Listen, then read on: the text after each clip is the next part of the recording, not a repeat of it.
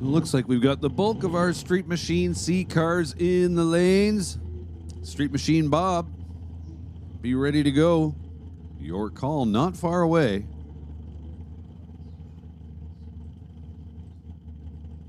So the game plan was to send the first pair down the track at 8:30 a.m. and I'm going to say we are looking right on schedule.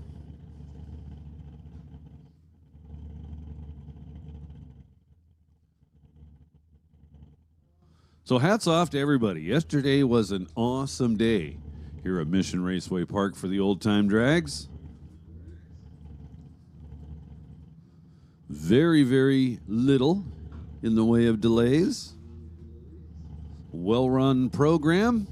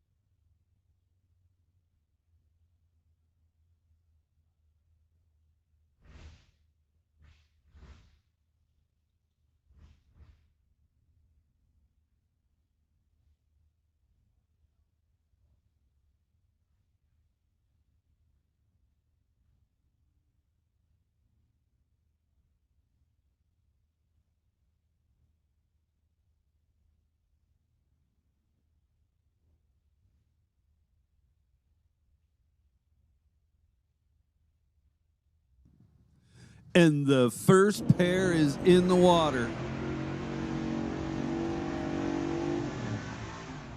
at 8:26 a.m. Here we go.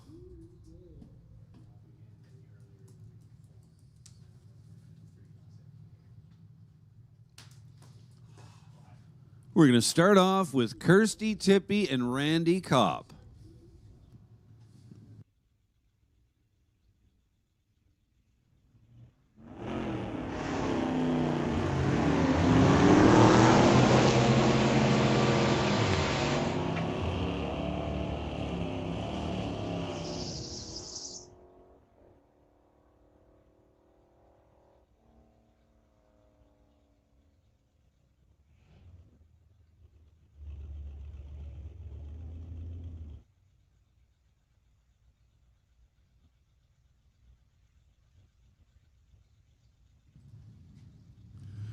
So Kirsty Tippy with a 15:23 and Randy Kopp getting there first with a 13:20.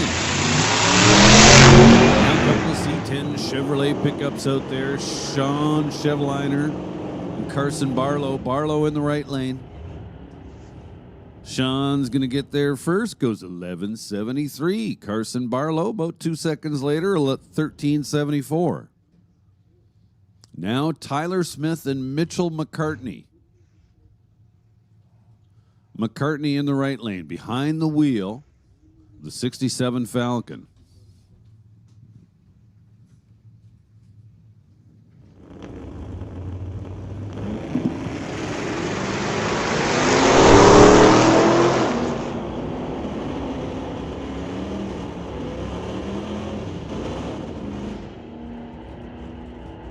Hey, listen up out there in the pits. Street Machine B. Street Machine B, this is your call to the staging lanes. Street Machine B. Start making your way to the lanes, please. Once again, Street Machine B. Come on down to the lanes. Tyler Smith goes 11:53 and Mitchell McCartney goes 11:73. Now Matthew Hine and Sylvia Hoogstens.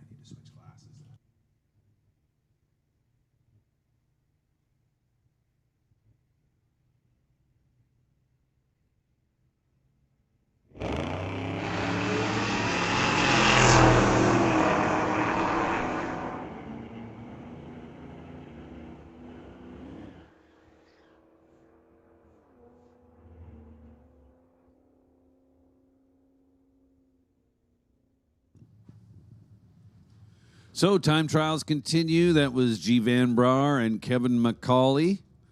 McCauley goes 13.62. Whoa, that's quite a bit slower than yesterday. G. Van Braar with an 11.66. Now Claudio Fisher and Taryn Monroe. Taryn Monroe in the GTO.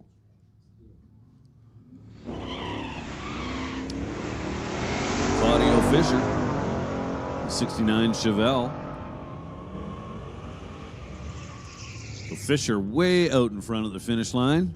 Goes 11.91 at 116. Here comes Taryn Monroe, 17.13.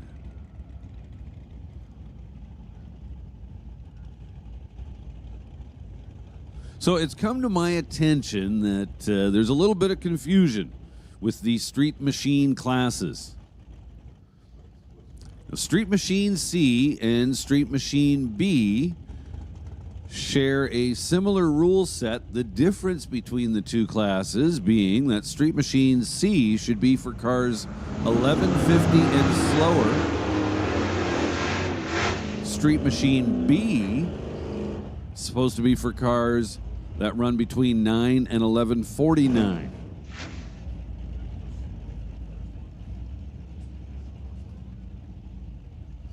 So Ryland Cook goes 001.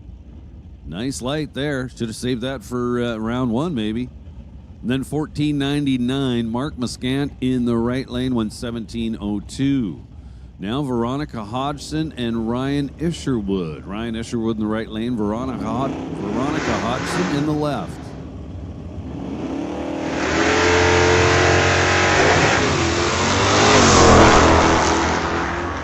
That didn't sound very good for Ryan over there in the right lane. Might have been a transmission. Veronica Hodgson, problem free, goes 11.88 at 109.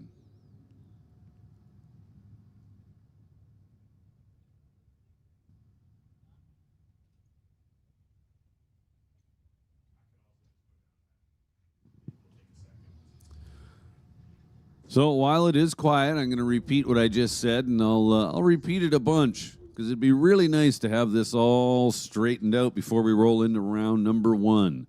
Regarding Street Machine B and Street Machine C, the rule set is pretty much the same regarding the years of cars. What is different, however, is the ET brakes. So Street Machine Charlie should be for cars going 1150 or slower.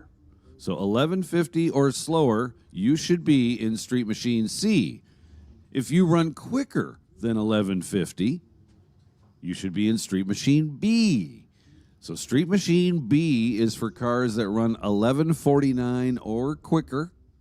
Street Machine C is for cars that run 1150 or slower. So if it turns out that you've been running in the wrong class, just simply show up for the correct class when it comes to round number one. It's just that simple. There's not going to be a ladder or anything like that that could potentially cause some confusion there. Street Machine Charlie for cars 1150 and slower. Street Machine Bob for cars 1149 and quicker.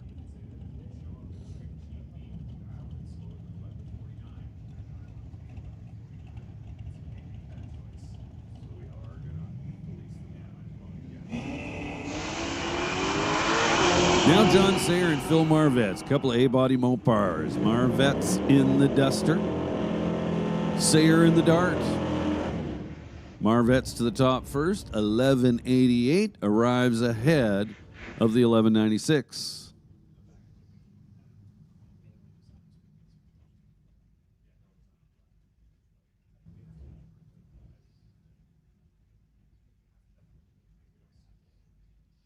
Aidan Ledrette and Eric Hansen now. Couple of local guys. Regular racers here at Mission Raceway Park. Eric Hansen in the little Plymouth, right-hand side of the racetrack. Aidan Ledrette in the 71 Chevelle. 1221 for Eric Hansen. 1282 for Aiden Ledrette. Now Ron Clark.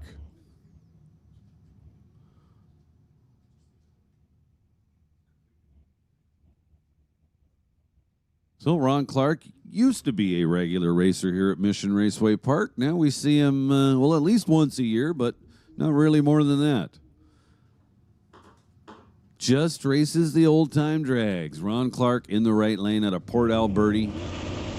That's 69 Chevelle. Terry Hoops, the power side. The 66 Chevy 2.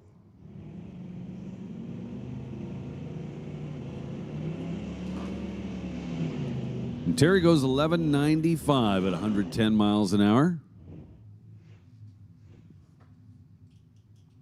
Ron Clark with a 1254 at 105. Rod Rimmer, Tower Side, 67 Chevelle. Got a little carried away heading towards the beams and rolled right through, but that's all right. Pat backs him up. We'll try this again. Cassidy Langley in the right lane.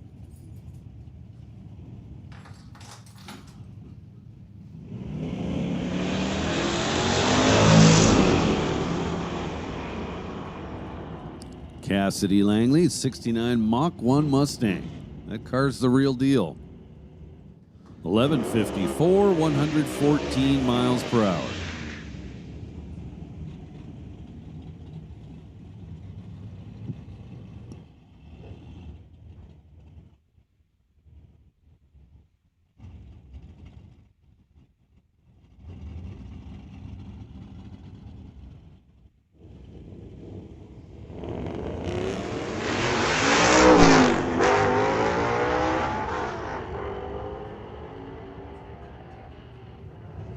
So a little 63 Chevy too. Nice clean looking car, and it is a clutch car.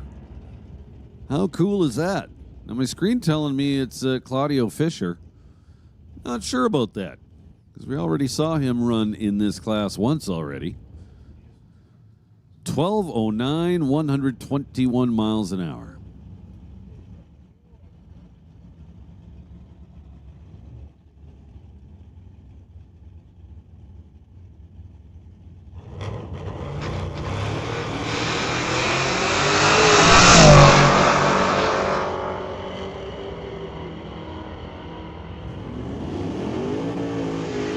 So John McLean and Walter Johnson to the top in 11.13 seconds. John McLean ran the quicker ET but got there second, went 10.96.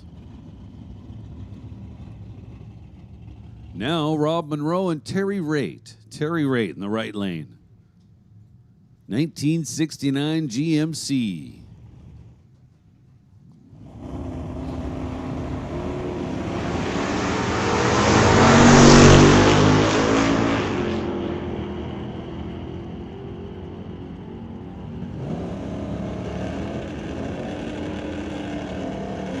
Rob Monroe, 10:39 in the Nova, in the Acadian.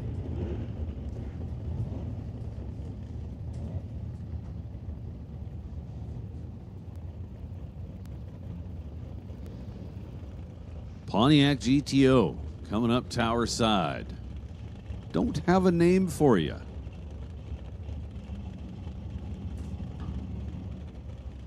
Kevin Clark in the right lane. Pontiac leaves a little bit early.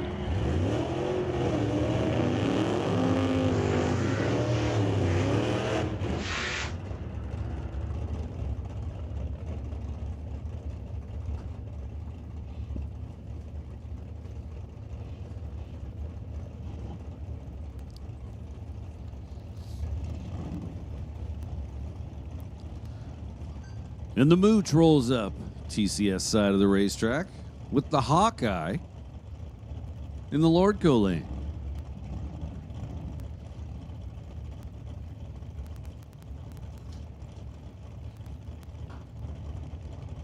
So Steve Wilson, Tower Side, from Half Moon, BC. Or Half Moon Bay, I believe.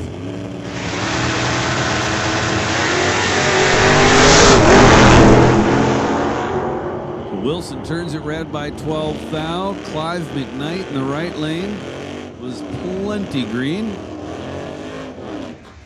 Steve Wilson with a 10:36 through the top end, 128 miles an hour. Clive McKnight in the little Pinto goes 11:04 at 125.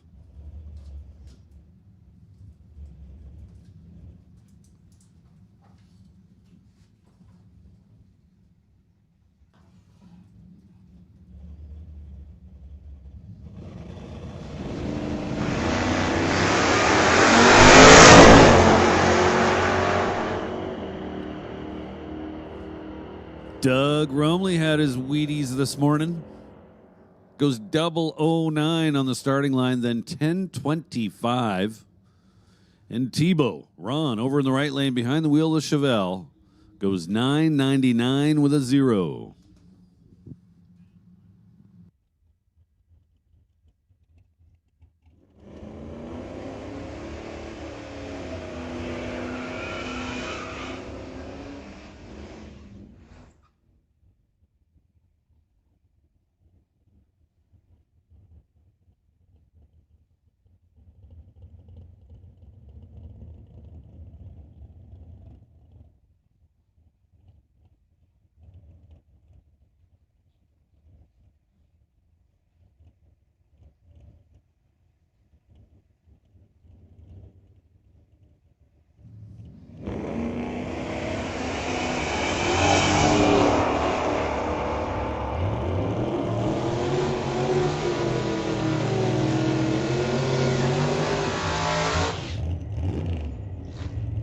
So Little Comet in the right lane goes 12:56, and Dwayne Brower went 12:22. Don Almus at the starting line now. He's going to line up beside John Vandeven. Vandeven in the right lane, 68 Firebird. Calls it Murphy's Law.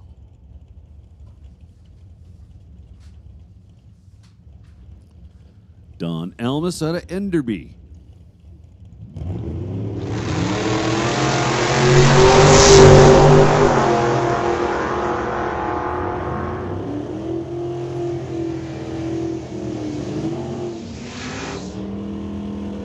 .991 and a 992. Don Almus just 1/100th of a second quicker.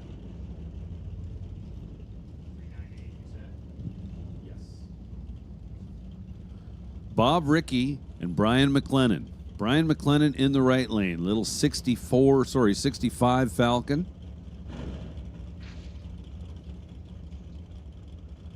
Bob Rickey, Tower Side. A Plymouth Valiant. 1969.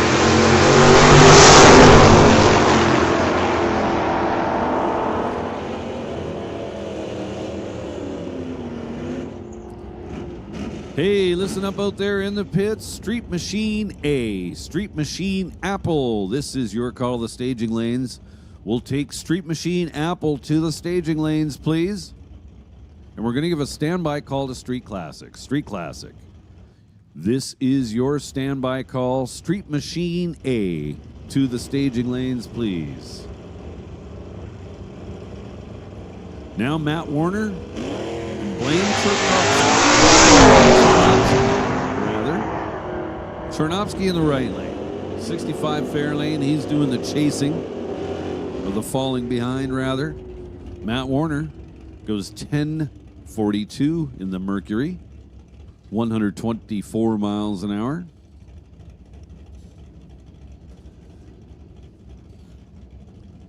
Brad McLeod.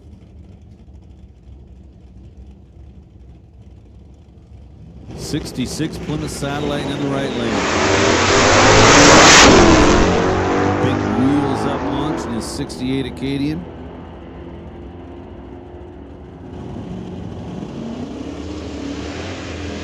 Patterson is 10:06, 131 miles an hour at the top end.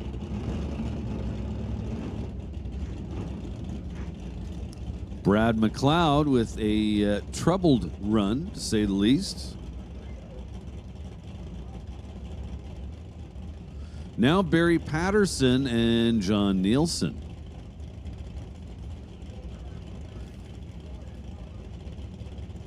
Absolutely gorgeous. 66 Canzo in the right lane. Love the color.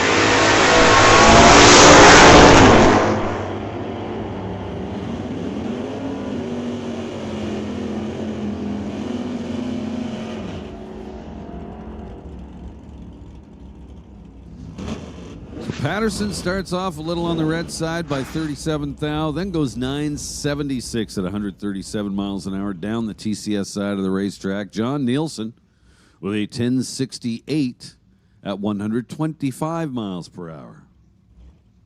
Now Bernie Jansen, 1970 Dart. He's making his first hit of the weekend.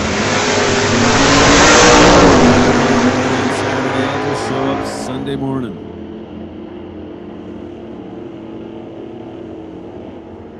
Assuming his brother, maybe his son, maybe his dad, I don't know, in the right lane, Jesse Jansen. The 72 Nova goes 1062 at 123. Bernie Jansen in the Dart, 1022, 130 miles an hour. Now Daryl Tippy and Roy Roman.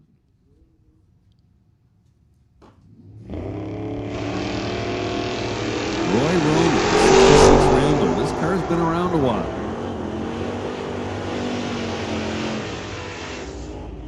Roy.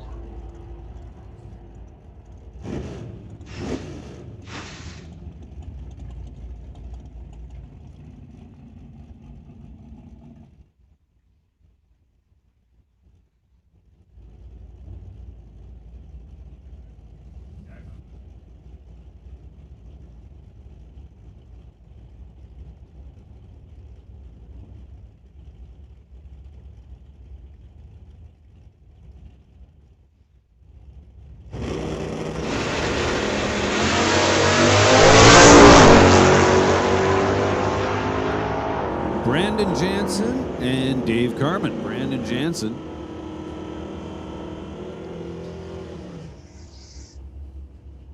In the left lane goes 1050. Dave Carmen goes 1032 in the right lane.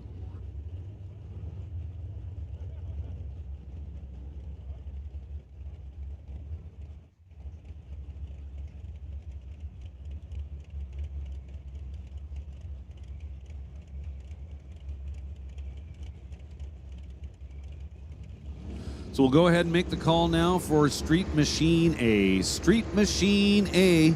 Well, we've already made the call. We're making another call. Street Machine A, you need to be in the lanes.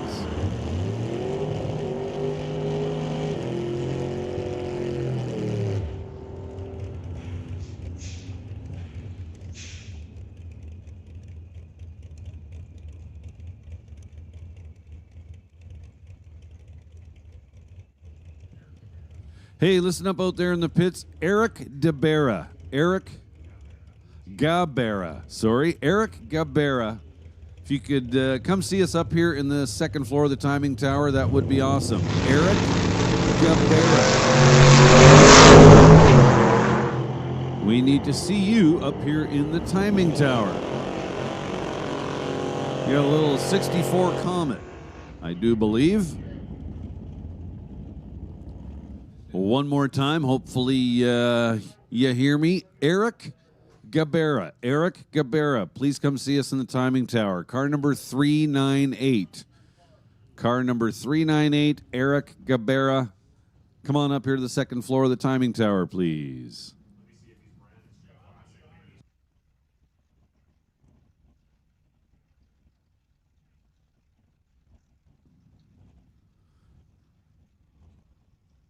So Bill Halicki, or is it Halicki? We'll go with Halicki. You're off the right lane. It was 029 on the tree. It's right where you want to be. Halicki in the left lane, turns it red by 91 thou, then goes 1063. the little Ranchero. Ray Deeroff, the big block Nova, 1185, 109.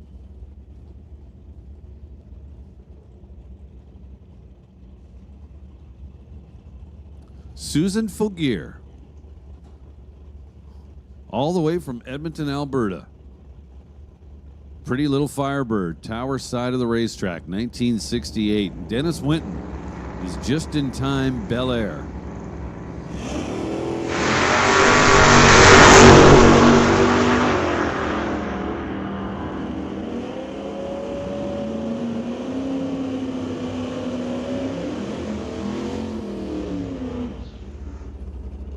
So Susan, left lane goes 998. Dennis Winton, 1044.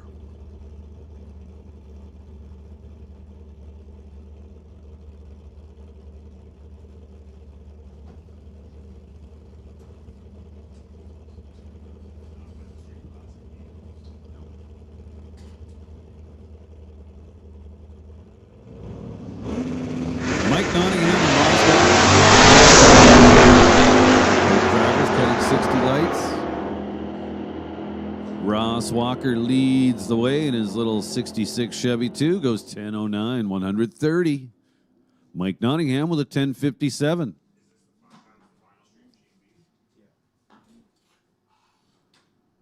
So once again, we are looking for Eric Gabera. Here's somebody coming up the stairs going, I'm here. While it's quiet, though, we are going to cover this Street Machine B and Street Machine C thing once again. So first off, Street Machine is for cars, body styles 65 through 72. If you're older than that, say 64 and older, you should be in Street Classic. Okay? Now here's the big thing with Street Machine B and Street Machine C. Street Machine C is for cars 1150 and slower. Street Machine B is for cars 1149 and quicker. Now, you might be thinking to yourself, it's no big deal, I don't care.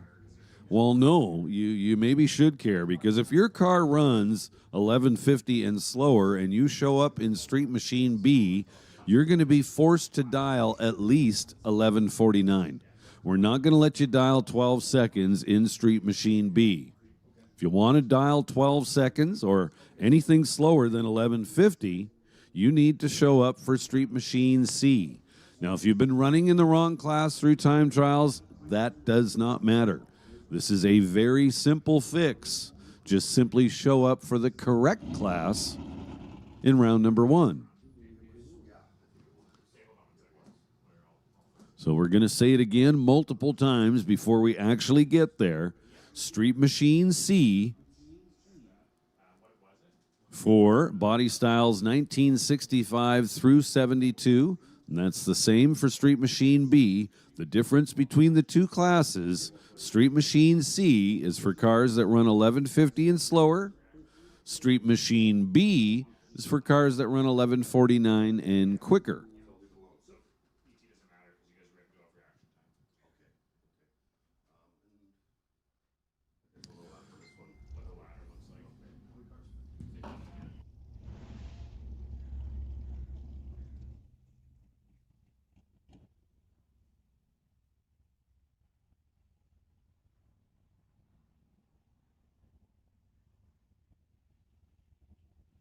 Now here we go with Street Machine A, final round of time trials.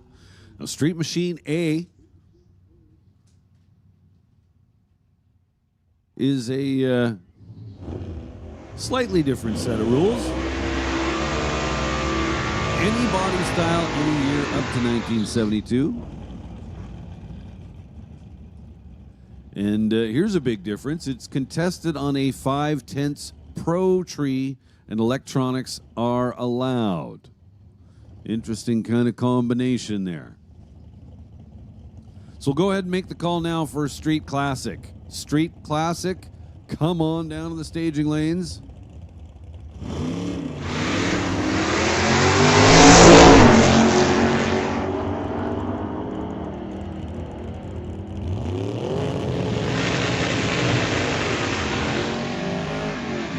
So we need Street Classic to the staging lanes. Street Classic to the staging lanes, please. We're going to go ahead and give a standby call to Street Rod.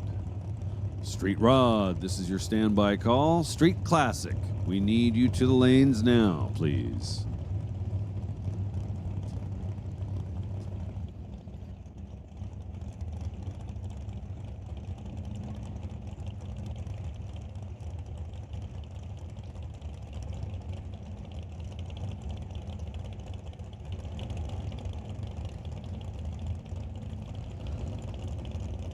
So here we go.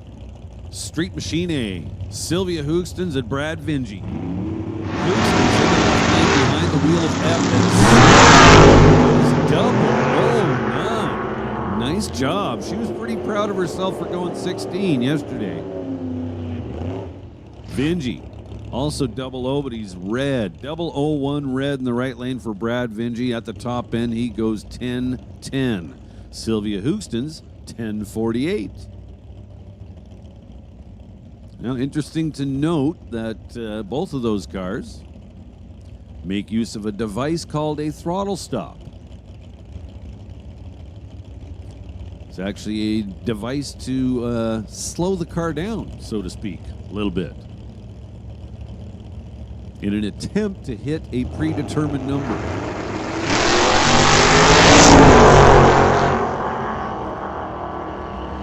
Dan Parsons, 008 up front, behind the wheel of the Quality Racing Duster. The top end, he goes 10:48 with an 8. Al Smith, left lane, he was all out, 9:67, 134 miles an hour. Behind the wheel, the 65 Nova wagon.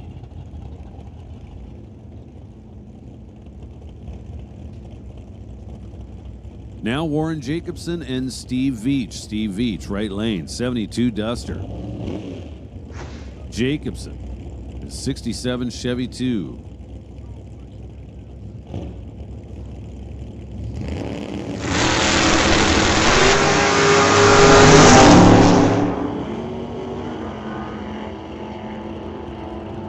So we've seen at least one 00 light in every pairing so far here in Street Machine A. Warren Jacobson is 2,000 away from being perfect, 002. Steve Veach, 045 up front. Now Brad Powell. I'm pretty sure I read on Facebook that Brad Powell said he was way too busy to come and race this weekend. Well, I guess he made some time.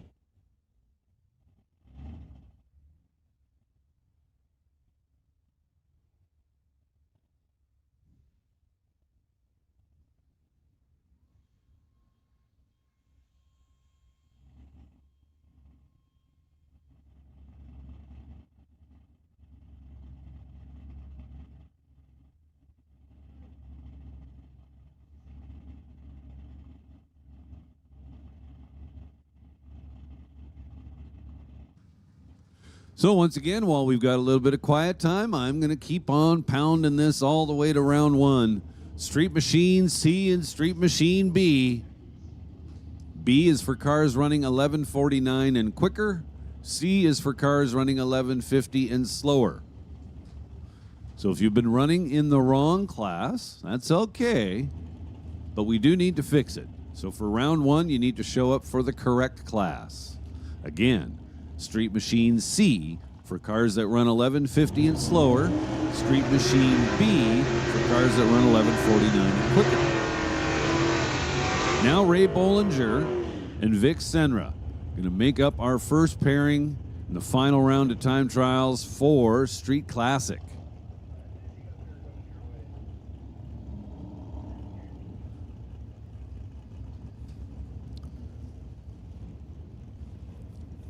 Now, the big difference between Street Classic and Street Machine, Street Classic cars are a little older, pre-64 and prior.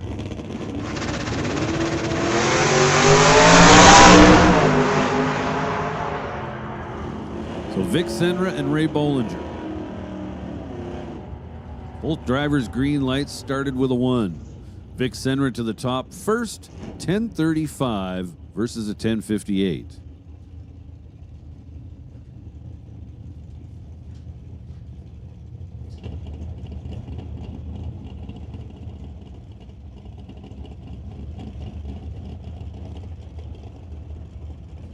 Pete Legg now.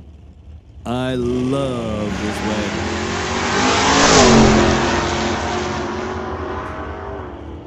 wagon. NHRA legal stock eliminator car in the left lane.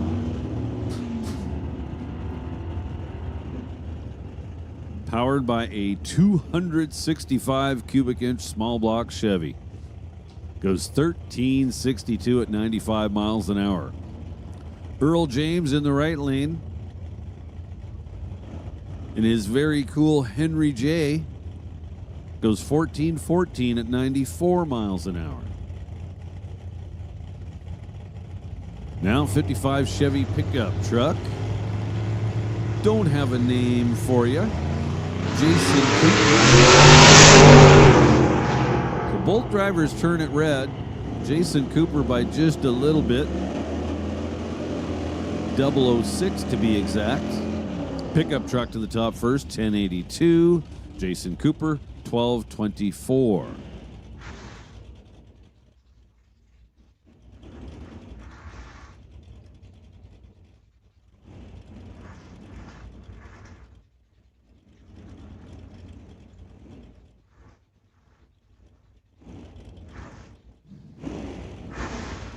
Now Randy Kristen from Summerland, BC. 57 Ford.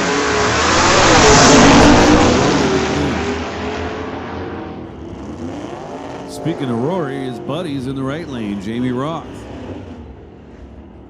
Roth to the top end in exactly 10 seconds.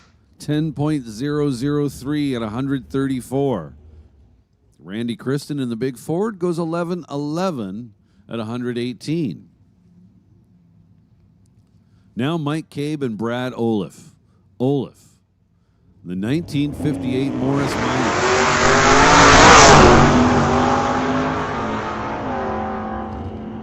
The little Morris Minor leads the way. How about 10:14 and 130 miles an hour for Brad? Mike Cabe with 11:14 at 121. Now Garvey Cooper and Tim Cordner.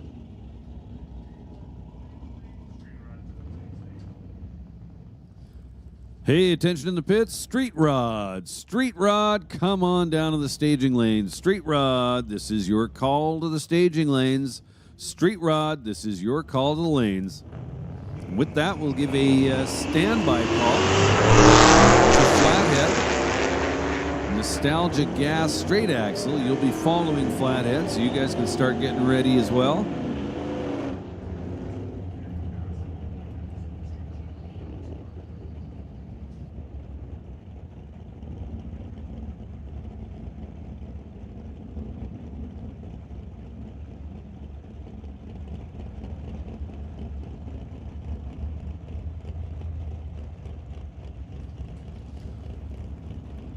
Hey, listen up in the pits. Flathead. Flathead, this is your call to the staging lanes. We'll take Flathead to lane number 5, please. Flathead to lane number 5. Nostalgia Gas straight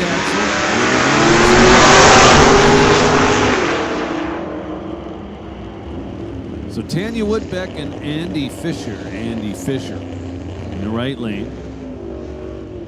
1960 Chevy pickup truck. Tanya Woodbeck.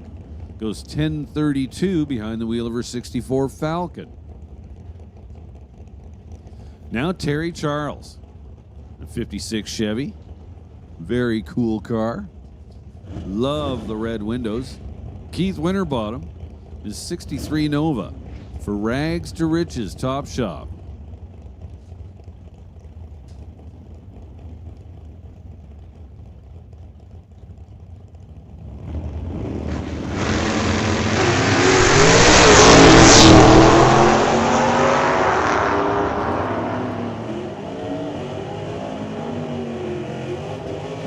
Actually, my screen says Keith Winterbottom, but it's Scott's car, so... But Keith is driving Scott's car, so Dad is driving Son's car this weekend. So Keith Winterbottom, 922, 141 miles an hour. Terry Charles with 1137 at 117. And that's going to bring up Daryl Stobie and Colin Moore. Stobie, his super stocker Chevelle. 63 Fairlane. Both drivers solid on the starting line. Stobie is 10:13 at 126 through the top end. Colin Moore goes 14 seconds dead on.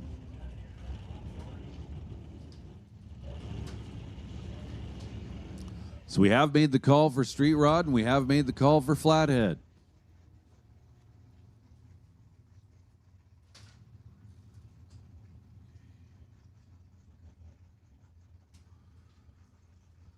So it looks like Ken Hogue with some issues over here in the Tyler Lane TCS side of the racetrack. So he is leaving some fluid on the starting line.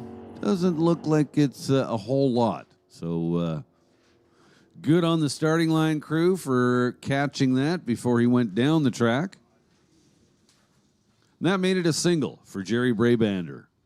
Brabander goes 10:67 at 123. His little 62 Chevy 2.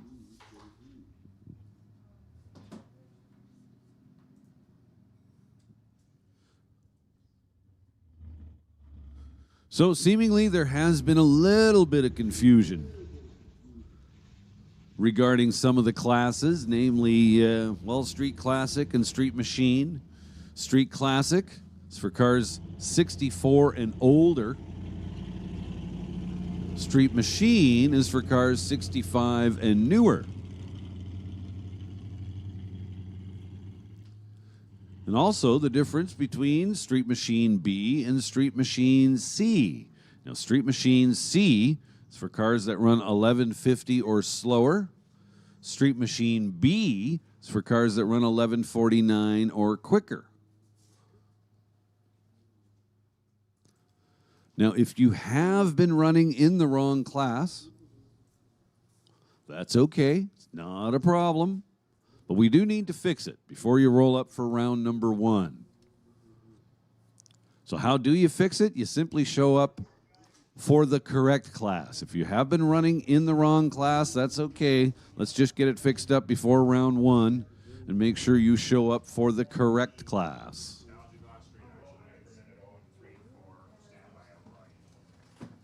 Nostalgia Gas Straight Axle. This is your call to staging lanes. Nostalgia Gas Straight Axle to lanes 3 and 4. Nostalgia Gas to lanes 3 and 4, please. And we're going to give a standby call to Outlaw Electronics. Outlaw Electronics, this is your standby call. So we'll make another call for Flathead. Flathead, where are you? We need Flathead in lane number 5, please. Flathead, this is your call to lane number 5. Again, Nostalgia Gas to lanes 3 and 4. Outlaw Electronics, this is your standby call.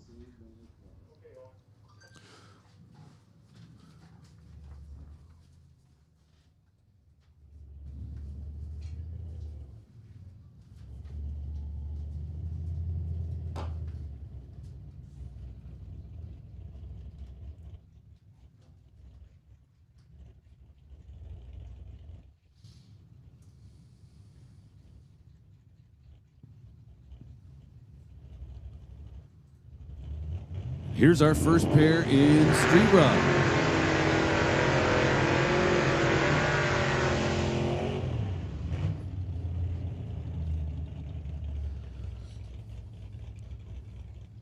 Street Rod, a non-electronics class contested on a full sportsman tree. It's for body styles 1948 and older. So Al Cutting and Pete Conrad going to make up our first pair. Pete Conrad in a 1937 Chevy. Al Cutting in a Ford pickup truck.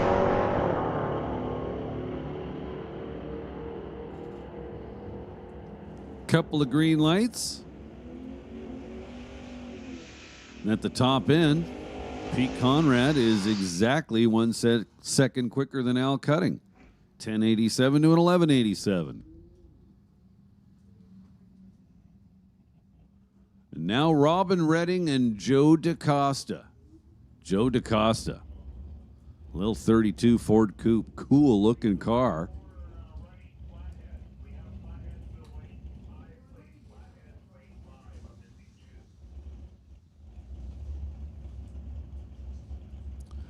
So if I recall, yesterday we had 3 cars running in the flathead class. Well, apparently we've only got 1 arriving, so we're going to go ahead and make another call for flathead. Flathead, we're looking for you in lane number 5. Flathead to lane number 5, please. So Robin Redding, his 27 Ford goes 1128, 113. Joe DaCosta over here, tower side, goes 1542 at 92 miles an hour.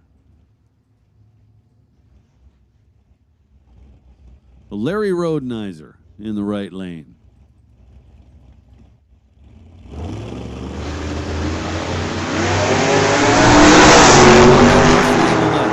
drivers turn it red. Larry by just 1 thou. Then goes 938, buck 39. Ray Murphy was 1022 in the 37 Chevy, tower side, 133 miles an hour.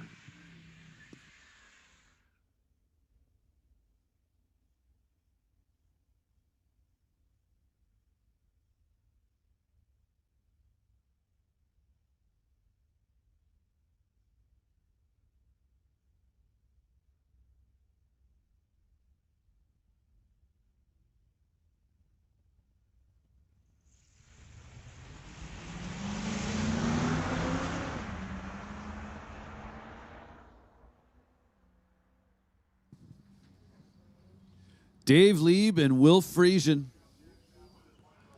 Dave Lieb goes 1451. And Will Friesen goes 1591.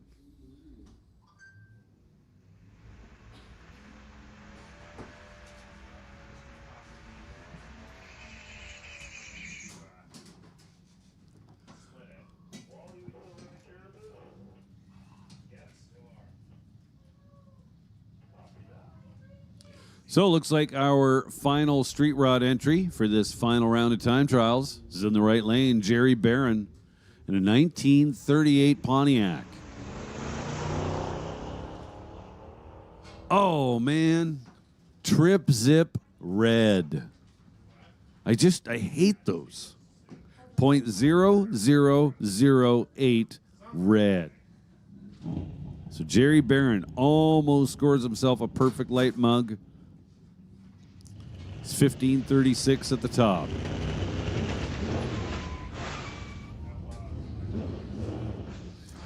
Hey, listen up in the pits. Outlaw Electronics. Outlaw Electronics. This is your call to staging. Outlaw Electronics to lanes 1 and 2, please. Outlaw Electronics to lanes 1 and 2. And Outlaw No E, Outlaw Non-Electronics, you're on standby. Please get ready to go. Oh, boy. Lee Grant out there in his flathead, 1929 Model A Ford. And we'll go ahead and just call all that tire shake, because that sounds way cooler. So Lee Grant, 1025, 67 miles an hour.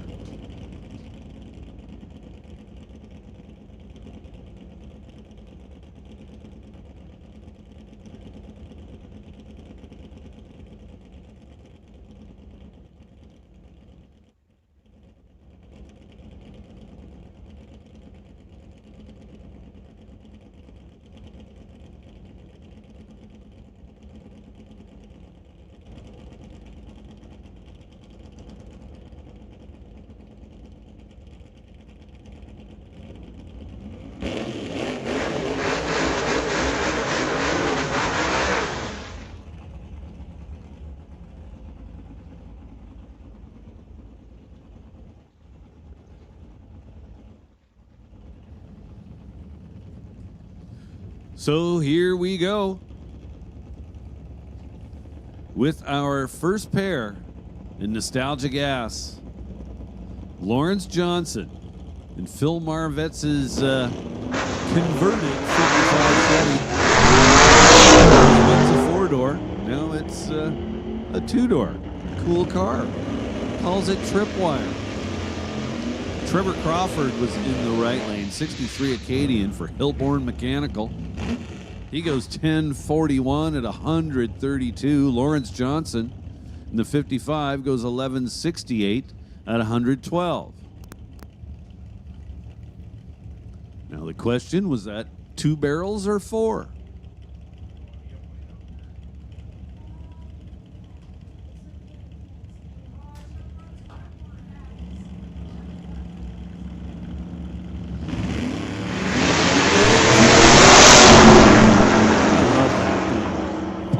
Pat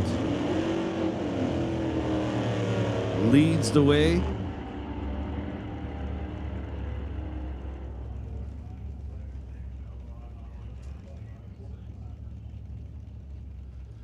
Hey, attention the pits. Outlaw Non-Electronics. Outlaw Non-Electronics. This is your call to lanes 5 and 6. Lanes 5 and 6 for Outlaw Non-Electronics. And we're going to give a standby call to Canada West Door Slammers. Canada West Door Slammers. Outlaw No E. Come on up to lanes 5 and 6. Klaus Scherbeck and Mike Mahoney out there. Scherbeck in the Wild Turkey 55 Ford. 12:28 105. 11:44 at 114 for Mike Mahoney in the 38 Plymouth. Ford Country, Terry Denome. The 57 Ford wagon, 2-door, cool car, man. The Canadian Hot Rods Magazine's defending Gasser Get Down champ from 2024. And behind the wheel of Reform School, we've got Carl Jameson over there in the Lordco lane.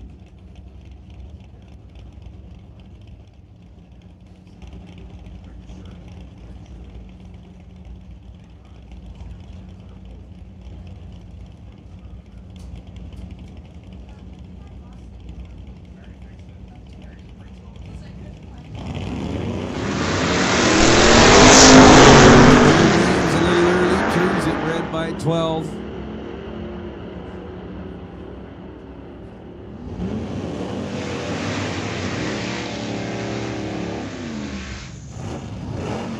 $11.49 for Jameson, 118.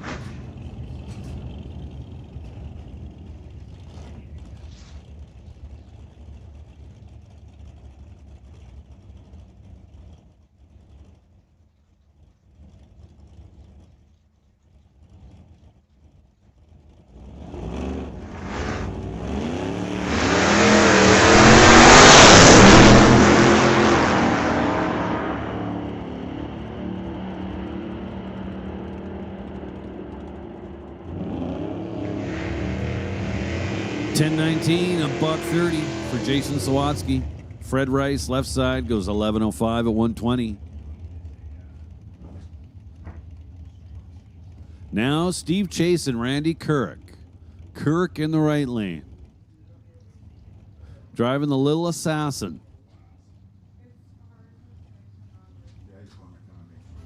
Straight axle 55 Chevy.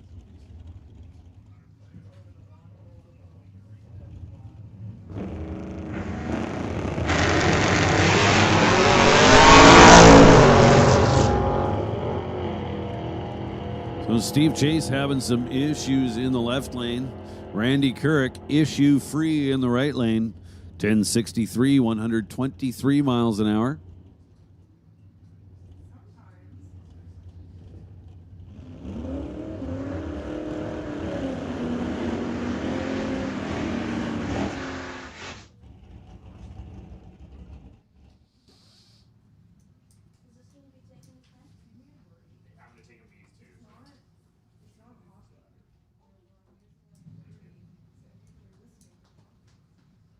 So there are 3 generations currently racing in the Stobie family. Here comes Dad, Dave Stobie. He'll be making a pass up the TCS side of the racetrack. The 1956 Corvette.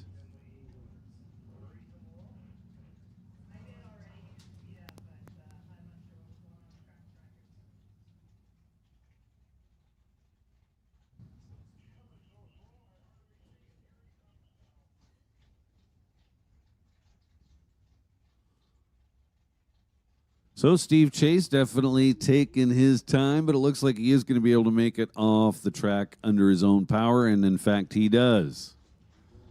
So as I was saying, Dave Stobie coming up, left side of the racetrack. Norm Fleener in the right lane. From Savona, BC for Northwest Trailers.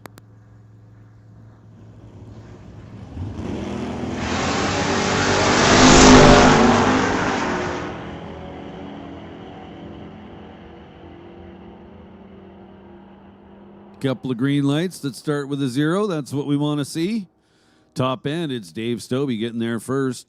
1071, 119 miles an hour in the Corvette.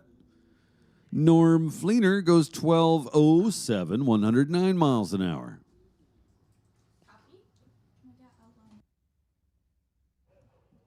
So we'll make another call now for Outlaw Non-Electronics. Outlaw No Box to the lanes. Outlaw Non-Electronics. We need you to the staging lanes, please. Lanes 5 and 6 for Outlaw No Box.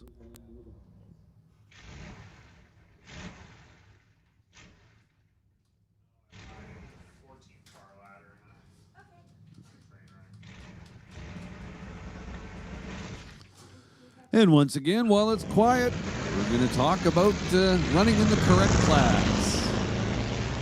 Street Machine B and Street Machine C. There's one distinct difference between the two classes. Street Machine Charlie, you got to be dialed 1150 or slower for round 1. Street Machine Bob, you got to be dialed 1149 or quicker for round number 1. Now you might be thinking, I don't really care which class I run in. Well, it might affect you. If you wanted to dial, let's say 1180 or 1240 or something like that, and you show up for Street Machine Bob, we're going to force you to dial at least 1149. Now, conversely, if you're running in the 10-second zone and you show up in Street Machine Charlie, we're going to force you to dial 1150 or slower. So it does matter. Now, if you've been running in the wrong class, not a big deal. All you got to do to fix things is show up in the correct class for round number 1.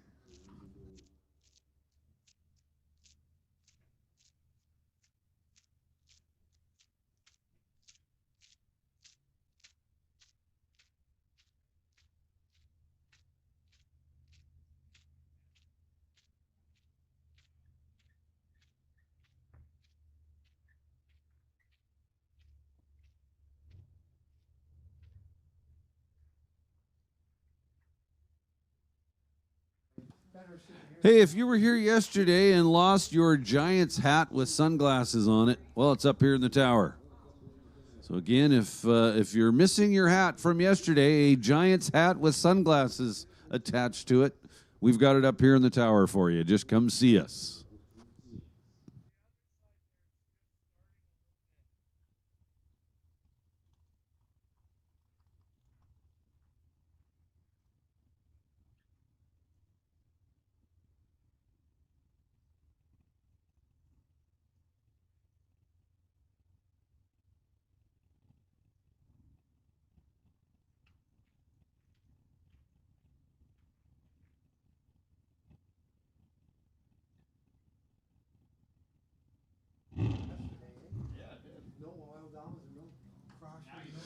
So now that qualifying is done, we are putting together a ladder for Street Classic A and B. So the way Street Classic works is yesterday, we may have called you Street Classic B, but essentially it was just one class.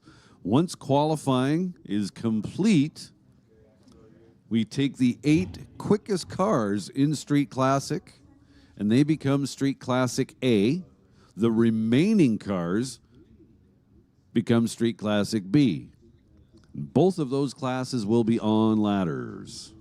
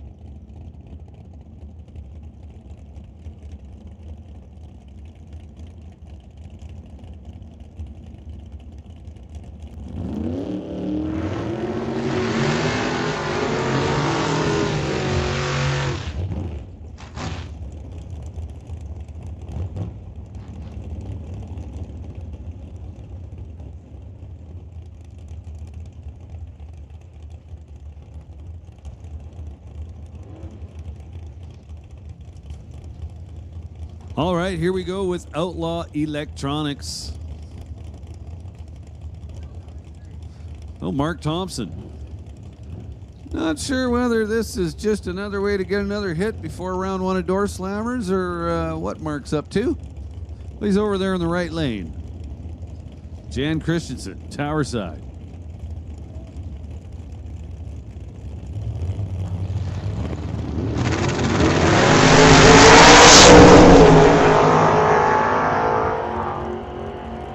Both drivers very solid on the starting line, 12 and 14. It's Mark Thompson in the top end first with a 788. Off the gas, just 136 miles an hour. Jan Christensen runs it all out, goes 859 at a buck 57 behind the wheel of Gringo.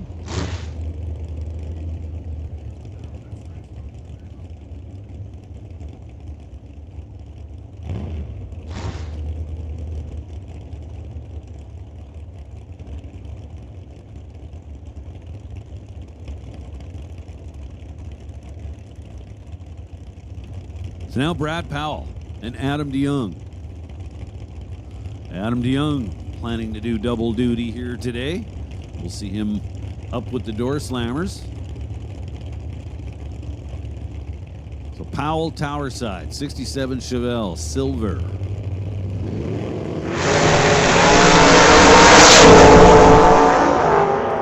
Powell turns it red by 18. Adam DeYoung safe by 14. 8:35 gets there second. Powell was slower with an 8:39, but actually arrived at the finish line first by 3/10,000ths of a second.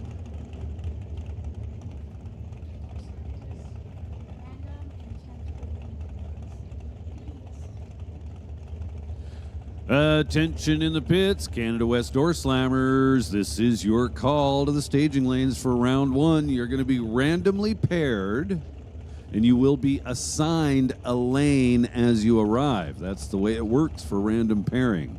So Canada West Door Slammers, this is your call to the staging lanes. And remember, random pairing, so you will be assigned a staging lane as you arrive. Ken Lowe is down there waiting for you. Canada West Door Slammers to the lanes, please. Kevin Garlock. Garlock in the Camaro, right lanes, 1971. Goes 873, 153 miles an hour. Ted Buss, 903, 143 in the left lane. Now Ron Fawcett and Stephen Robert. Stephen Robert in the right lane, 34 Chevy.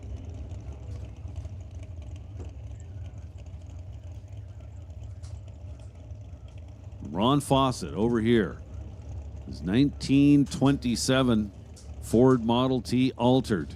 It's just slightly altered.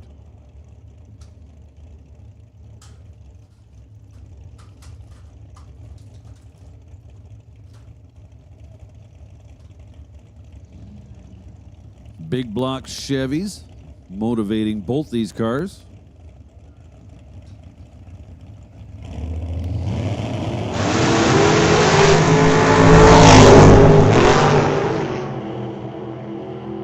Fawcett turns it red by 6 thou. Man, he is floating around all over the place.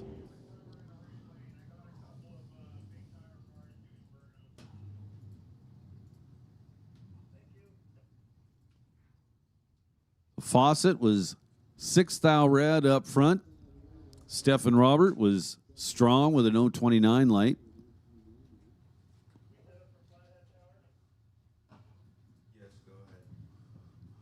Well, it looks like at least one of our missing flathead cars finally showed up.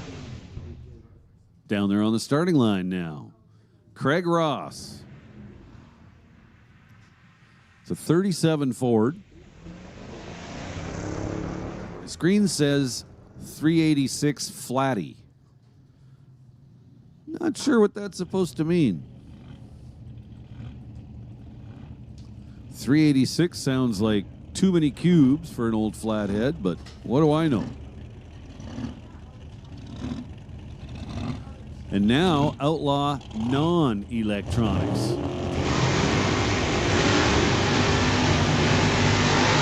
I gotta say, I'm a little surprised to see this. Rob Monroe Sr.'s up here. And he also qualified to race with the door slammers.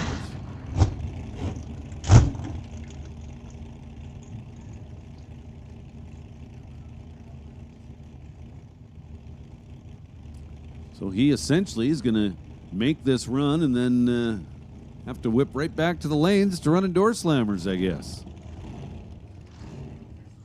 Should work. He's very used to double classing this little Ford Model A. Street legal, license plates, the whole deal, and runs in the 8s. So Mike McMahon in the red.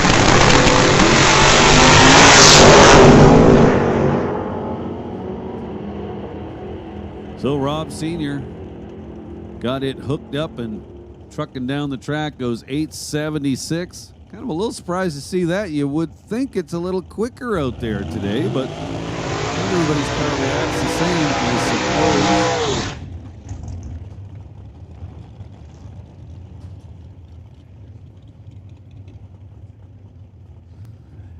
And here comes Keith Winterbottom once again. Keith doing double duty today, I guess. Here he is in his Camaro. He's also driving the kids' Nova. Lorne DeFore in the right lane.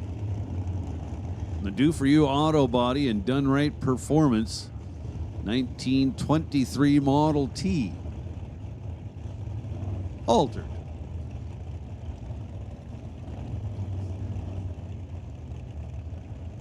So I see we got a few handfuls of race fans in the grandstands.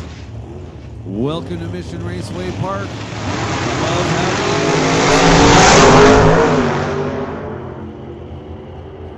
you. So Keith Winterbottom rowing through the gears in the left lane. His Super Shifter Camaro. He's 011 on the tree. Lorne DeFore missed it a little. Goes 144.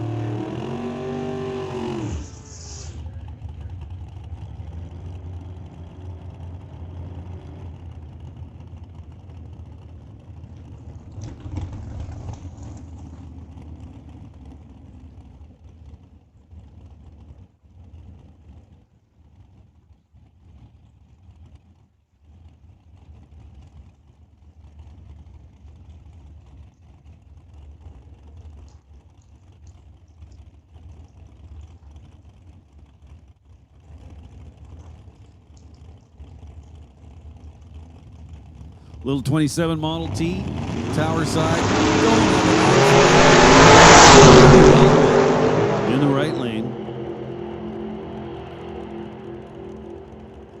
Puts a 798 up there on the rear board, 167 miles an hour. Good looking run.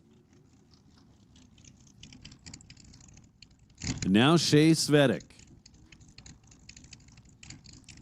1970 front engine dragster. This young lady in her second year of racing. They're doing a great job making lots of headway with this car.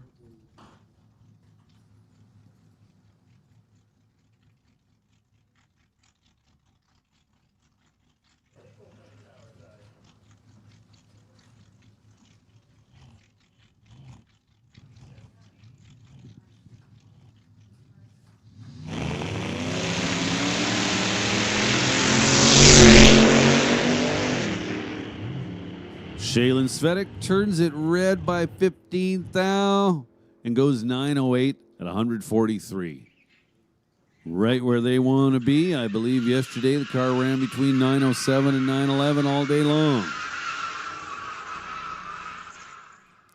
Well, folks, that completes time trials and or qualifying for all classes here at the Old Time Drags. The 60th running of the Old Time Drags.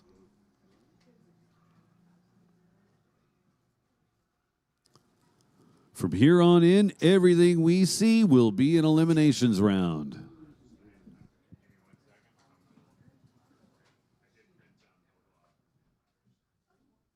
So I'm sitting up here in the tower looking out at the starting line, and I see old George. He's got himself a nice seat between the walls.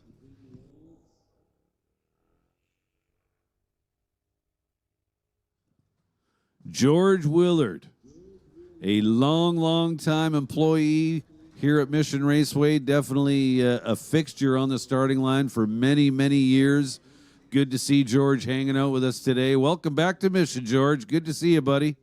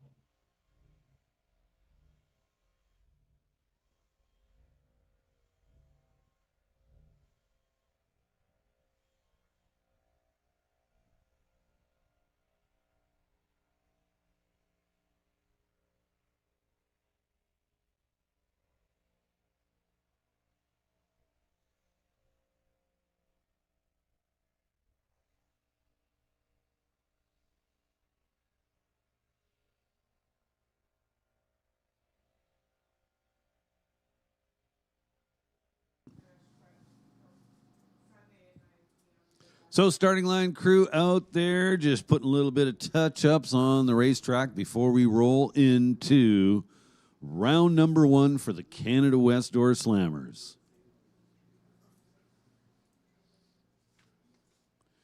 Paradise Homes, this weekend's presenting sponsor for the Canada West Door Slammers. Paradise Homes. For years now, together they have successfully designed and built many single-family homes, duplexes, townhomes, and condominiums. Many long-term relationships have formed along the way with subtrades, suppliers, and customers, which relates back to the best possible pricing and service from our trades and repeat business from very valued customers. At Paradise Homes, it is our desire to continue to provide innovative housing, well built and designed for current housing needs. Paradise Homes appreciate that the highest compliment you can receive is the referral of your friends, family, and business associates. They want to thank you for your trust. Paradise Homes Construction and Development. This weekend's race presenter for the Canada West Door Slammers. Canada West Door Slammers in 2025, brought to us by Associated Tire and Auto in Campbell River, BC.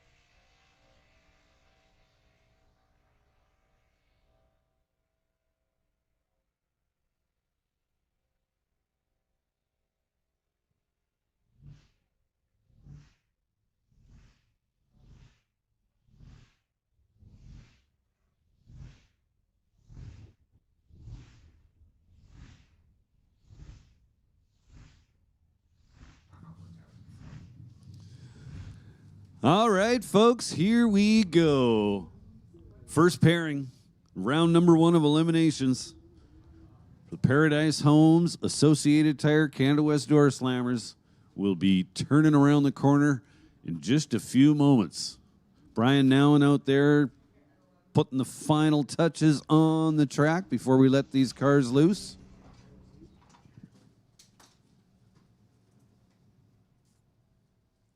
From this point on, everything we see going down the track will be an eliminations round.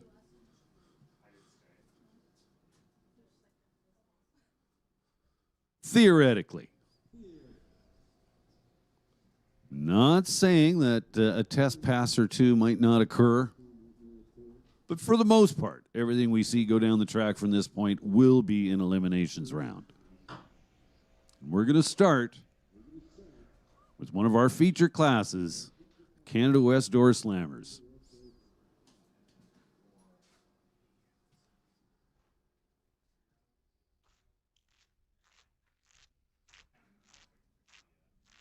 Number 1 qualifier was Rod Leclerc, this weekend's race presenting sponsor.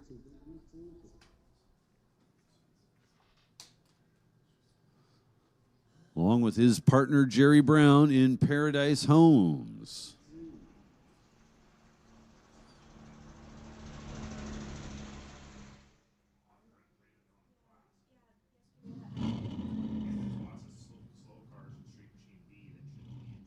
So if there is an odd number of cars in this opening round, It'll be Rod Leclerc getting the single.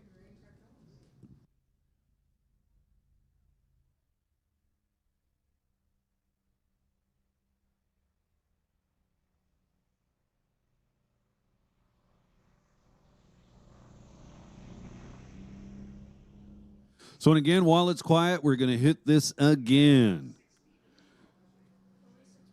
So, following door slammers, we are going to repeat the rotation we've already done once today. The difference being it'll no longer be qualifying, it will be eliminations rounds. And we'd really like it if everybody showed up for the correct class in round number 1. So the difference between Street Classic and Street Machine, well, Street Classic is for cars 1964 and older. Street Machine is for cars 1965 and newer.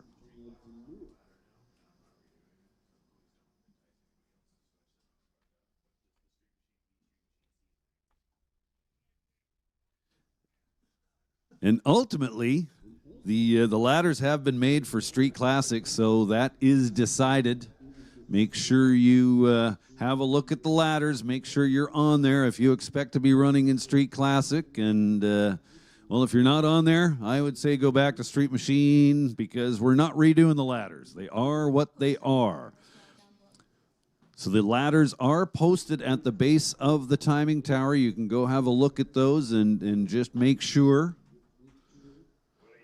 The big difference, however, is going to be in Street Machine. In Street Machine C is for cars that run 1150 or slower. So you're going to be forced to dial 1150 or slower in round 1 of Street Machine C. Street Machine B is for cars that run 1149 and quicker.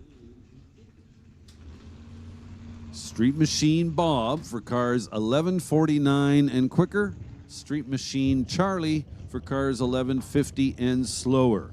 If you've been running in the wrong class in Street Machine, just simply show up for the correct class in round 1. Thank you very much.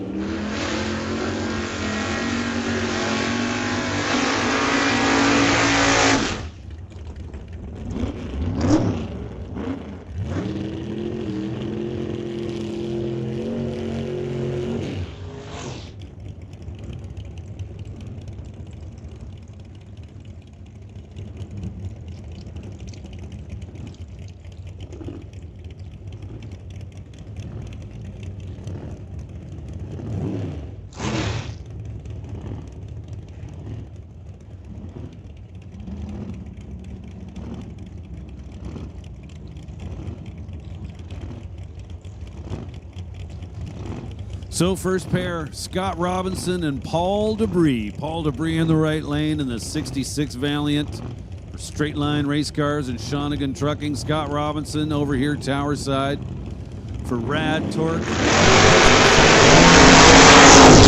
Also wants to thank Bubba's Speed Shop. Oh, this is not going well for Scott Robinson. Did not see what happened to him on the starting line, but he drew the big red bulb, left way too early. So Paul Debris is a freebie. Another time trial here in round 1. He went 855 with a 6 on the 856 dial, so he was under by 4 thou. And on to round number 2. How cool is this next pair? Dave Kowalski in the Dachau Ventures 1970 Nova. Wicked looking car. Absolutely love this thing. Built specifically to be an extreme drag and drive car.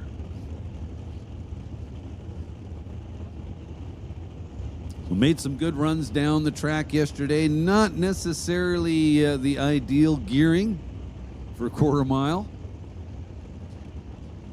but he'll figure it out. He's dialed 728 here for round number 1. His opponent, John DeYoung, driving Tony Dreesen's farm truck for Artex Racing. DeYoung dialed in at 777. Almost exactly 1/2 of a second separate them by the dials, and that's not going to work for John DeYoung. Little nitrous backfire on the starting line. No, it's still running.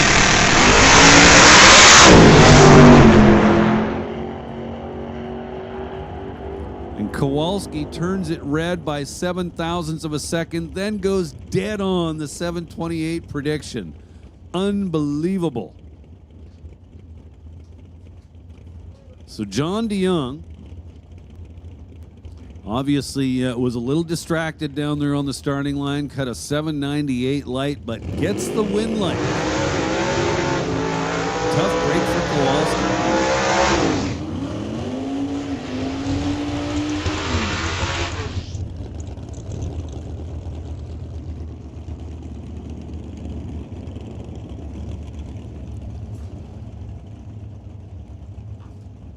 So interesting last pairing. When I saw the flame shooting out from under the hood, I thought for sure it was all over for John DeYoung, and in fact, he'll be back for round number 2. Now Devin Jansen and Poe Freeborn. Poe Freeborn's in the right lane, dialed 711. Devin Jansen over here tower side in the Black Nova, dialed 852.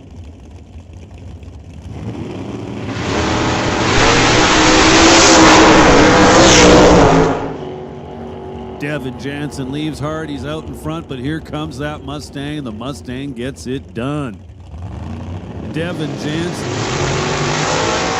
first to the stripe. He goes 849 on the 852. Poe Freeborn comes up there, goes 718 on the 711 and gets the win.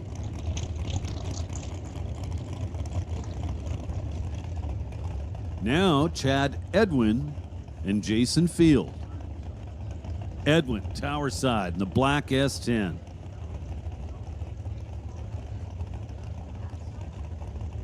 Jason Field in the silver Chevelle. Jason Field dialed 703. Chad Edwin dialed 796.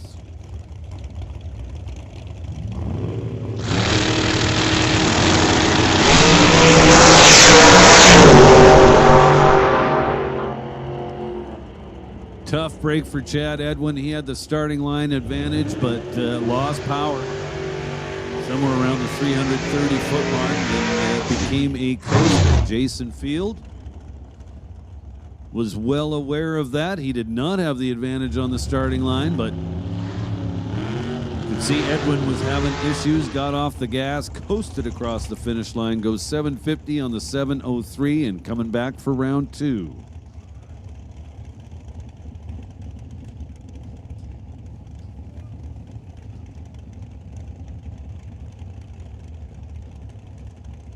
Next pair now, Dale Phillips and Mike Bedsworth.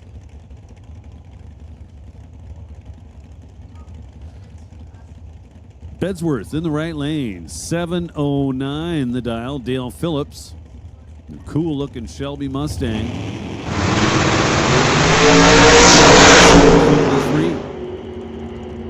8 thou the difference on the starting line. Bedsworth turns the win light on, goes dead on with a 9.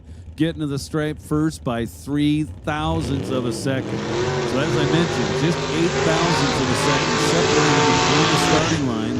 At the finish line, Bedsworth is dead 9, Dale Phillips is dead 4, and it's Bedsworth to the stripe by 3 thou. Nice job.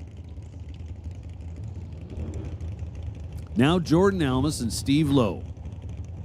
A couple of 8-second runners. Jordan Almus should get the starting line handicap, dialed in at 845 in the orange Barracuda.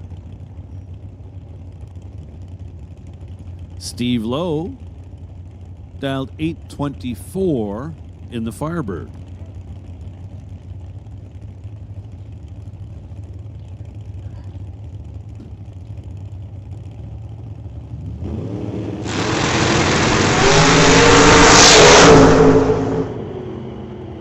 So just 7 thou the difference between the two drivers in reaction times. And at the finish line, it is Steve Lowe, one above with a 7. Gets to the stripe first by 5 thou. Great racing here in round 1 of the Paradise Homes Canada West Coast Slammies.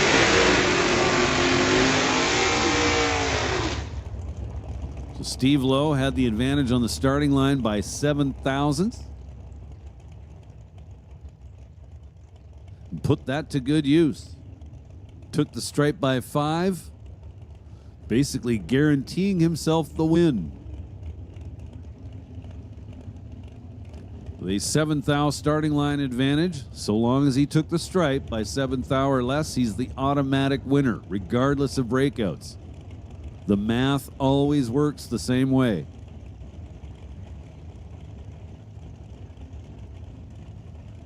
So Winklehorst,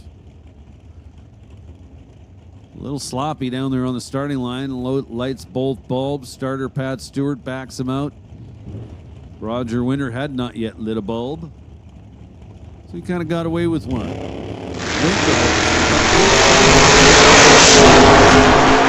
Got 820 in the 41 Willies. Winklehorst turns the wind light on, gets to the stripe first by 45 thou. And actually wins it on a double breakout. Had the starting line advantage. Remember what I said about the math? Now Mike Kenworthy dials 818. My guess is he's planning on running it out. Wants to make sure he's going to be on the safe side. Darren Buick dials 857 in the 67 Nova.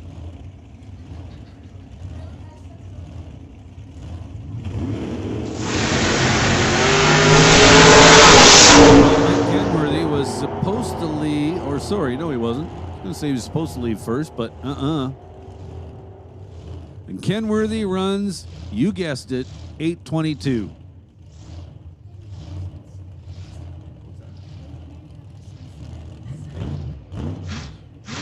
And we make the call now for Street Machine Charlie. Street Machine C. This is your call to the lanes, please. Street Machine C. Little reminder once again, Street Machine C for cars 1150 and slower will not be able to dial 11 quicker than 1150 in Street Machine C. Street Machine C, come on down to the staging lanes. We need Street Machine C in the lanes. Now Dale Jansen and James Kennedy. Almost a full second will separate these two by the dials. Dale Jansen will be leaving first in the blown Acadian, dialed 784. James Kennedy in the white Pontiac, dialed 688. Turns in red. Dale Jansen was 12 up front. He was awesome on the tree all day long yesterday. Then goes 773 on the 784 dial. Wow. I really doubt that he was dialed that hard on purpose. So Jansen maybe got away with one there. Nevertheless, we're going to see him back in round number 2.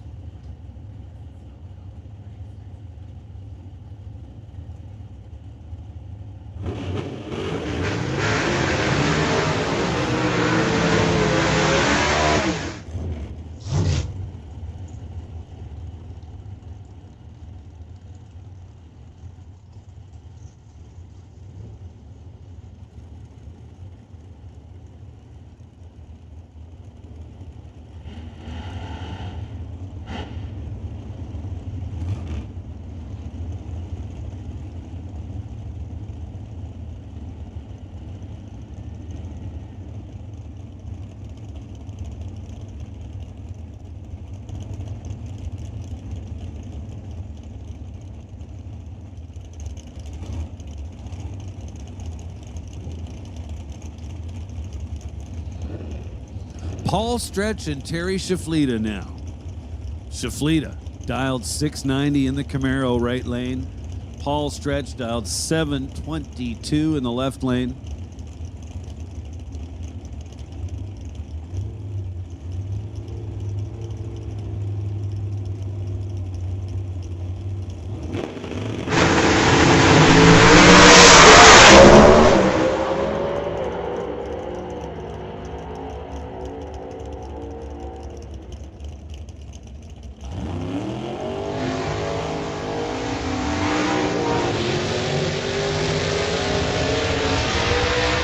stretch goes 725 on the 722 dial, and that is more than good enough. Terry Shaflita kind of missed the tree a little bit. So Paul Stretch with lots of room up top. Now Terry Langdon Davies and Scott Grant.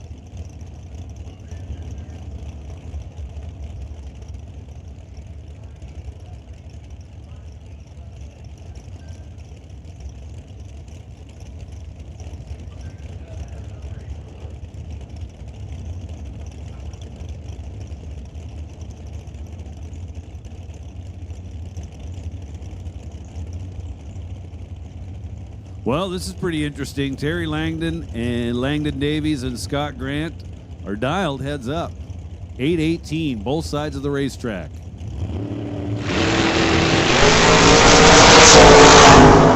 And fairly obvious for anybody who was watching. Terry Langdon Davies with a big advantage. Oh, Terry. Then he runs under by 0.08 of a second to turn Scott Grant's win light on. So the reaction times were Terry Langdon Davies 0.31, Scott Grant 2.99. Scott Grant was essentially in the losers column, and Terry Langdon Davies reached over there and said, "No, come on over here." Tough break for TLD. Grant Howell and Brian Ritchie.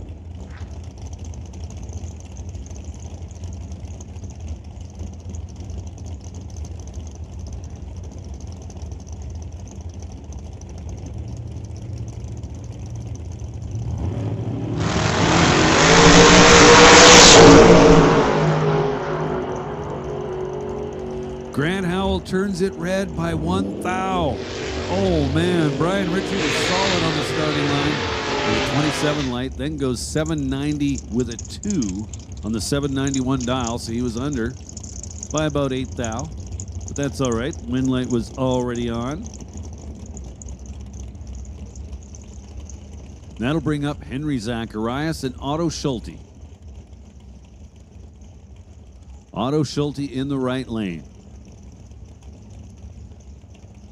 And Stefan Condolee's old Cavalier.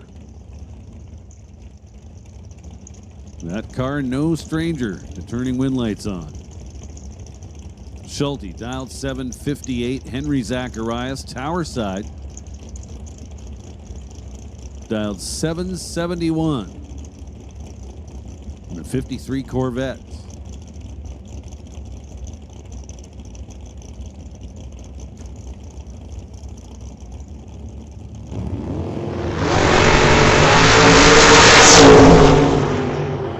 One of these drivers with a 62 thousandths advantage, and it would be your winner, Otto Schulte. Taking 16 at the stripe to be 4 above the 758 dial with a 762.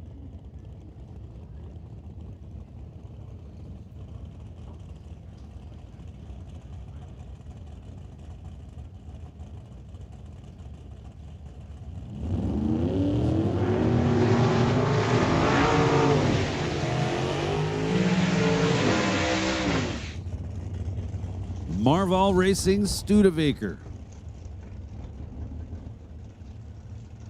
Mark and Val Thompson.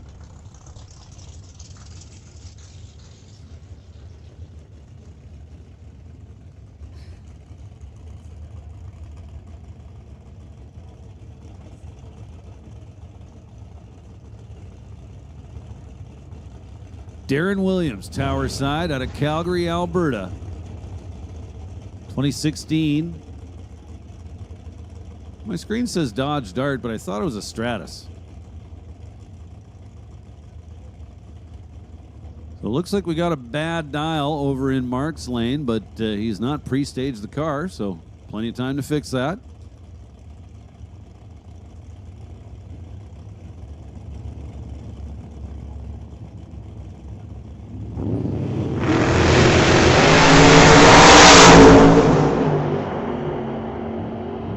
Reaction time advantage in the right lane, wind light in the left lane.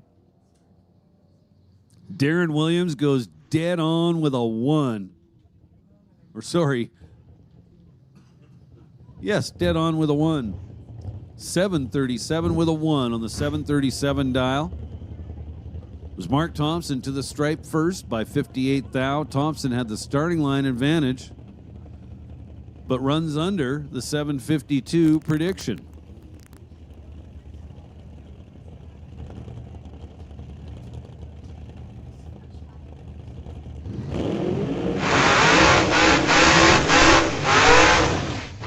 Well, how cool is this? Kinda. 2 heads-up races here in the first round of Door Slammers. We've already seen this take place once. Now Rob Monroe and Zach Joyce both dial 769. Or sorry, 869.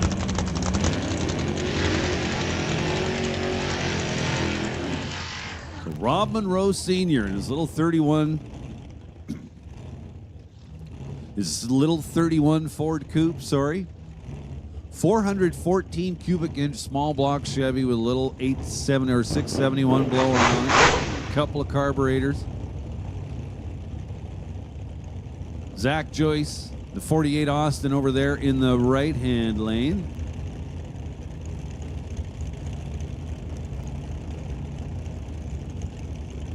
All right, my mistake. Zach Joyce has dialed 762. That makes so much more sense. So Rob Monroe should be leaving the starting line over a second ahead of Zach Joyce.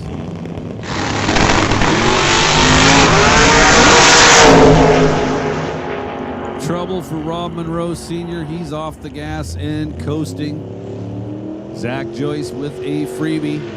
Off the gas, coasts across 784 on the 762 dial. So Zach Joyce will be back for round number 2.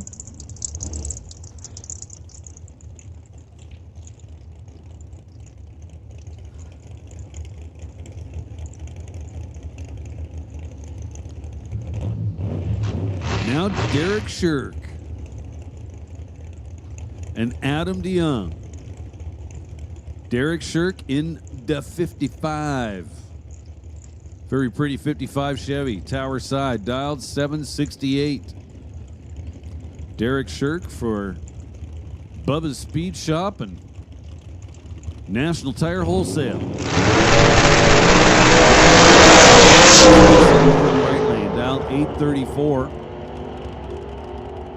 Does the Camaro hang on? Yes, it does. Wins a double breakout. 13 thou to be 13 thou under. Derek Shirk 38 thou under. So Adam DeYoung will be back for round number 2. And in fact, we did have an odd number of cars here in round number 1. That's why we've got Rod Leclerc out here all by himself. Rod Leclerc with the bye here in round number 1.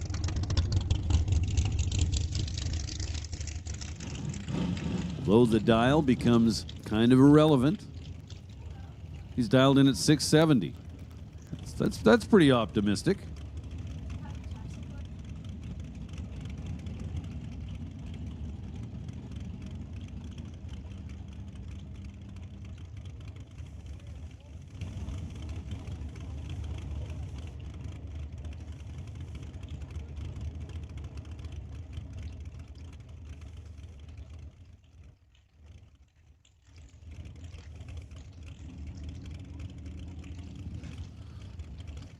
Leclerc purging the bottle pressure down to where he wants it. Looks like he's happy with that. Creeping towards the pre-stage beam. He turns on the pre-stage bulb. Now continues to creep into the stage bulb. Instant tire shake and spin. Little backfire out of the carburetor. But, well, it looks like he was still under power.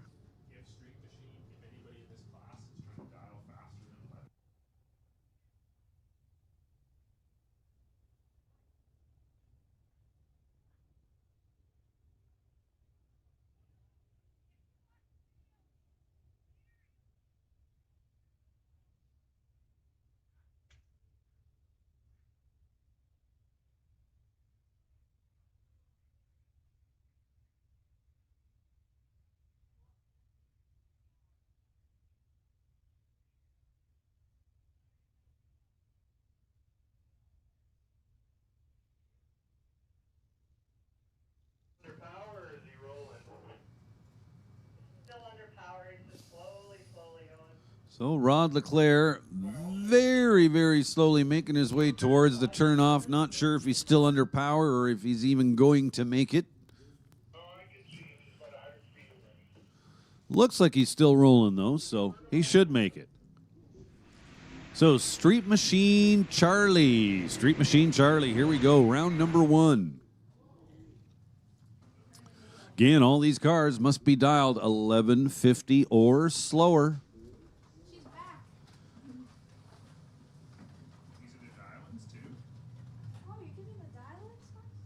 That's amazing. No, that's perfect. No, we love it, actually. We love it. It's just I didn't know if they would want to change their dial when they got up here. That's all. I said they could. You said they couldn't? Bob. Street Machine Bob. Street Machine Bob. This is your call to the staging lanes. Attention in the pits. Listen up in the pits.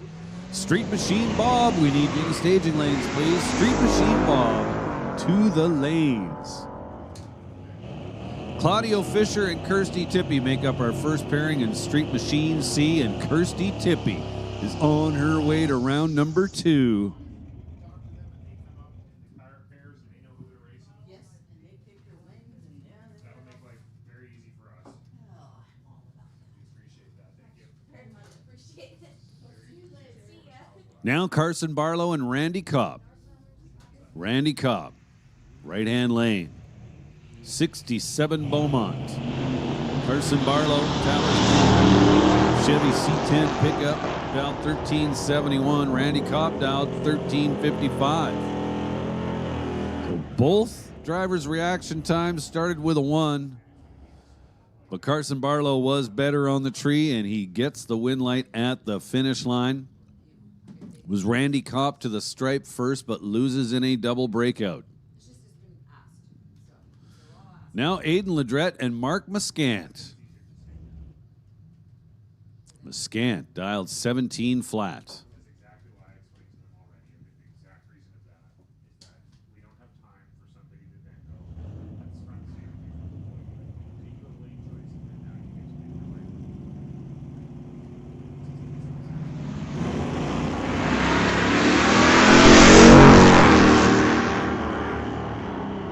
Aiden Ledrette turns it red by 28 thou. Mark Muscant was 326 on the starting line, and then 1691 on the 17-second dial.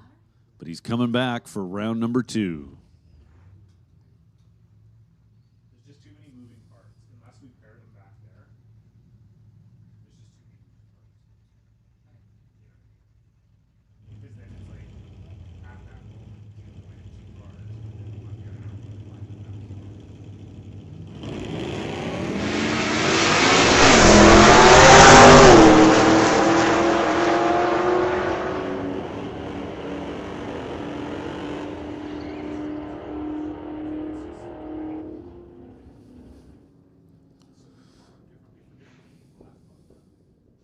Eric Hansen and Danny Hawksworth. Eric Hansen with the win light. 12:30 on the 12:19. Now Tyler Smith and Sylvia Hoogstens. Tyler Smith, fresh out of the junior street ranks.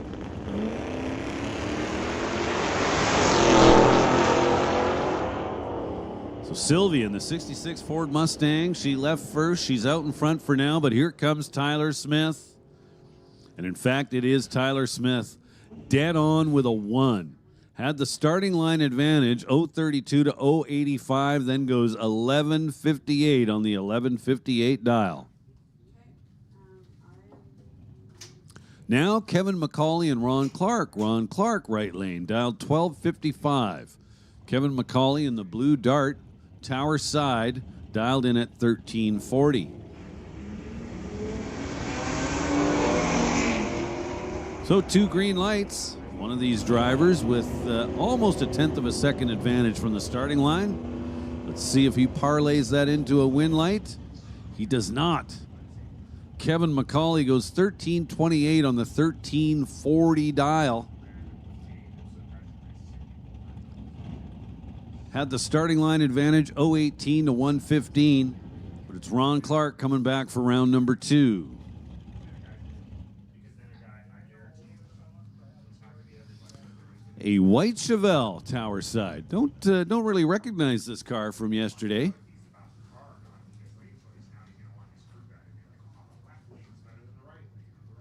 G. Van Brar in the right lane. Dialed 1167 in the chaotic custom C10 pickup truck.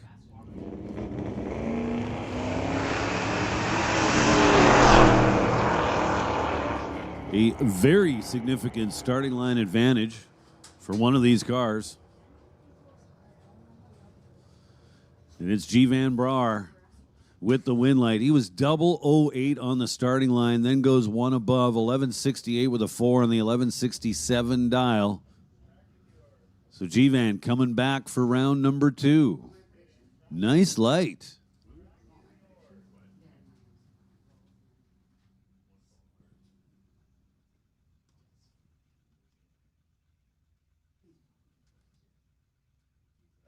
That's my prediction.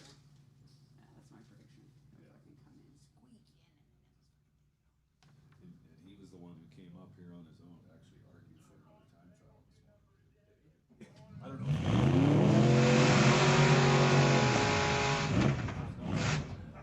Dave Warren last night was petitioning. I told Dave's like, wow, maybe.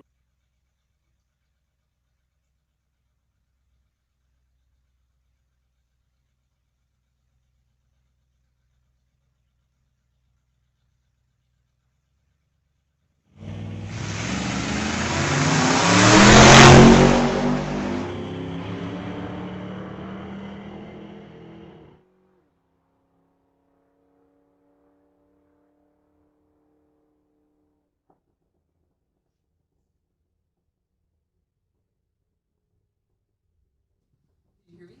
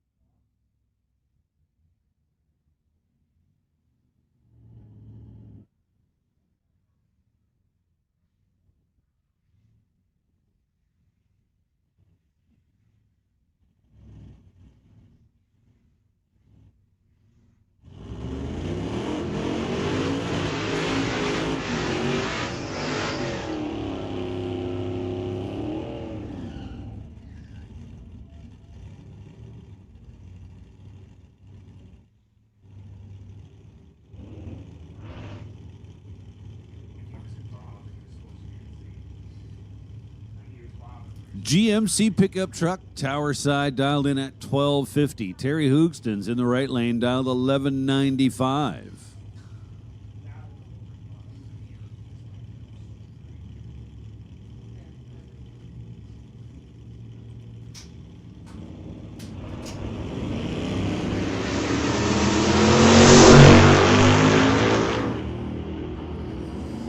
So it looks like Terry's out front already. Probably should have taken a little longer than that. 12:07 on the 1195 gets the job done. Terry will be back. Now Daryl Tippy and Phil Marvetts. Daryl Tippy dialed 1154. Marvetts dialed 1186. So Marvetts in the green duster, right lane, should be leaving ahead of time. A little over 3/10 of a second separate.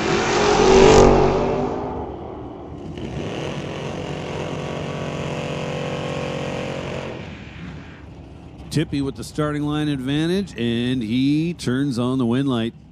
Taking the stripe by 5 thou. Nice job there.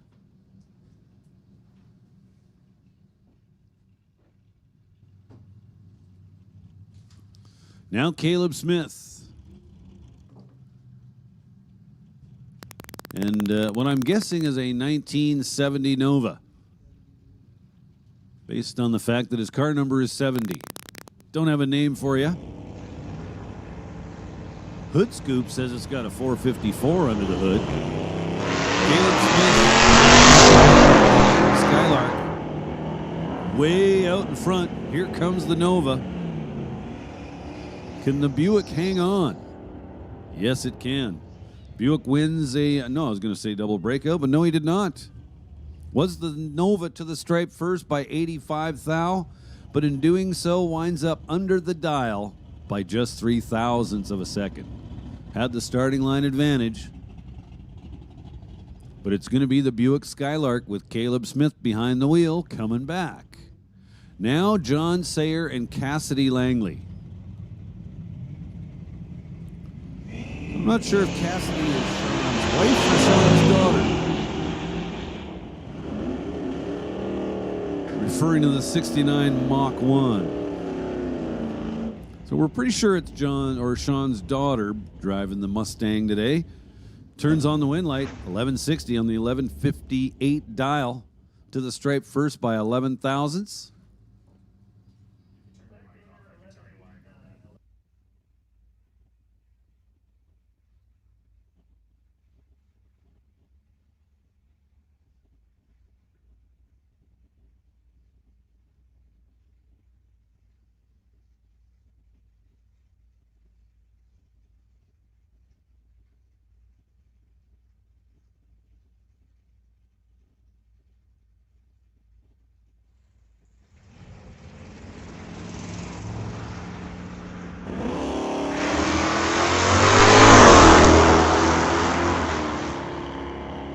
Taryn Monroe turned it red on the starting line. Veronica Hodgson. Essentially a time trial in the first round of eliminations. She goes 1195 on the 1189 dial.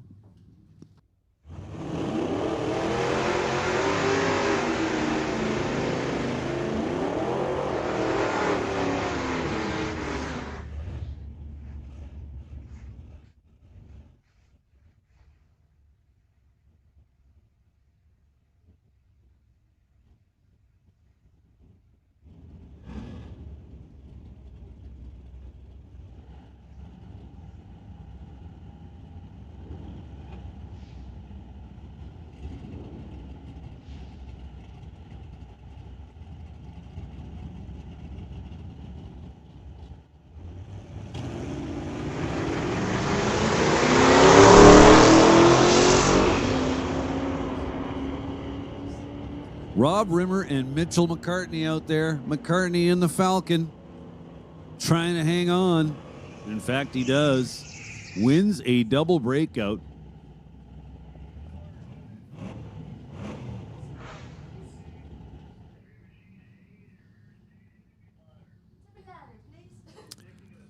Attention in the pits. Street Machine A. Street Machine A, this is your call to the staging lanes. We'll take Street Machine A to the rear of staging for laddering. Street Machine A, you are on a ladder. Please report to the rear of staging. Ken will ladder you up as you arrive. Once again, Street Machine A, we need you to the lane. Street Machine A, this is your call to staging. We'll ladder you up as you arrive. Ryland Cook goes 1433 on the 1497 dial. Whoa.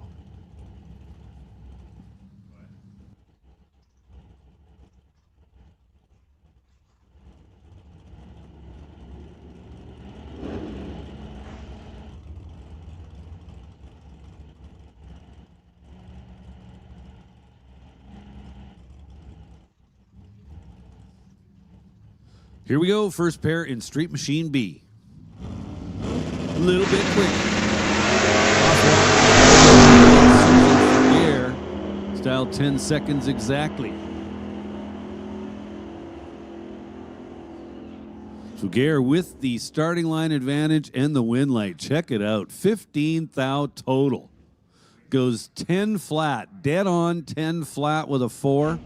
And she was 11 up front. Ross Walker was 67 on the tree and not really in it.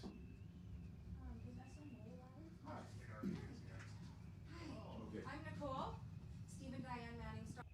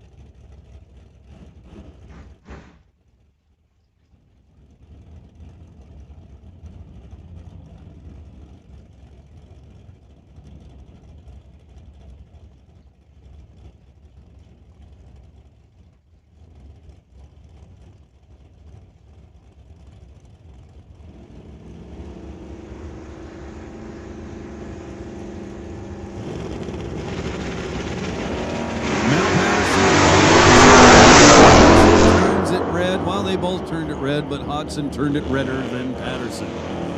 So it's Patterson that'll be back for round 2. Comes up 10:07 on the 10:10 dial. Hodgson was actually closer, but it doesn't matter.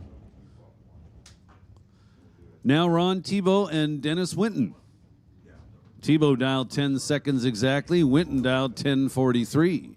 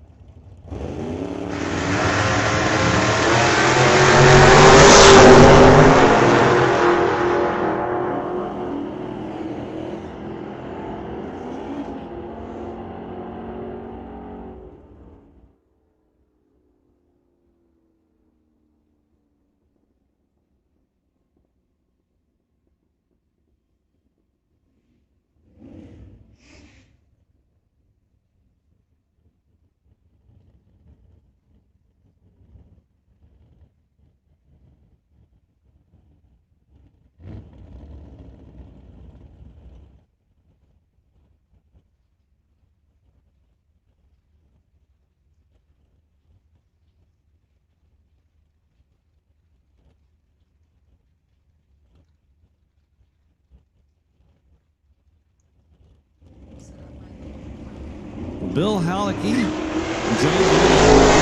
right lane down 10:04. Halicki leaves first down 10:63. Looks like Vandeven's going to get there, but he does not turn the wind light on. It was Halicki to the stripe first by 16 thou. Goes 10:68 on the 10:63. That'll set up our next pair. Bernie Jansen and Clive McKnight.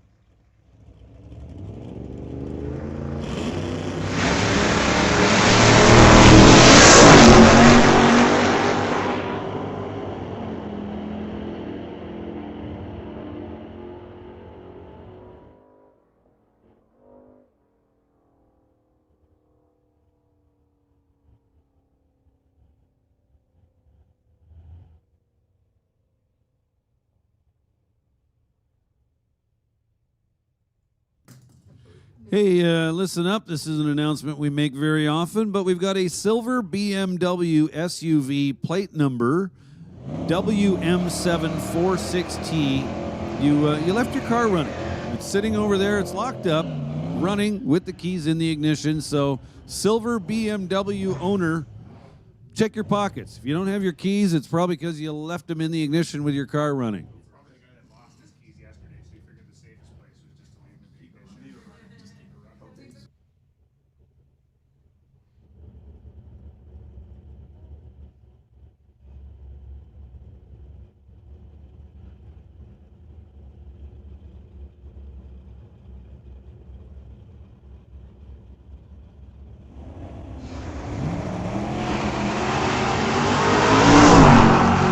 Got that Pontiac GTO left side, turned it red by 35 thou. Rob Monroe, the benefactor.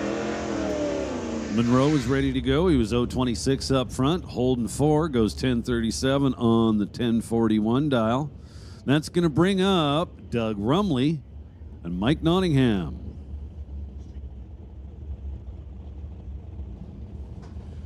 Street Machine A. Street Machine A. We're going to make another call for Street Machine A. We need you guys to the back of the staging lanes. Ken Lowe will ladder you guys up as you arrive. Street Machine A. Back of the staging lanes, please. So Rumley's your winner. 2 red lights. Rumley's was tiny. 005 red. Nottingham was a little redder than that. So Rumley with the freebie. Now Barry Patterson and Brian McLennan. A 65 Coronet and a 65 Falcon. McLennan in the right lane behind the wheel of the Falcon dials 970. Barry Patterson behind the wheel of the Coronet dials 975. So just 5/100ths of a second, the difference in the dials. Almost heads up.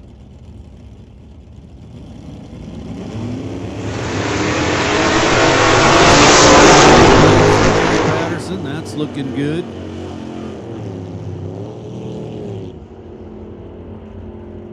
Starting line advantage and win light for Barry Patterson. 984 on the 975. More than enough to do the job.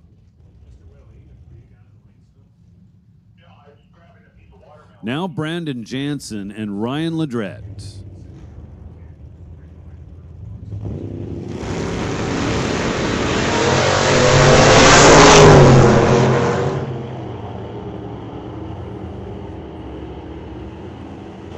Brandon Jansen turns it red by 64th thou. Ryan Ledrette was 036 up front.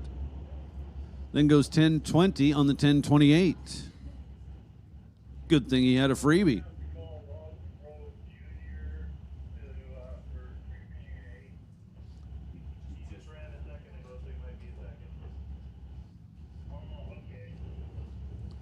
Troy S. in the left lane, dial 1070. The 69 Camaro. Dave Carmen, 69 Mustang, dial 1029.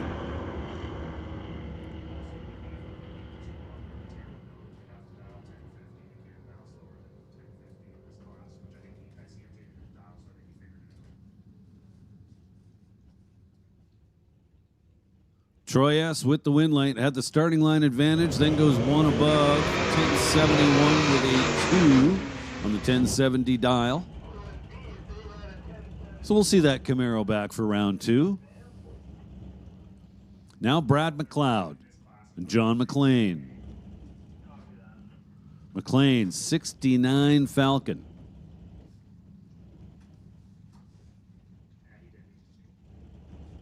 Brad McLeod, the 66 Satellite.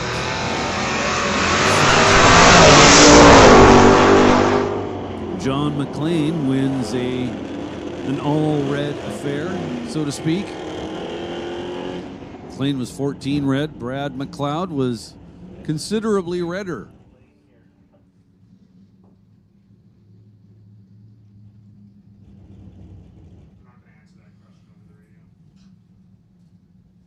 John Nielsen now and Kevin Clark. John Nielsen, Tower Side. 1966 Acadian Canzo. I like the color.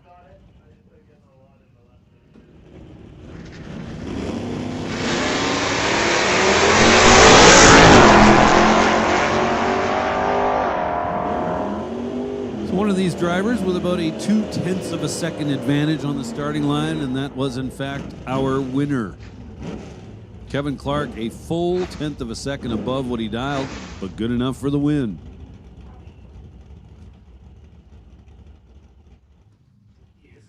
Street Classic A. Street Classic A. This is your call to the staging lanes. Street Classic A.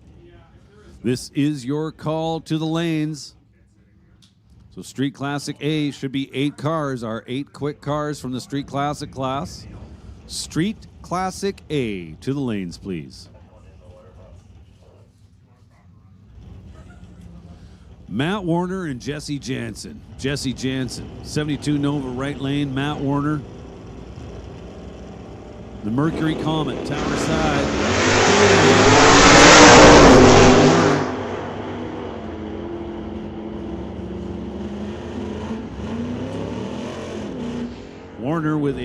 Big starting line advantage and the win light.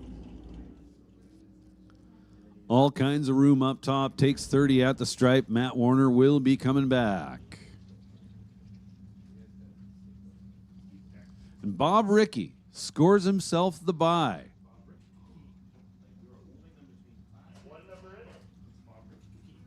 Had the best reaction time through qualifying.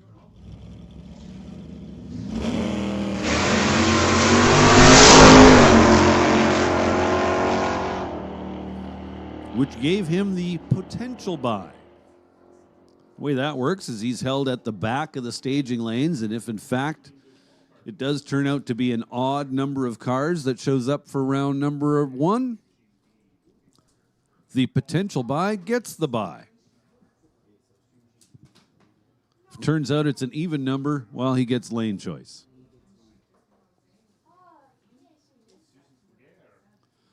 And that's going to put round number 1 for Street Machine B in the books. Next class around the corner will be Street Machine A.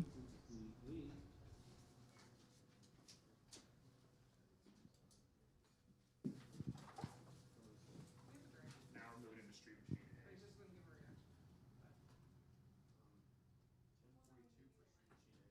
We'll probably end up running Door Slammer E2 before Double B's at 12.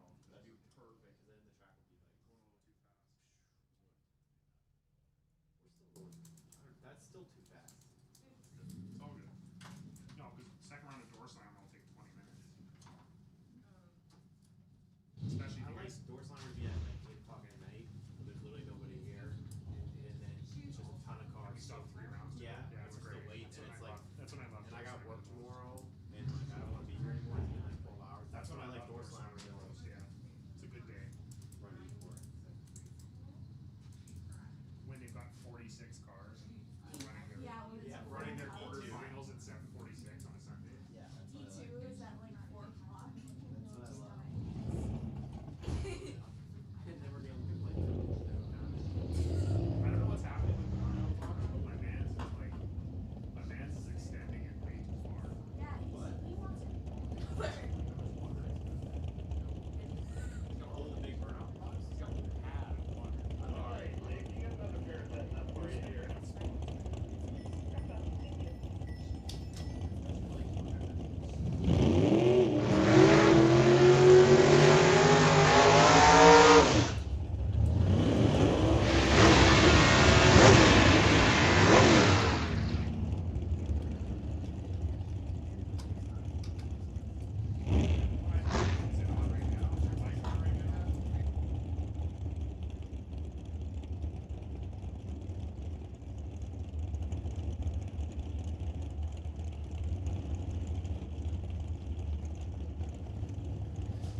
Here we go. First pair, Street Machine A.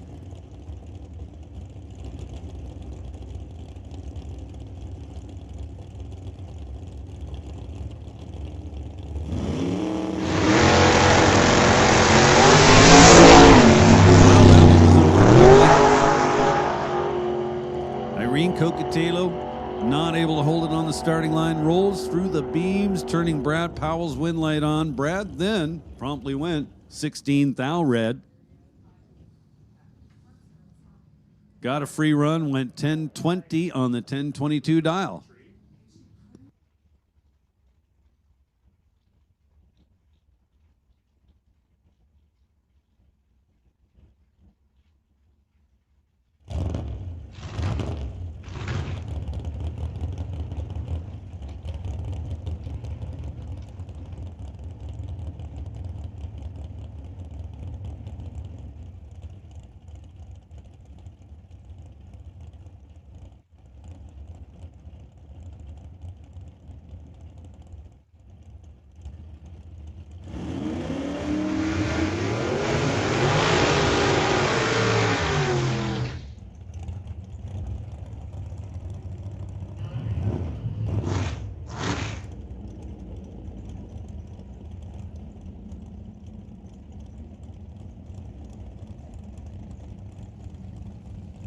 Now Sylvia Hoogstens and Steve Veach. So if you're watching closely, You might have noticed that the tree didn't actually operate correctly on that first pairing. However, it's of no consequence.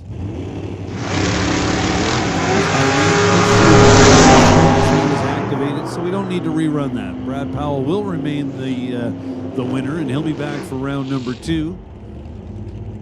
With the tree working correctly, Steve Veach picks up the win, goes dead on the 1016 dial.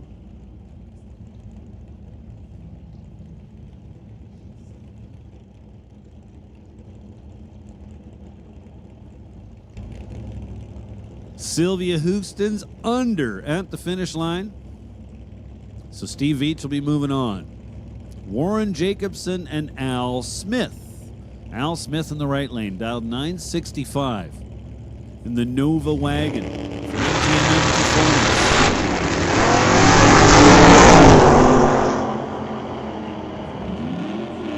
Warren Jacobson making use of the throttle stop.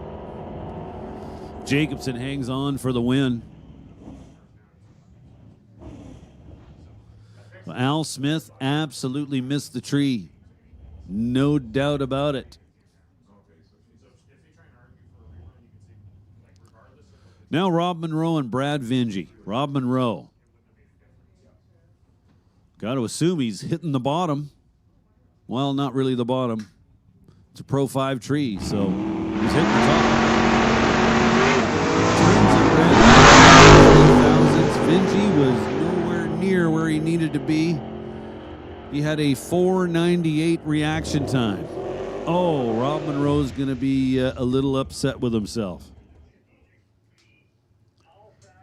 And that's going to bring up Dan Parsons.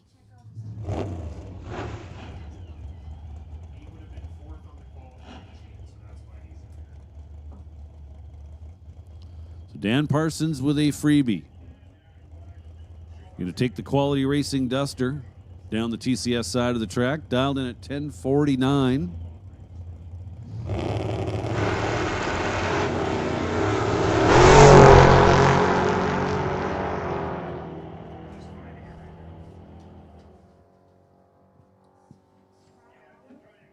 Parsons goes 1048 with a 1 on the 1049.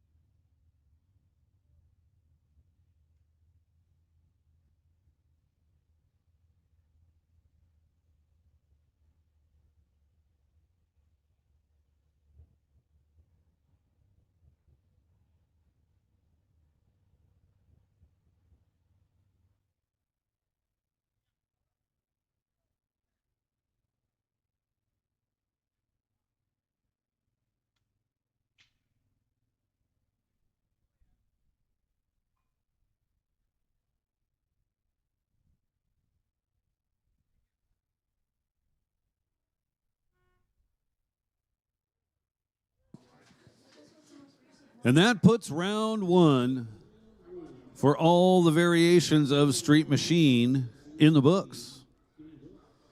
Street Classic A, I do believe, will be our next class to come around the corner.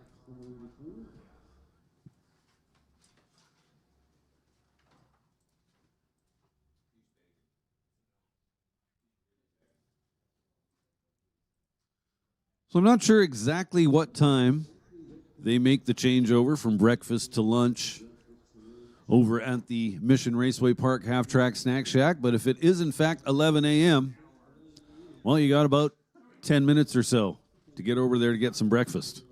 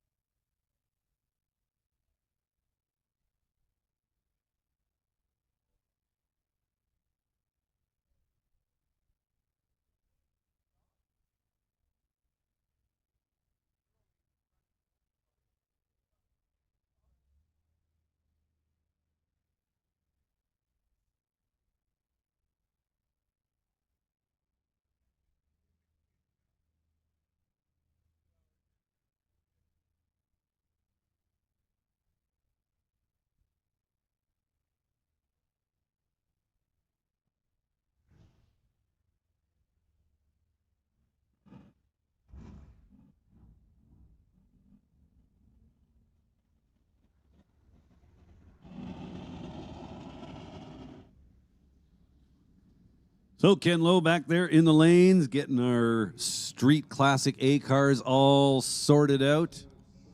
Street Classic B, get ready to go. Your call is coming up momentarily here. Copy. Can we get Street Classic B? Well, what did I tell you? Street Classic B. Ken is speaking to you. We didn't even make it 1 minute. Street Classic B, we need you in the staging lanes. Street Classic B. Come on down to the lanes, and yes, you are on a ladder, so Ken will pair you up as you arrive. Street Classic B, to the lanes, please.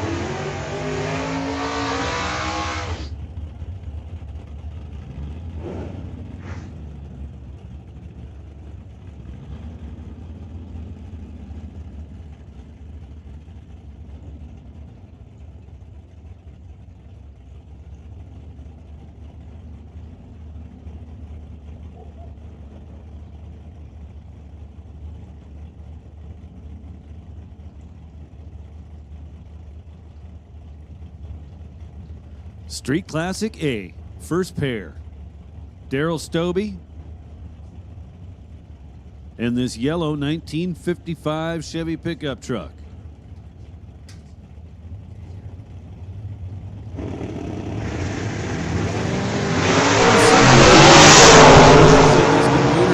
Is that now that we've separated Street Classic A, I'm not going to get any info up on my screen. So I will know a couple of the drivers. Or is Anna saying she's going to fix that for me? Ah.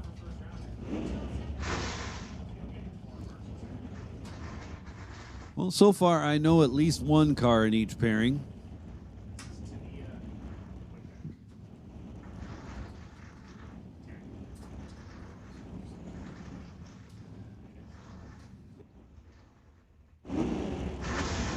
So Tanya Woodbeck in Otto Schulte's old Falcon, Tower Side, and Jamie Roth will be rowing through the gears over there in Roth down 10 seconds exactly. Tanya absolutely destroyed the tree back here at the starting line, but unfortunately does not parlay that into a win. She was double 06 to start things off. Comes up a little weak on the 1032 dial. Can't get it done. Jamie Roth coming back for round number 2.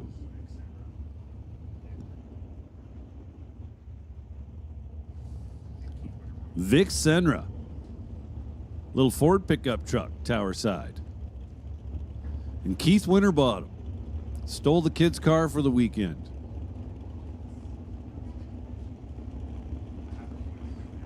Kind of fun to watch this little Chevy 2 leave the starting line.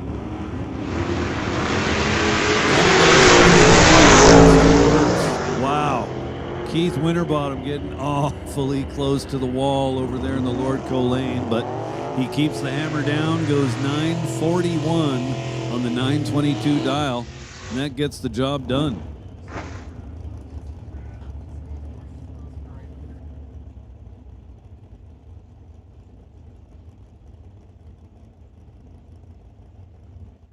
Brad Olaf, Little Morris Minor, right-hand lane, dial 1040.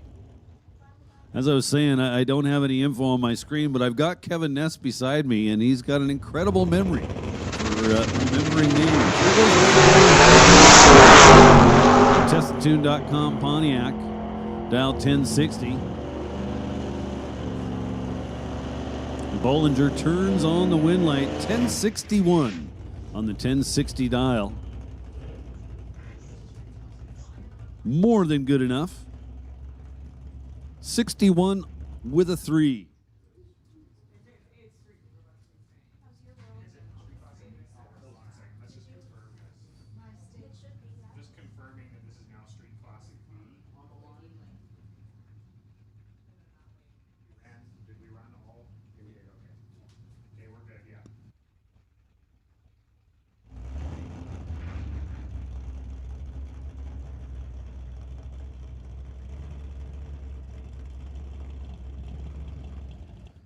Andy Fisher and Earl James. Earl James in the Henry J. Right-hand lane dialed 1411. Does it match? If it matches the ladder, then right. It just could be that the classes are wrong on the screen.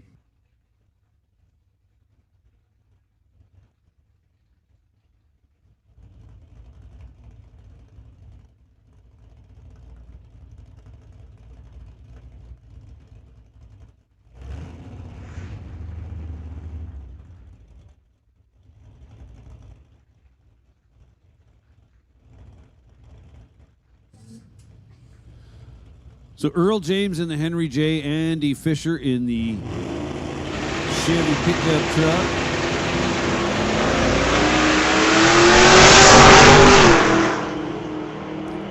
Two green lights. Both of them start with a 0. About 19 thou difference between the two. Andy Fisher with the win light on. 1165 on the 1155 dial. Earl James could only manage 1469 on the 1414 dial. Now Eric Gabara, the 64 Comet, out of Langley for HMT Machine Tools Canada.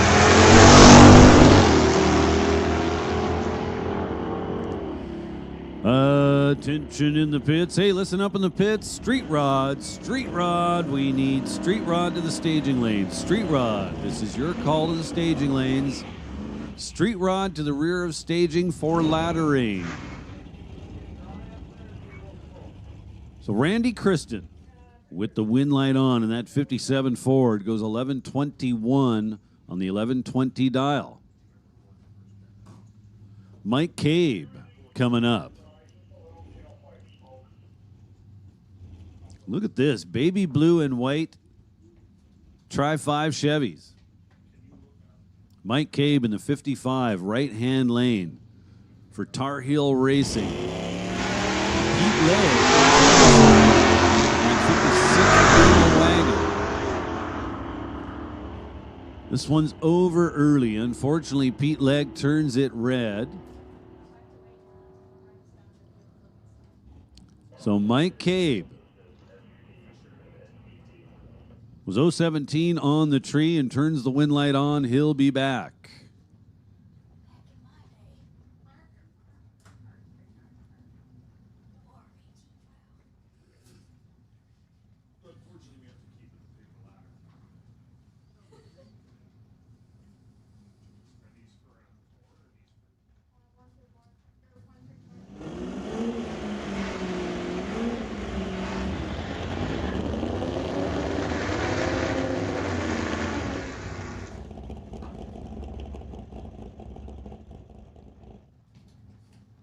Colin Moore and Terry Charles now. Terry Charles, can't say the car sounded overly healthy in the water box or in the burnout. Oh, okay, he's getting his little dial correction.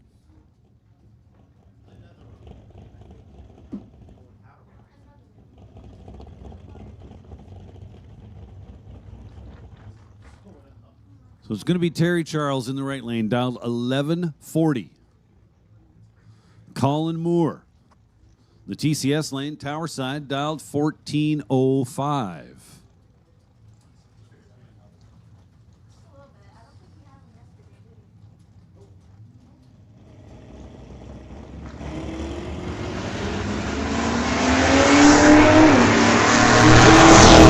What's the difference in reaction times?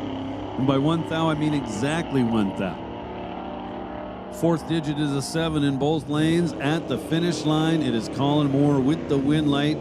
Terry Charles got there first, took over a 10th at the stripe to find himself under the dial by just 9 thousandths. Ouch. So I mentioned they were just 1 thou apart on the starting line. The lights were 095 to 096. Now Garvey Cooper and Connor Camp. Connor Camp in the right lane. The orange 64 Ford Falcon. Little 302 power plant, dialed in at 1520.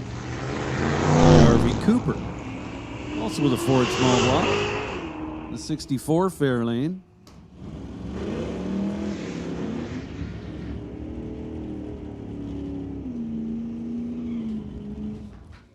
Garvey Cooper with the wind light on, 1174 on the 1173.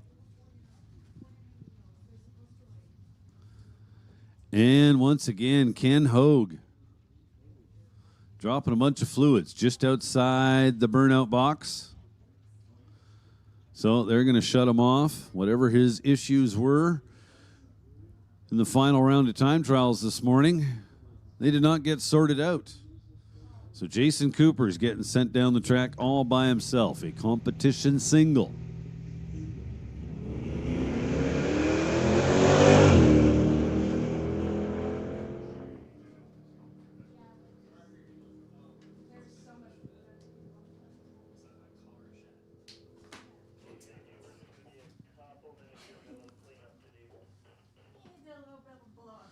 So I can see the fluid on the ground under the car. Can't tell you what it is.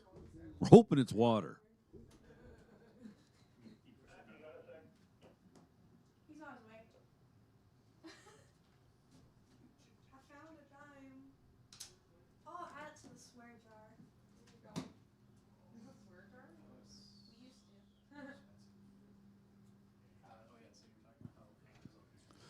to. Now, fortunately, whatever the fluids are, there's not a ton of it down there. We'll be able to get this taken care of fairly quickly and get back to the racing action. Just water. So if you have not yet picked up yourself a event t-shirt, the Langley Loafers have them for sale. The Langley Loafers have a little trailer set up just behind the pit side grandstands. Well, kind of almost just across from the BS Espresso Hut. Barry and Shelley here with us this weekend. All kinds of fantastic hot and cold coffee products, plus smoothies. And of course, the little mini donuts. A must-have here at Mission Raceway.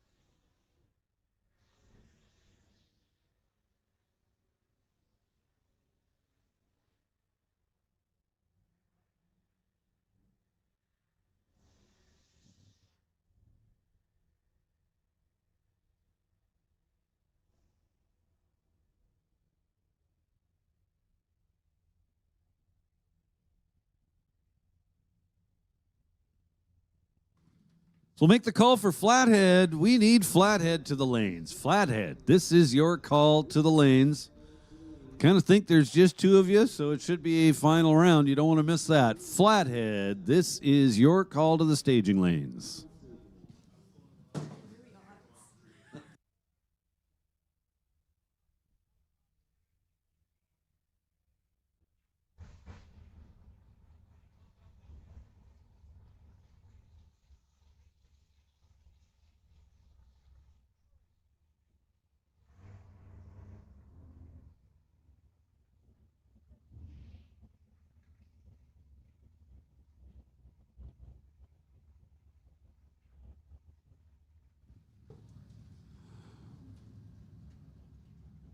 Next pair, and no, it's not going to be the final pair. Well, yeah, maybe.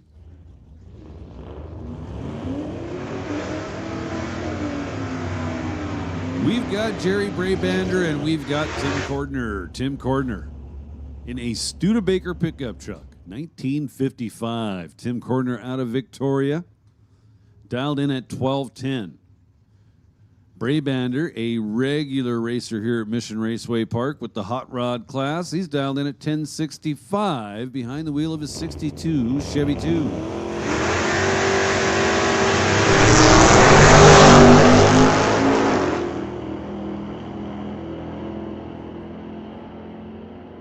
Tim Cordner with a nice 15 light, but does not parlay that into a win. Takes 65 at the stripe to be under by 26.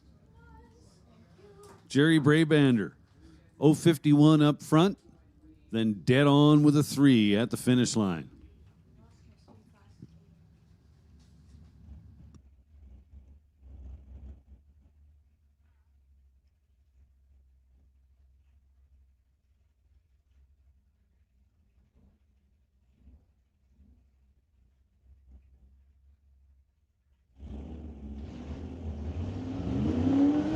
So those cars were in fact the final pair in Street Classic. We now go into Street Rod, round number 1. As per the ladder, we've got Dave Lieb and we've got Ray Murphy. Ray Murphy's in the right-hand lane. Very pretty 37 Chevrolet, dialed in at 1022. Dave Lieb is going to get a rather large starting line handicap.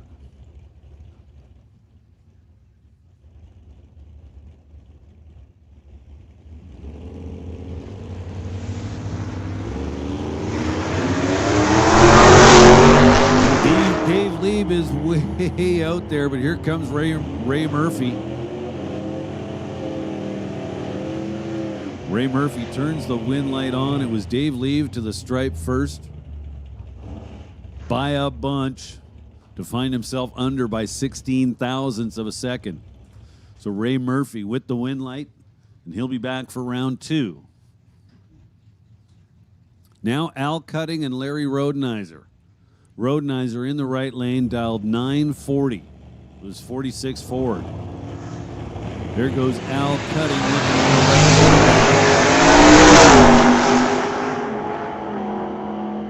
left. Looks like Larry Rodenizer's got this in the bag. Catches Al Cutting before the 1,000-foot mark and just gets off the gas.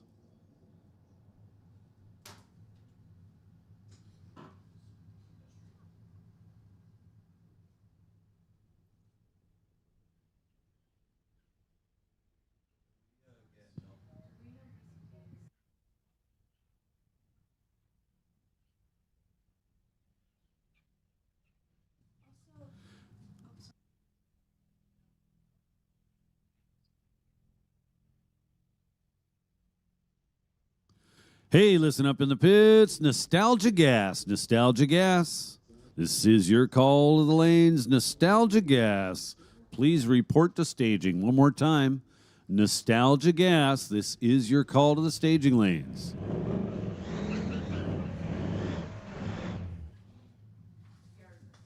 So it looks like we do have a rerun to take care of from Street Classic A.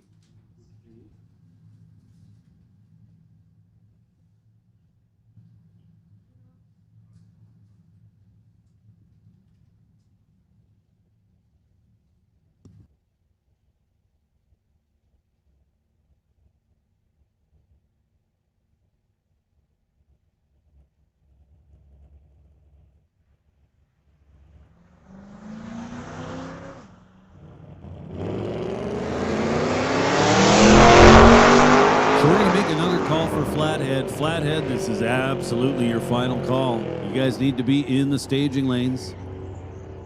Flathead, come on down. Will Friesian with the wind light on over Norm Finley.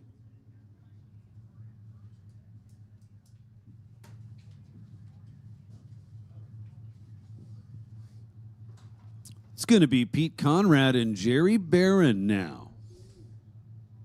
Jerry Barron in a 1938 Pontiac. Pete Conrad in a 1937 Chevrolet.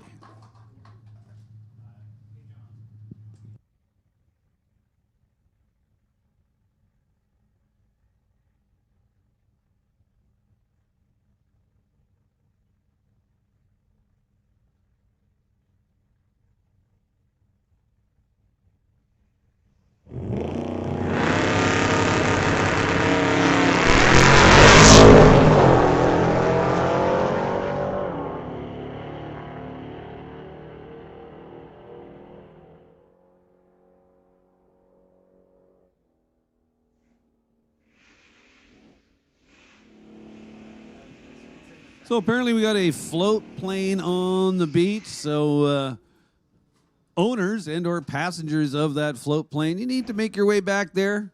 The correct way to enter the facility is through the gate, of course, where you'll be charged admission. But in the meantime, if you could make your way back to your plane, that would be much appreciated.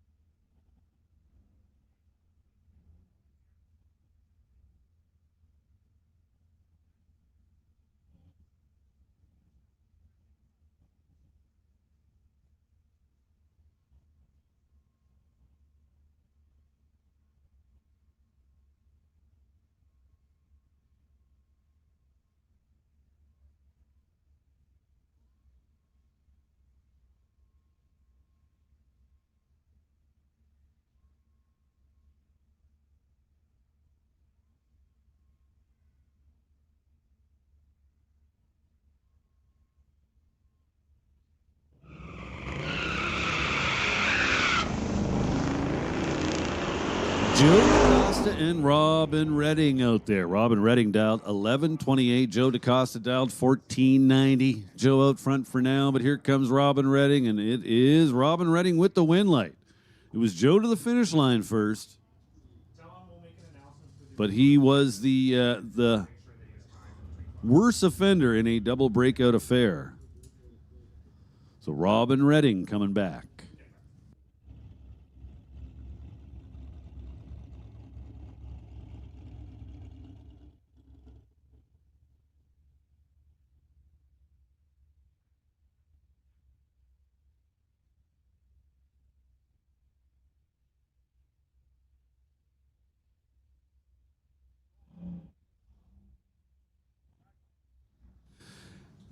Hey everybody, this is kind of cool. The Langley Loafers, they're loaded up on door prizes and they want to give them away. So, how do you make yourself eligible? Just go see the Langley Loafers at their setup. They're located behind the pitside grandstand right across from the B&S Espresso Hut. And you just sign up and you'll be eligible for a door prize. They've got about 30 of them they want to give away.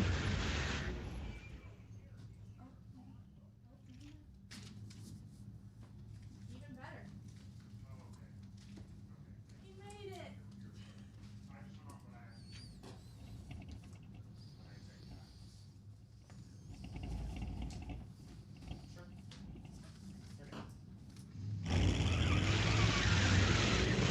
Well, we only had Lee Grant show up for the flathead class here in round one, so.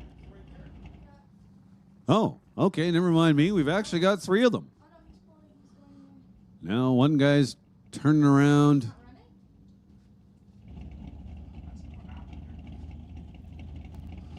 Well, I think we were going to have Lee Grant with the single. So are they gonna give him a few minutes to go get his Are pants? we giving him a second? 3 minutes? All right, so here's what happened. Lee Grant scored the bye, so he just went down the track. We got 2 more flathead competitors at the head of staging, but unfortunately one of them was wearing shorts. So we had to send him back to his pit to go put some pants on. We're waiting for him. But why not? It's Sunday. We'll give him a few minutes to get that done. Yeah, I already did. So we'll actually see a pair of flathead entries going down the track momentarily.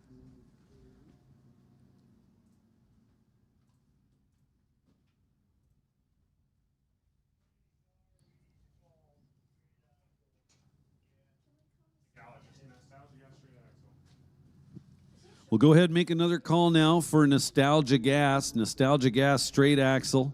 We need you guys in the staging lanes. Nostalgia Gas straight axle. We're looking for you in the staging lanes.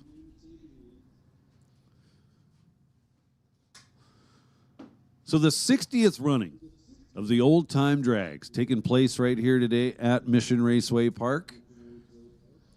So when you add up all the runnings of the old time drags, those that have taken place here at Mission, including those back in the day when there used to be 2 races per year, along with all the old time drags that took place up in Ashcroft at the Eagle Motorplex, well, you arrive at the number 60 when you include this year. So this is the 60th running of the Langley Loafers old time drags. The reality is, none of this could ever happen without sponsorship. So Langley Loafers, of course, very, very thankful for all the support they receive from a number of companies. And at the top of that list would be BC Scale. Randy Kopp and BC Scale, longtime supporters of the Langley Loafers and the old time drags here at Mission. Also, Capit, Friday Gourmet Foods, and the historic Dudney Pub.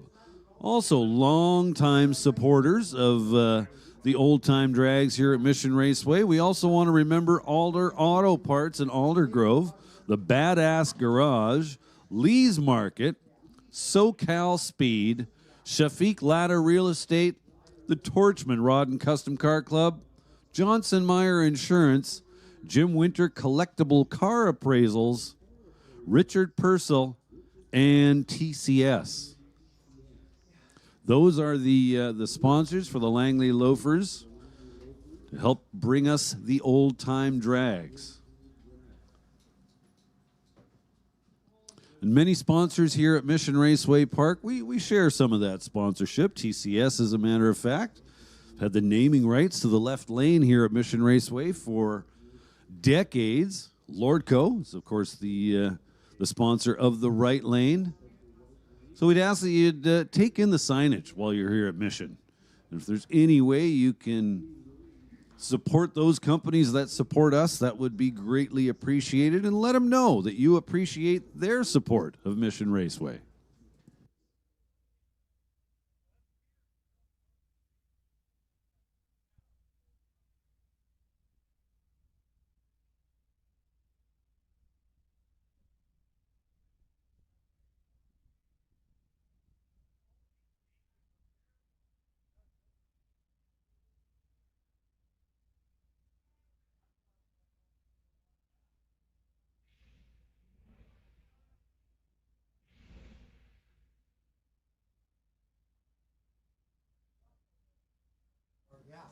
So we're missing a couple of cars in Nostalgia Gas. Norm Fleener and Mike Lipman. Norm Fleener and Mike Lipman, we are looking for you in the staging lanes. If you're not going to make the call, please let us know. Norm Fleener and Mike Lipman.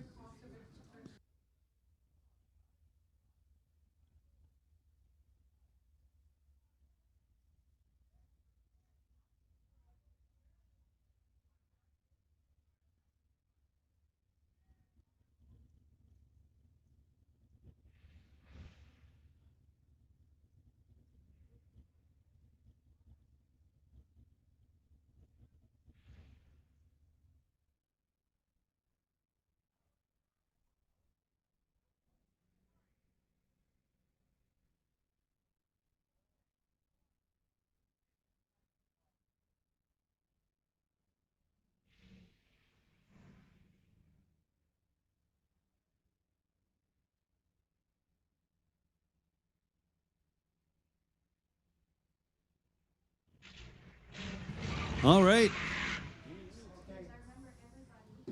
We've got a pair of flathead cars now. Both the drivers are wearing pants. That's been confirmed. Dave Love and Craig Ross. Craig Ross is in the right lane. 37 Ford, Dave Love. In the tower lane with his 28 Ford. He's dialed 14 seconds. Craig Ross is dialed 1040.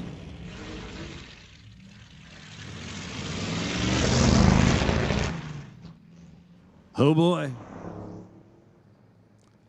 I'm going to say Dave Love's going to get to the finish line first. He does, in fact, but runs under. Kind of saw that coming. 12:31 on the 14-second dial. Is not going to get it done for Dave Love. Craig Ross, who did not have the starting line advantage, managed to go 10:48 on the 10:40. He'll be coming back to face Lee Grant in the final round of Flathead.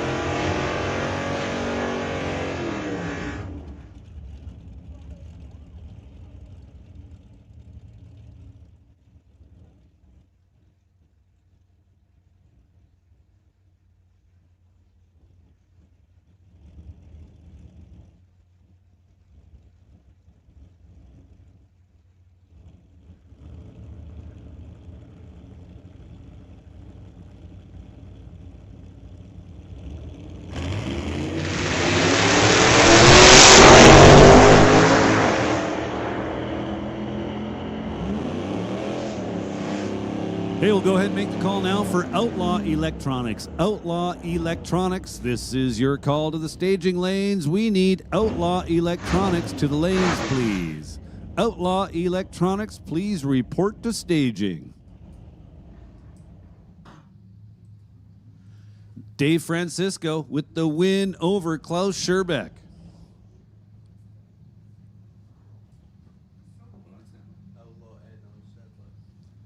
We'll go ahead and put Outlaw Non-Electronics on standby. Outlaw Non-Electronics. So Francisco with the win over Scherbeck. Second pair is going to be Lawrence Johnson with the win over Jason Sawatsky. Sawatsky turns it red on the starting line.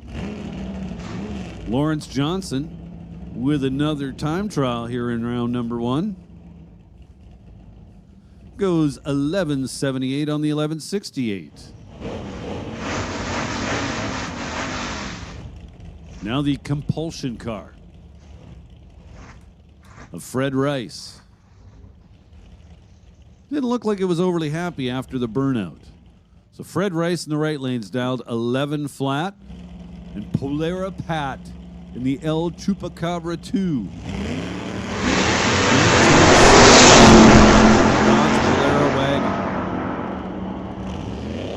Dial 1072.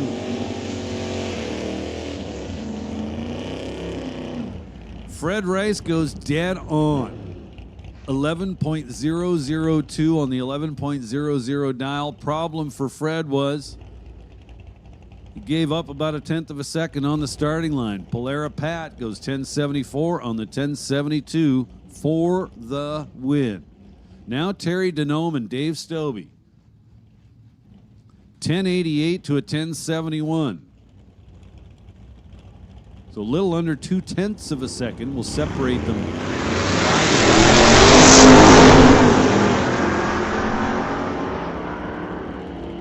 They should have left a little closer to each other than they did. Terry Denome with an easy win. 1091 on the 1088 dial. He had about a 3/10 of a second advantage on the starting line. Dave kind of missed it. Now Trevor Crawford and Carl Jameson. I love this little Acadian in the Tower Lane. It's a clutch car. Dial 10 flat. Carl Jameson in the right lane, behind the wheel of Reform School. Trevor Crawford turns it red on the starting line.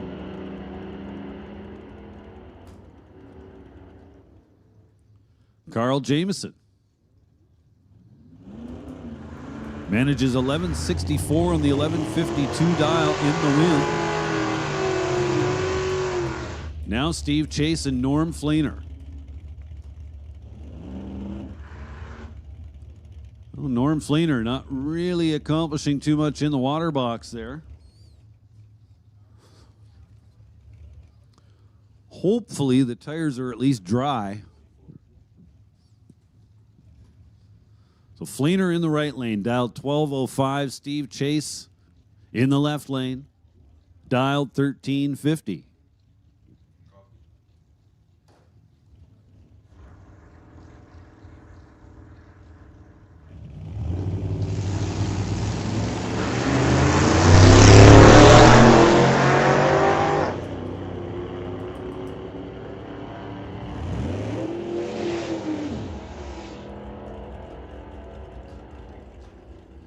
There's a win light for Norm Fleener. 1211 on the 1205. Two numbers in. Quite adequate. So Randy Couric not able to make the call here in round number 1. Mike Mahoney gets the freebie. Says thank you very much.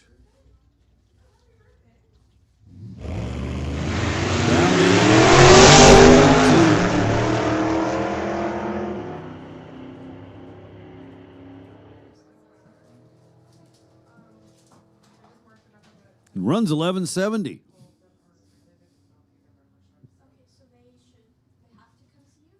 No, they are too late to buy their membership and get points today.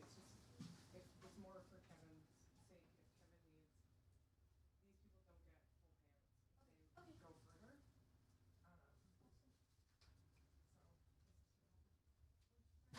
They go further. Loafers shirt, right? Full-time manager. Newsletter. Which one? Just got one of the full-time job sweaters. There's the ones.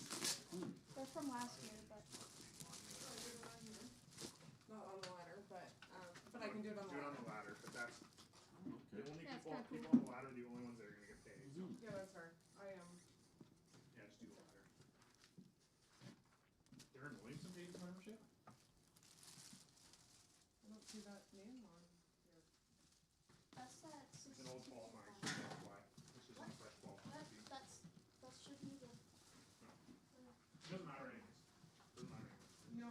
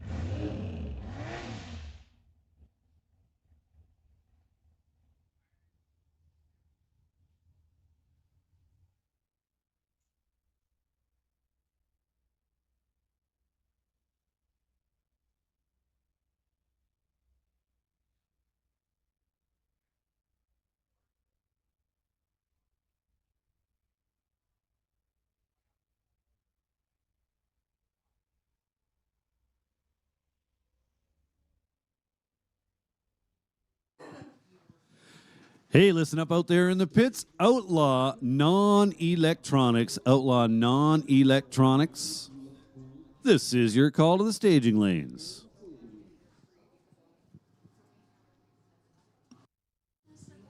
So we're going to do something pretty cool a little later. We're going to remember Steve Manning. Now, if you know who Steve Manning is, we've got a book we'd very much like you to sign.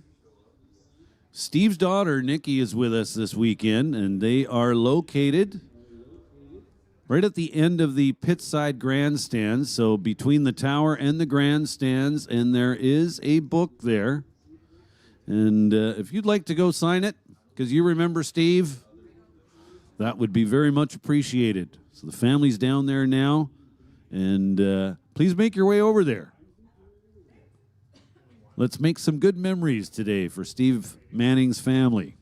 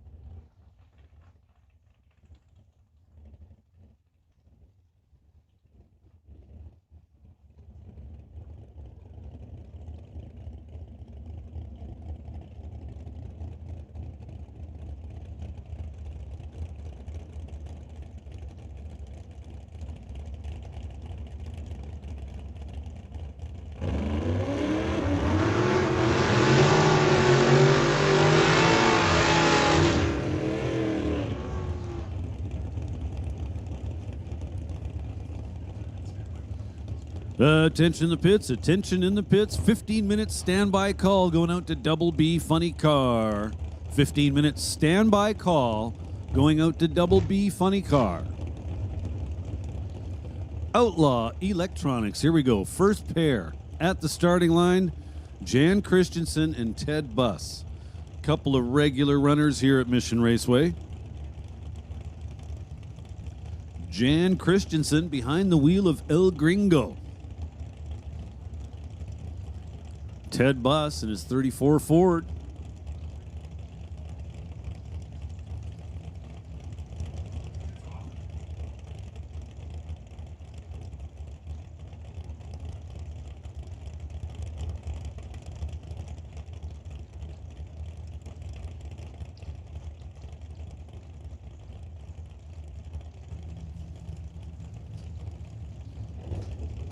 So Jan Christensen in El Gringo, tower side, dialed 859.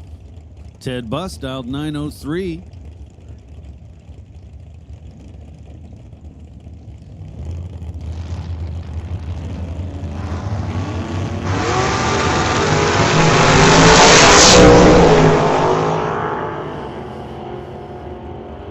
One of these guys with a 29 thou advantage, and it was your winner. Jan Christensen was 007 on the tree. Takes 29 at the stripe to wind up 2 above.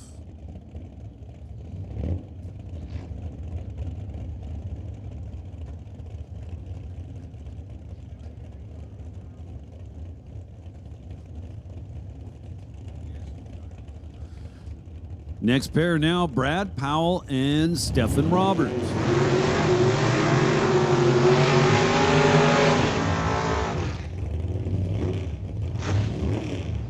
Stephen Robert.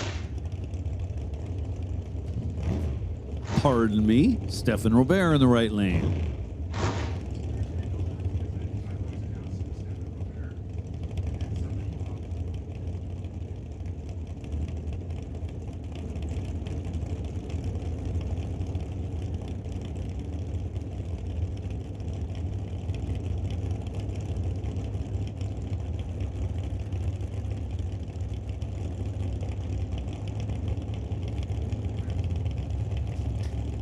So Stephen Robert dialed 895 in the right lane. Brad Powell dialed 841 in the left lane.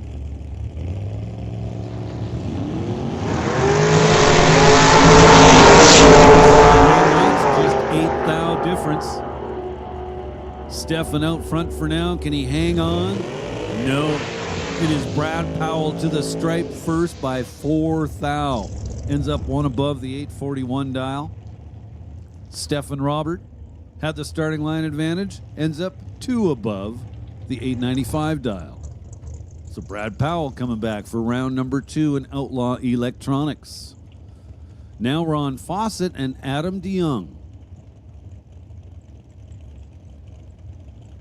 Adam DeYoung in the right lane, dialed 834 in the Artex Racing 67 Camaro.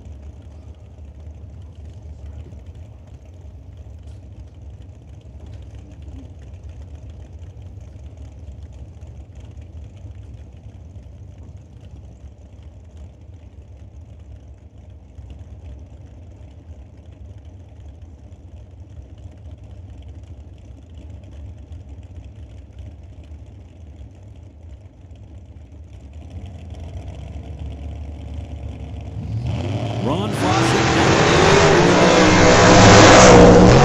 two green lights.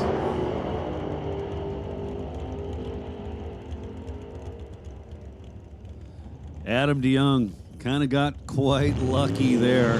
Ron Fawcett ran into issues, got off the gas, started coasting. Adam DeYoung out there all by himself, kept the hammer down and went dead 7 on the 834 dial. So he'll be back. Now Kevin Garlock and Mark Thompson.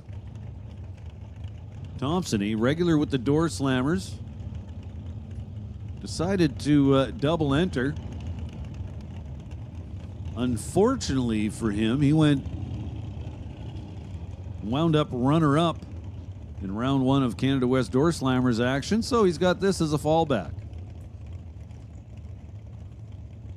So Garlock, the brown Camaro, dialed 873.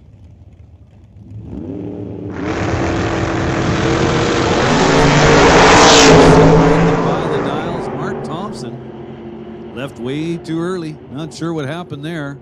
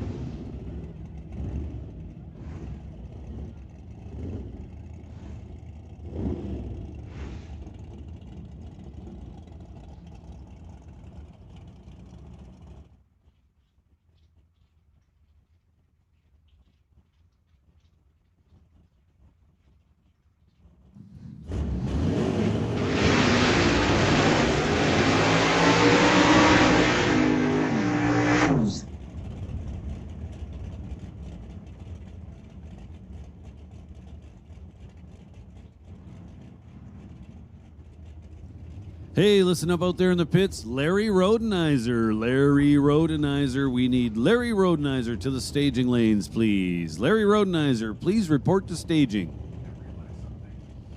Bob Love and John DeYoung. John DeYoung in the right lane. Dialed 777 in the old farm truck. Wants to thank Tony Dreesen.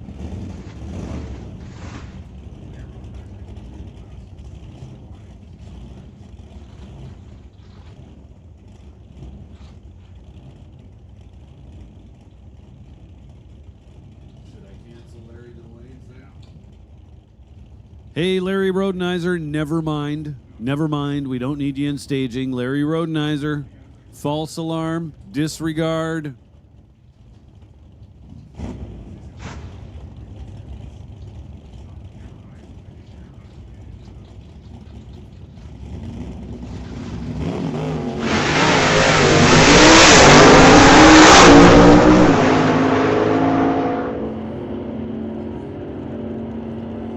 So John DeYoung wins a all-red affair. 2 big red lights, but Bob Love's was bigger than John DeYoung's. So John DeYoung will be coming back for round number 2 in Outlaw Non-Electronics.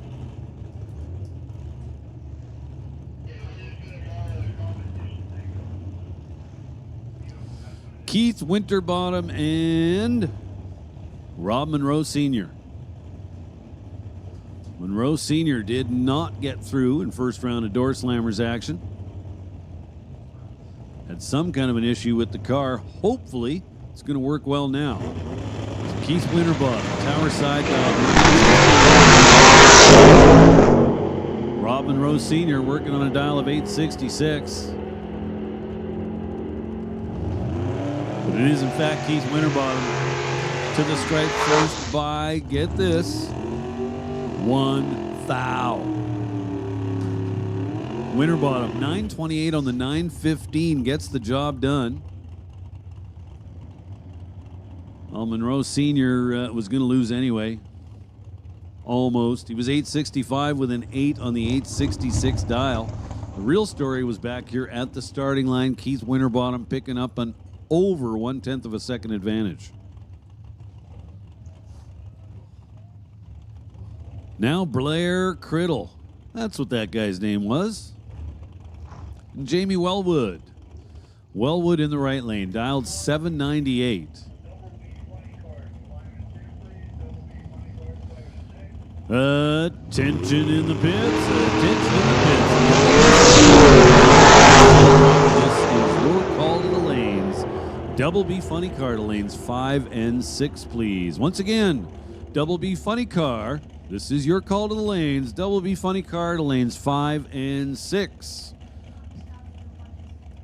Pro Nostalgia, come on down to lanes 1 and 2. Pro Nostalgia, we need you guys in lanes 1 and 2. Once again, Pro Nostalgia to lanes 1 and 2. Double B Funny Car to lanes 5 and 6.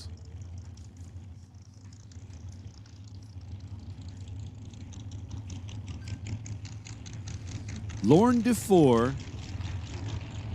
Shaylin Svetic. Svetic in the right lane. Shaylin in her second year of racing. In the front engine dragster, Shaylin dialed in at 9:08. Lorne DeFore dialed in at 8 seconds flat. So Shaylin Svetic in the right lane would like to thank Derek Shirk with Bubba's Speed Shop and National Tire Wholesale. Lorne DeFore for Do For You Auto Body and Done Right Performance. Both drivers leave green. Neither driver exactly stellar on the starting line. Shay Svetic gets the win light. 914 on the 908 dial.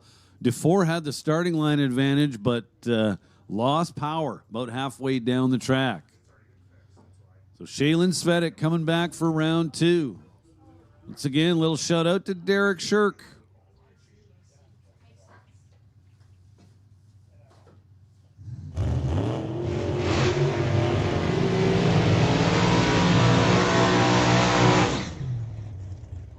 Mike McMahon, the competition single.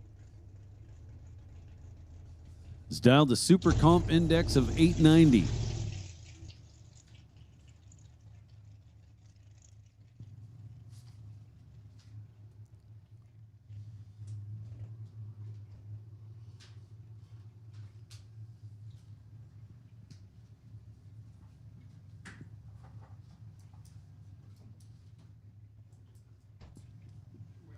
So pretty big win on Mike McMahon's Camaro. Not quite as big as Paul DeBree's wing, but he's in contention. Okay,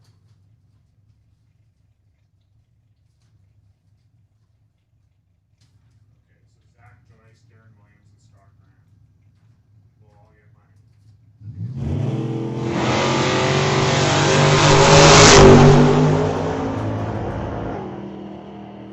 Once again, car a little late on the shift. Not sure if it's car or driver. The result's a 904 instead of an 890. Mike McMahon will be back for round number 2.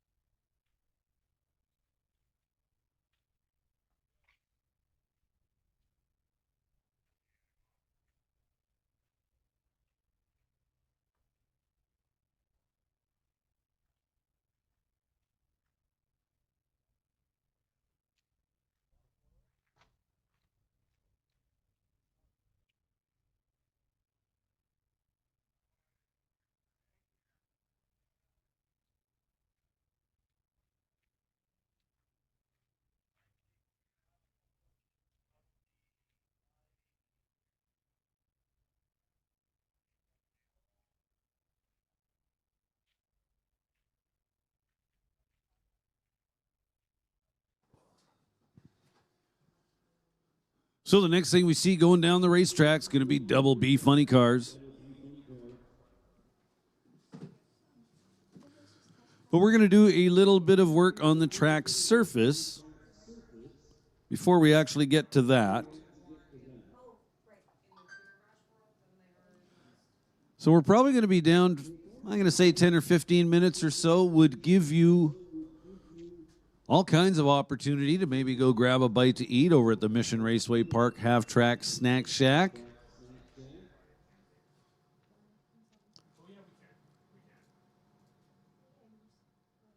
Just want to remind everybody we're going to do a little memorial for Steve Manning here this weekend, and that's kind of already taking place. They're going to have a memorial book for anybody that remembers Steve. You can go and sign said book. They're located right at the tower side end of the pit side grandstands. Steve's family is with us here this weekend.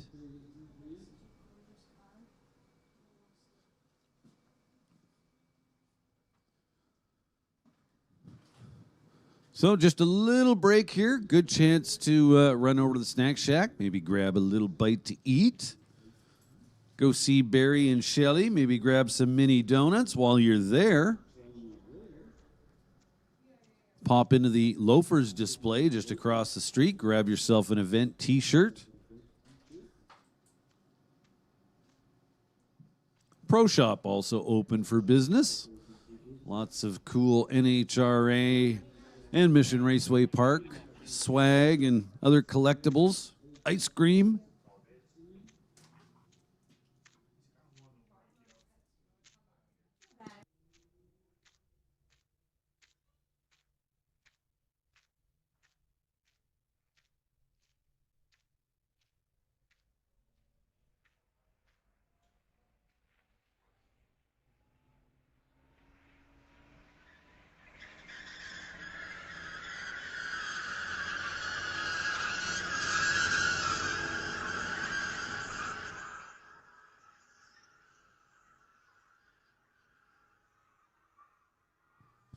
So double B funny cars with us here this weekend. So we did see some runs yesterday, but those were in fact just test passes.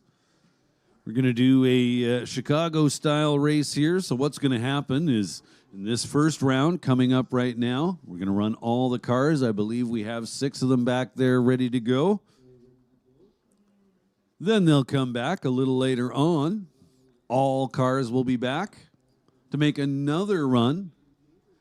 At the completion of the second run, we will then take the quickest 2 cars, and they will be our finalists. So WB Funny Cars will be called up to the lanes 3 times today. The first 2 times will be an all-run field. And the third and final time will just be the final round.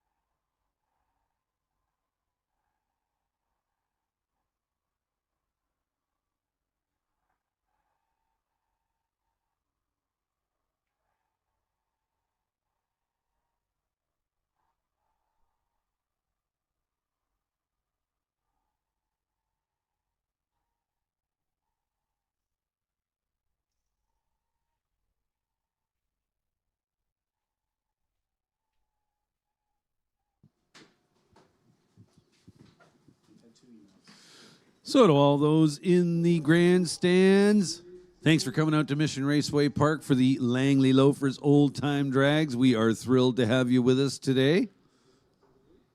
And for all of you on the parking lot side grandstands, just want to make sure that you are aware you are more than welcome to come on over here to this side. Lots of cool stuff to do and see in the pits, as well as the concession stand. If you want to get yourself a event t-shirt from the Langley Loafers, got to come over to this side.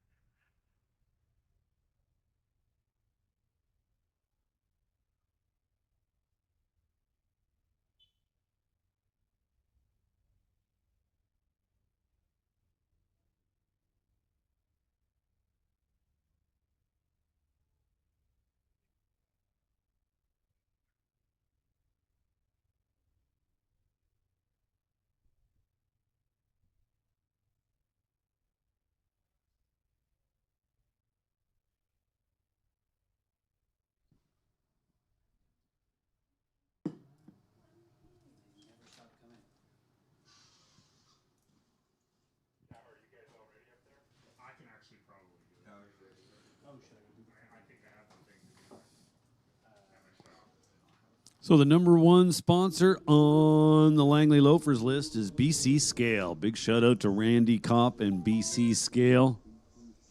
Right behind them on the list is the historic Dudney Pub. Check out the Church of Blues on Sunday afternoons. Very cool. Friday Gourmet Foods. We can't forget about Capit. And then a short list of associate sponsors: TCS, Richard Purcell, Jim Winter Collectible Car Appraisals, Johnson Meyer Insurance, the Torchman Rod and Custom Club, Shafiq Lada Real Estate, SoCal Speed, Lee's Market, the Badass Garage, and Alder Auto Parts in Alder Grove.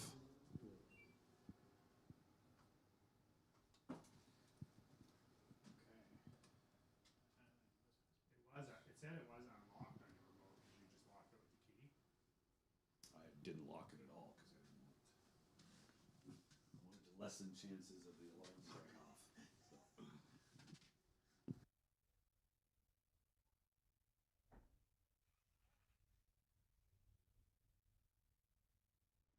So we've got our first pair of funny cars set up and ready to go. Before we fire them up, however, we're going to have some opening ceremonies.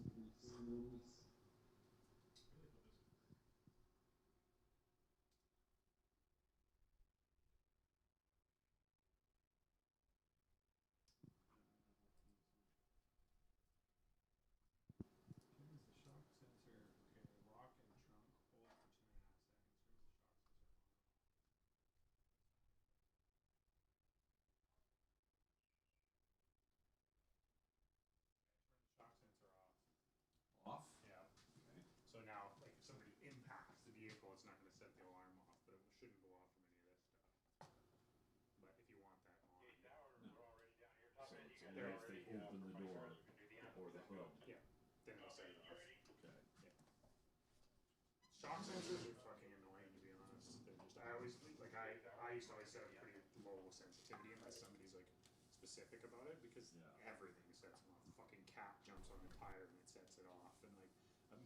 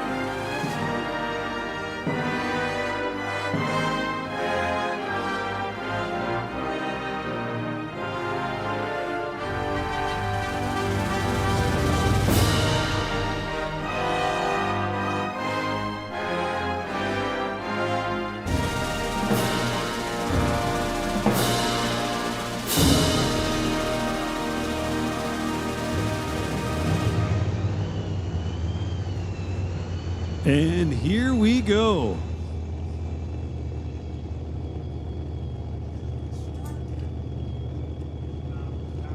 Pass 50.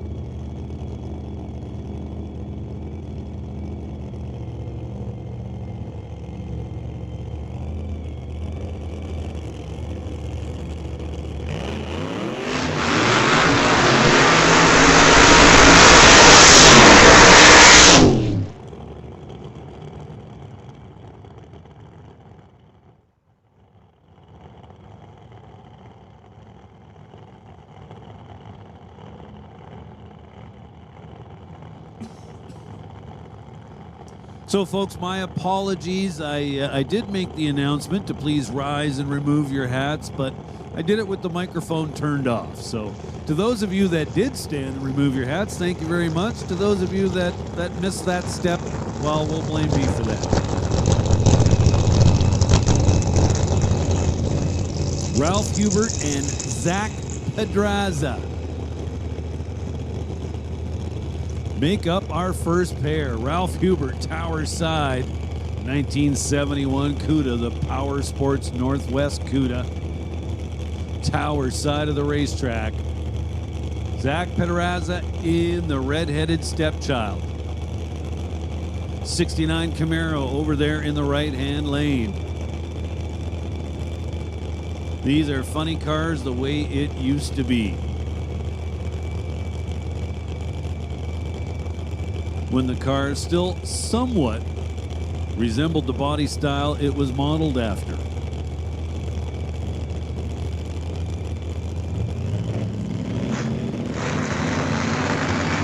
Build up some RPM, roll them into the beams, and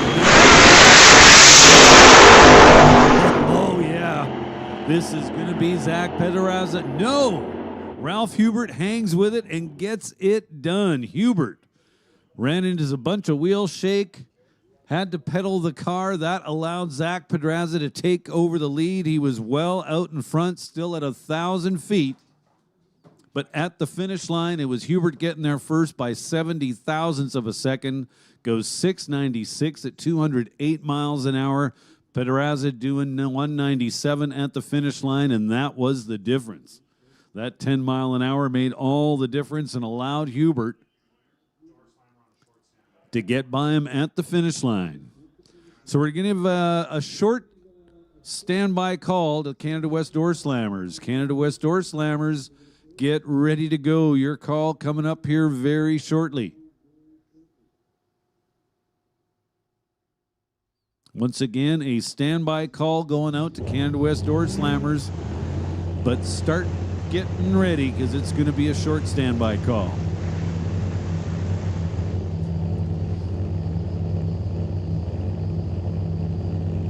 And we have fire under the bridge once again.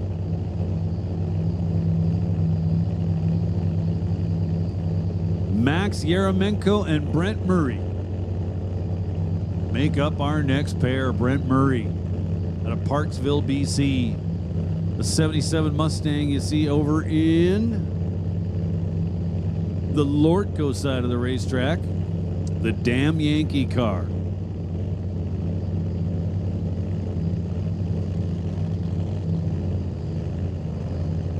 The old time drags brought to us by the Langley Loafers here at Mission Raceway Park are all about in time.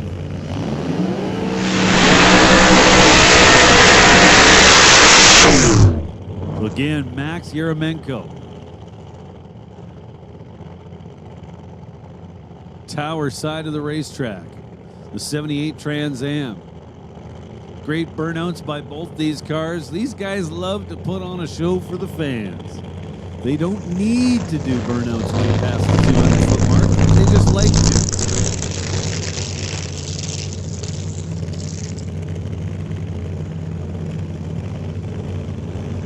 Yaremko, tower side, in the Semax car.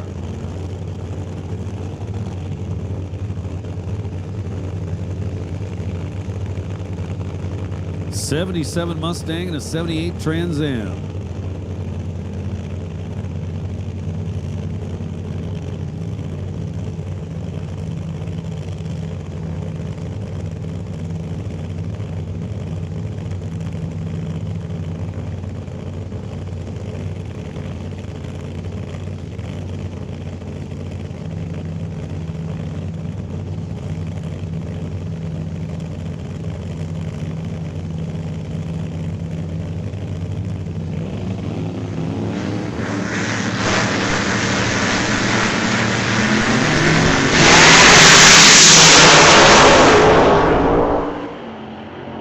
Yaremko leaves first. The damn Yankee car goes silent after the 1,000-foot mark. Brent Murray coasts across with an 831, but Yaremko goes 680, 207 miles an hour.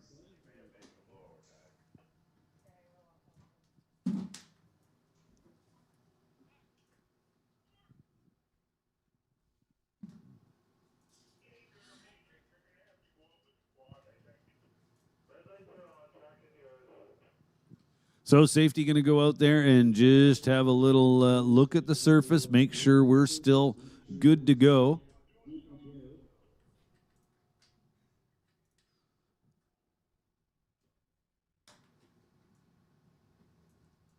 The Dame Yankee car will need a little bit of assistance at the very least to get off the track. Did not make it off under his own power.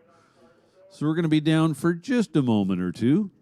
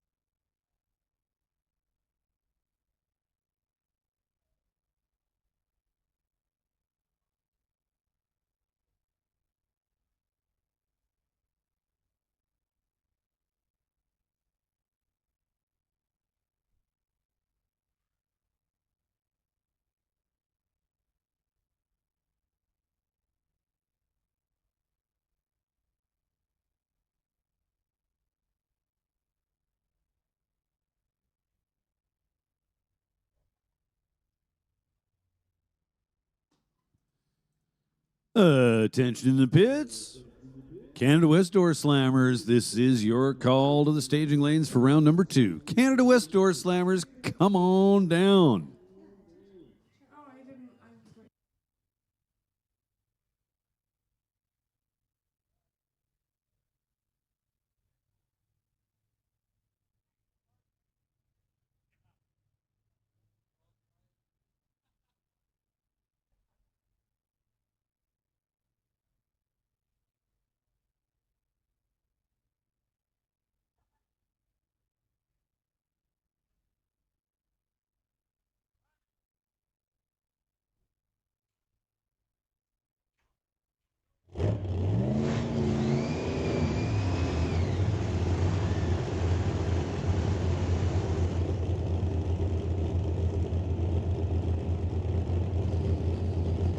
So the track is clear, and we have fired the next pair. Dan Harder, Greg Howland.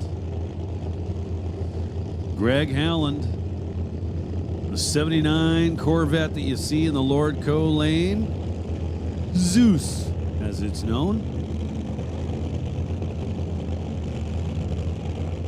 And the Heartbreaker 2, Dan Harder.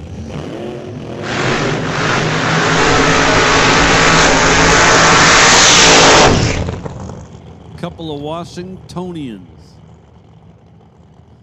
paired up here in round number 1.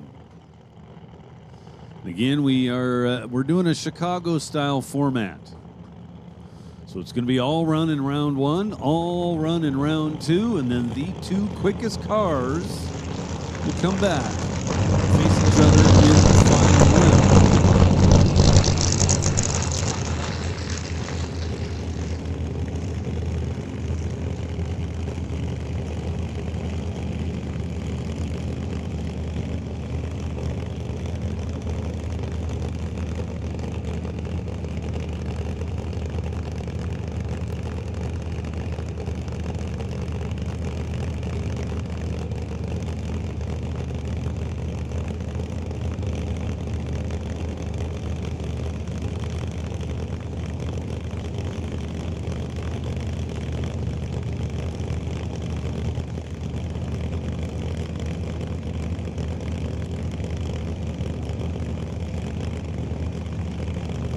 Greg Howland, right lane. Dan Harder, left lane.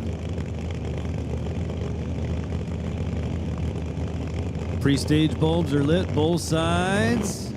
Here comes the RPM. Howland's in, now Harder.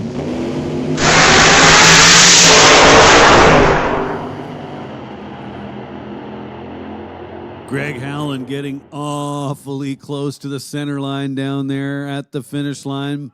Gets to the stripe first. 675 to a 695. Was doing 205 miles an hour at the finish line. So Greg Howland, the current points leader, 7-time series champion, reigning series champion. And his crew chief, Ken Gray, won the Best Crew Chief in the World award. Well, that's according to Greg, anyway. I'm not going to argue. So that's going to do it for round number 1 of Double B Funny Car. And here comes round number 1 of Pro Nostalgia.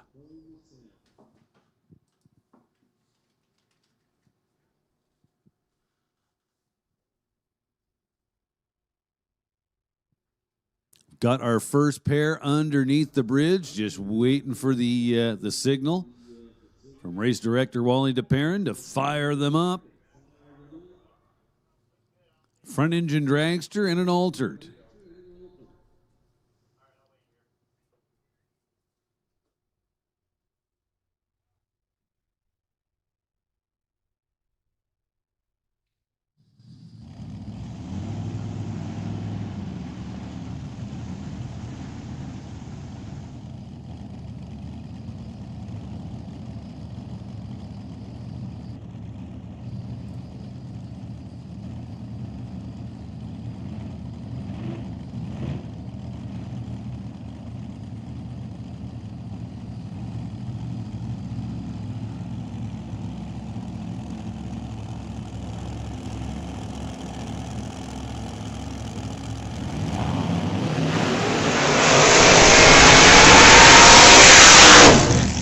Nick Pruitt and Mark Pruitt. Mark Pruitt behind the wheel of the Blind Squirrel, the 32 Bantam Altered you see over there in the Lordco lane. 406 cubic inch small block Chevy, I'm assuming. Must be. Nick Pruitt, tower side, behind the wheel of the 02 Dave Tuttle built dragster.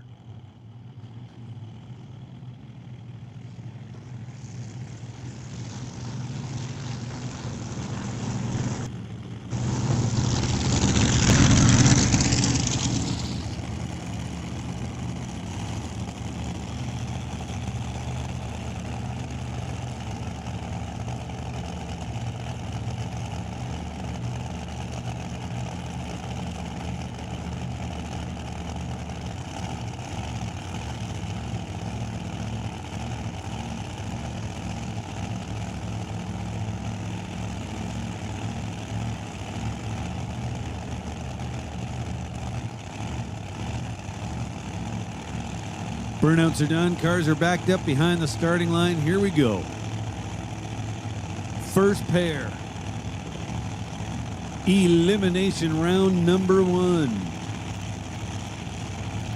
Heads up racing. No brackets involved in this show.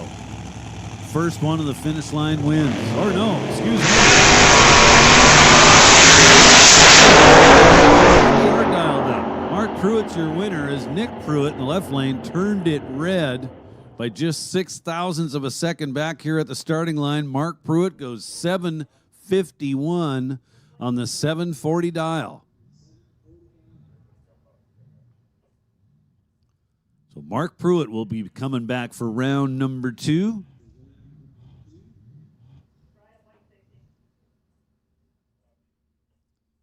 So the bad part about the Pruitt brothers drawing each other here in round 1 is that, well, one of them's automatically got to lose. But the good part about that is one of them automatically is going to win and come back for round 2. And that would be Mark.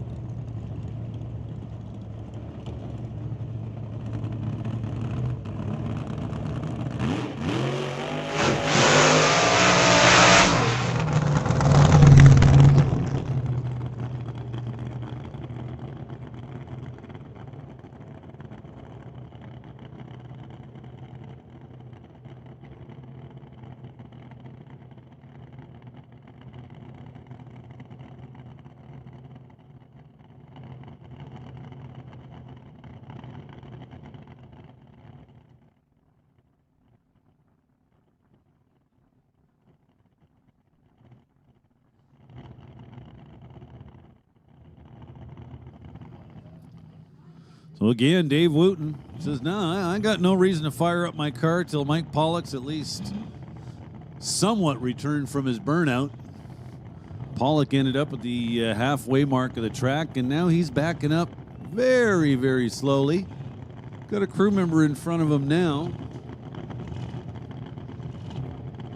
but does not necessarily look to be picking up the pace. Now Dave Wooten fires the car.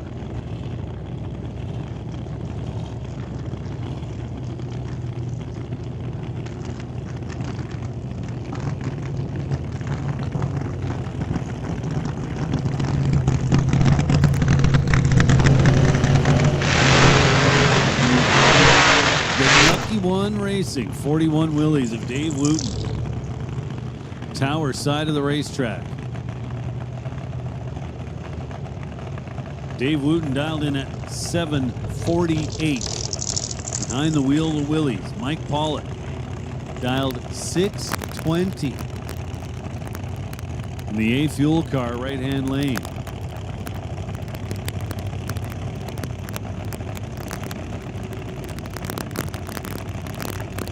Just in case you were wondering, Pollock burning 100% nitro.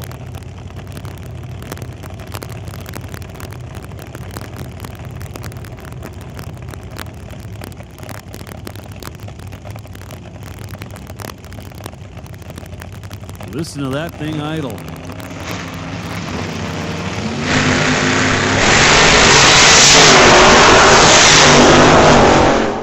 Wow, Mark Pollock with his hands full, to say the very least. Man, that car was moving around. Pollock forced to get off the gas. He did get back on it, Was doing 202 at the finish line, but came up 710 on the 620 dial. Dave Wooten. 775 on the 748 dial. Good enough to advance him to round number 2.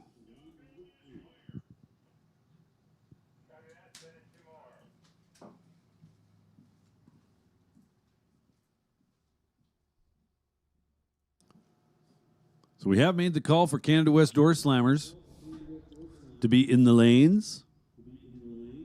It's where you guys need to be.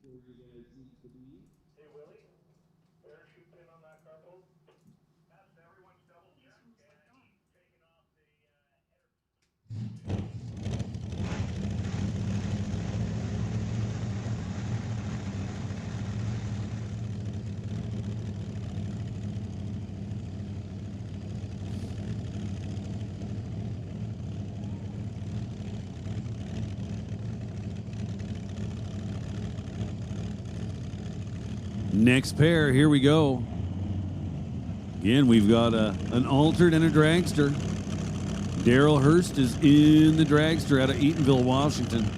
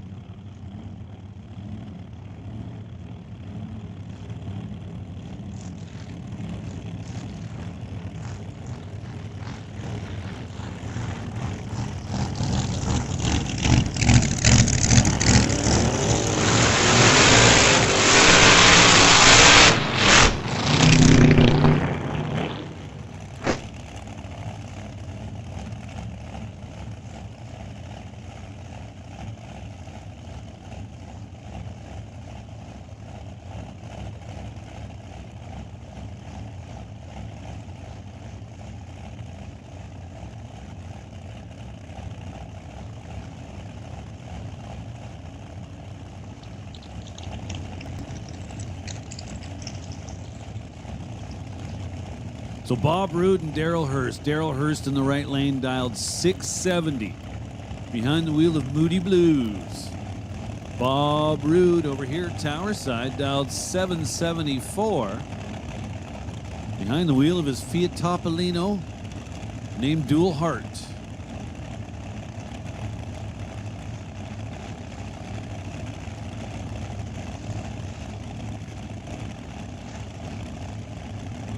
So we should see the Fiat leave first. It's a little over 1 second. Theoretically, we'll separate them by the dials.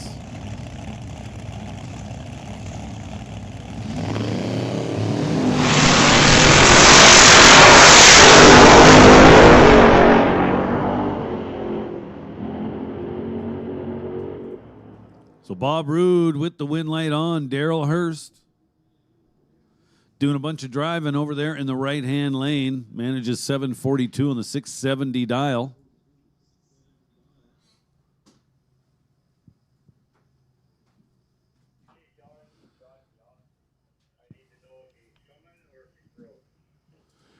Hey, listen up in the pits. John DeYoung. John DeYoung, if you're making the call for door slammers, you need to get it done. John DeYoung, we need you in the staging lanes. If you're not making the call, we would very much appreciate knowing that. So, John DeYoung, where are you?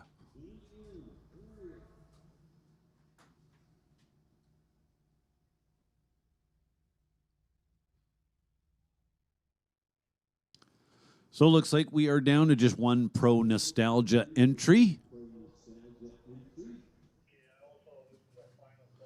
It's going to be Ray Hadford.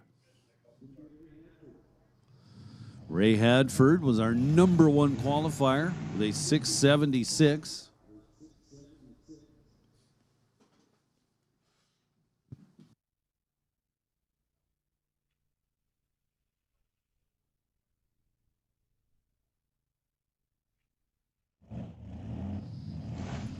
We'll do a final call for door slammers. Final call going out to door slammers. Door slammers, you need to be in the lanes. This is your final call. Here comes Ray Hadford. Scored the bye here in round one. the burnout didn't exactly go so well.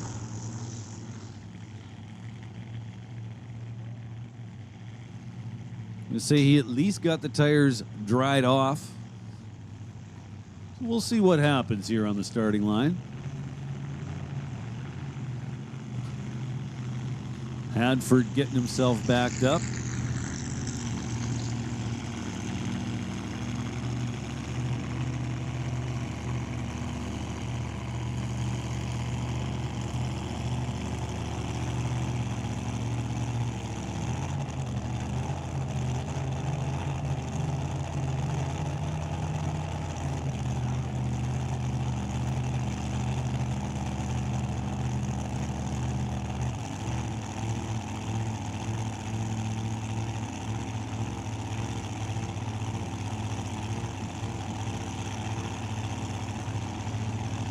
So Ray Hadford on a single, left side of the racetrack. He's dialed in at 669.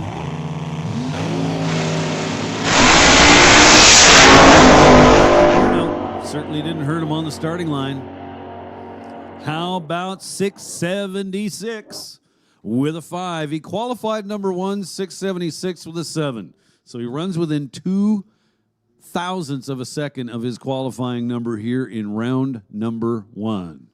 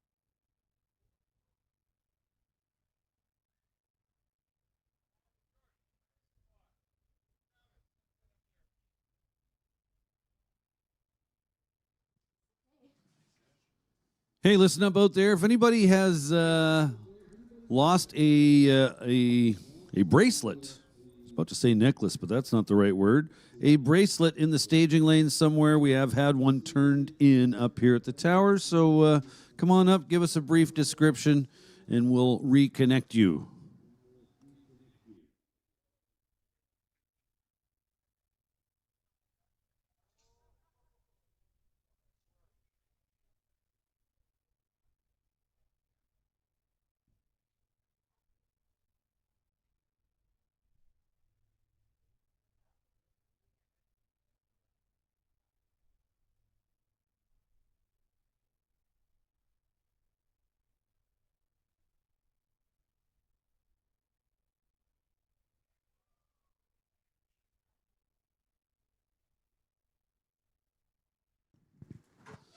So as I mentioned earlier, we've got George Willard with us today. And he's taken over his old position momentarily, covering the water box as race master. Position that George Willard held for many, many years here. And we're going to pay tribute to a good old friend of George's, Steve Manning. Then Steve's going to go for his last ride down the track, but he's going to go with Terry Langdon Davies. We're going to get Terry Langdon Davies parked in the water box. Then we're going to shut him off, and then we're going to take a few moments and remember somebody very special to us here at Mission Raceway Park.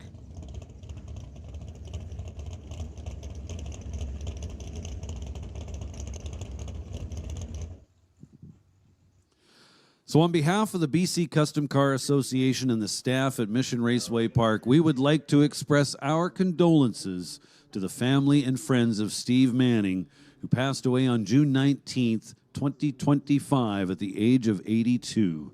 Steve worked at the Old Mission Raceway and was the starter there from 1971 until the track closed in 1978. When the new Mission Raceway Park opened in 1982, Steve and his wife Diane came and worked at the track. Steve was again the official starter, and Diane worked answering the phones and at the ET booth. Steve and Diane were at the track from 1992 until 2007. In 2024, Steve attended the Langley Loafers old-time race with his daughter and family. We were able to get Steve down to the starting line to flip the starter switch one more time. It was an honor to have him do it. The funny thing, Steve did not want to give the switch back to our starter. Steve will be remembered by everyone who knew him. Rest in peace. So Steve's last ride down the Mission Raceway track, along with his wife Diane, is going to be coming up in just a couple of moments. I'll now read a poem written by Steve's daughter, Nikki. Last eternal pass. He held the switch, eyes sharp, hands steady, watching the tree, always ready. Mission, Port Alberni, Ashcroft too. If you raced, you knew that view. Now he soars through horsepower heaven. No more pain, no more tension. The lights are set, his work is done. Starter Steve, your final run. But he was more than just the man on the line, a blue-collar soul putting in time. He fought for what was right. There was always music, a record to play. Our house was alive in its own special way. Neighbors dropped in just to hear the sound. Best music on the block, all around. He loved our mom with all his might, and now they rest, reunited in light. A grandpa, a dad, a provider so true, the last of his people, Sapperton, through and through. You either loved him or you stayed out of the way. He lived loud, proud, and never halfway. You all knew him as Starter Steve, but to me, he was just Dad. Ordinary in the best way, and I'm going to miss him fiercely. I love you, Dad. Give Mom a big hug from me. So there we go, folks. That's Steve Manning, a guy that if you met him, you definitely remembered him, and our hearts go out to Steve's family today. Steve, along with his wife Diane, are now going to go for their final ride down the track here at Mission Raceway Park in Terry Langdon's Davies 41 Willies. So here we go with Steve and Diane's last ride.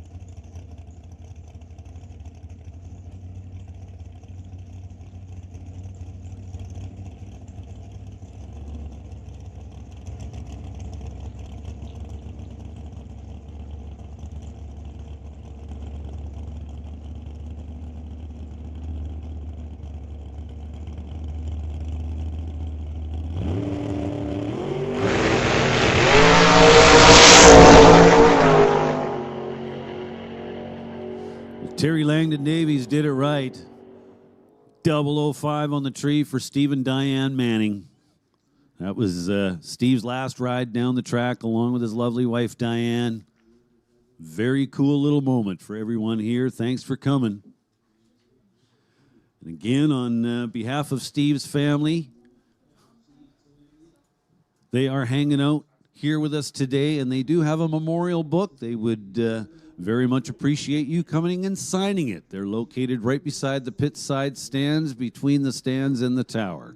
So make sure you go say hi and sign the book, please.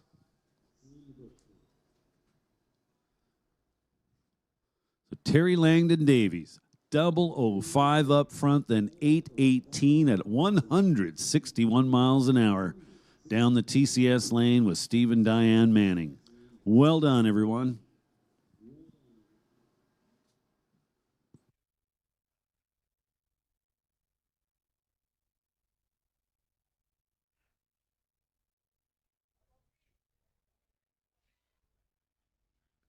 Door Slammers, round number 2.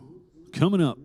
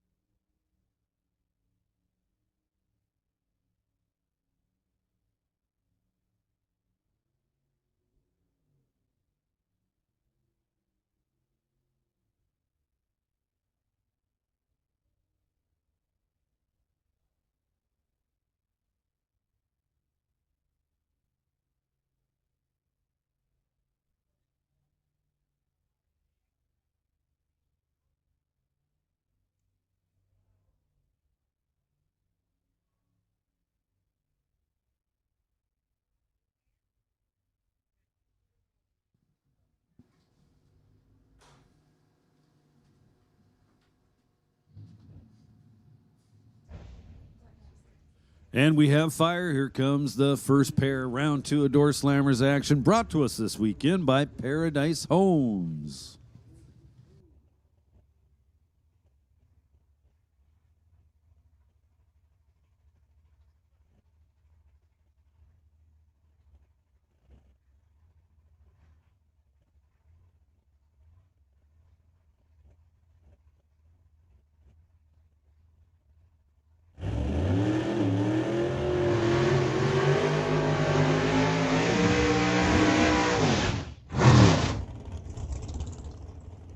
So Mike Bedsworth with the bye here in round number 2.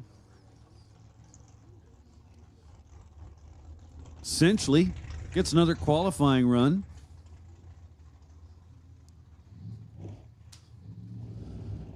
During eliminations, that's kind of handy.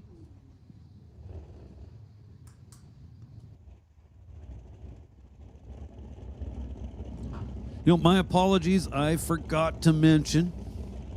Part of what we just did there was there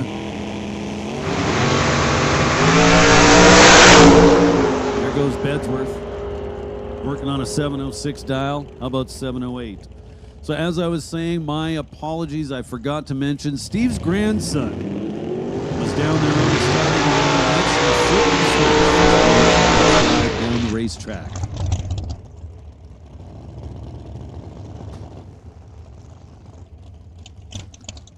Now Howie Winklehorst and Jason Field. Howie Winklehorst, the 55 Chevy, red and white. You see tower side, 839 the dial. Jason Field for Green Line Auto says he's going 702 behind the wheel of the Chevelle.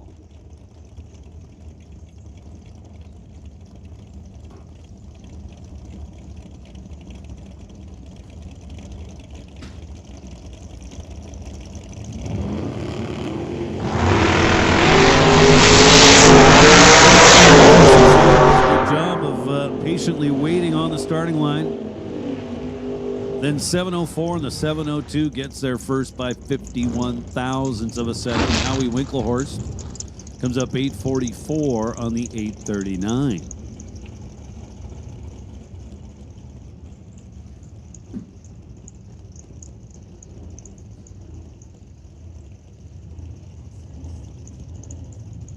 Street Machine Charlie. Hey, listen up in the pits. Street Machine C. Street Machine Charlie. This is your call back to the staging lanes. Street Machine Charlie to the staging lanes, please. One more time. Street Machine C. Come on down. Debris and Otto Schulte. Debris out front trying to stay there. Can he hang on? It is Schulte to the stripe first by 14 thousandths of a second. Schulte comes up 59 on the 56.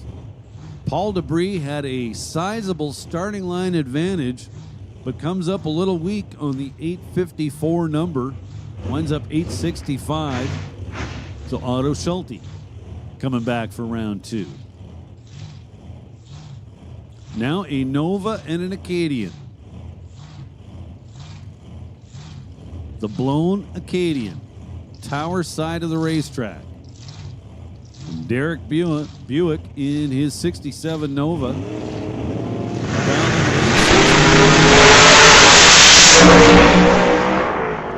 Buick with the starting line advantage. Can he hang on for the win? No, he cannot. Dale Jansen gets the win light. Darren Buick kind of had this one wrapped up, then breaks out by 6 thousandths of a second. Oh, man. He's going to want to do that one over. Dale Jansen says, thank you very much.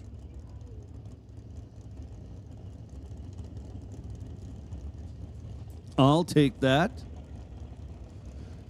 Adam DeYoung and Darren Williams now. Darren Williams. Rolled in here yesterday, made the last qualifier. Here he is in round two, taking on Adam DeYoung.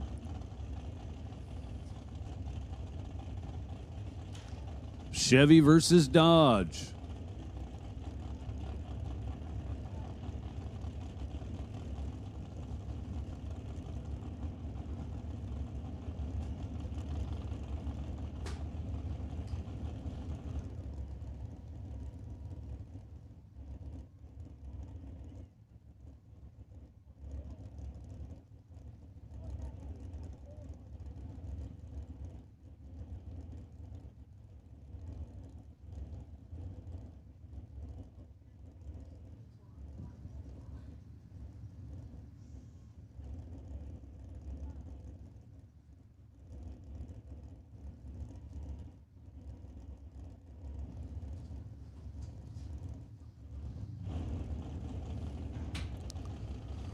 Just doing a couple little touch-ups, the left lane there. And now the burnout starts.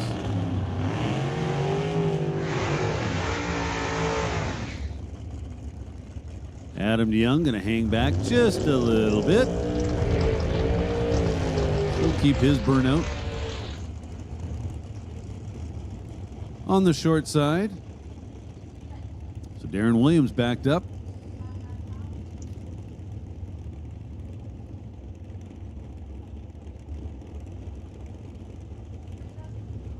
Hey, listen up in the pits. Irene Cocatello. Irene Cocatello. We need you in the staging lanes for your rerun. Irene Cocatello, please report to staging. One more time, Irene Cocatello. We need you in the staging lanes, please.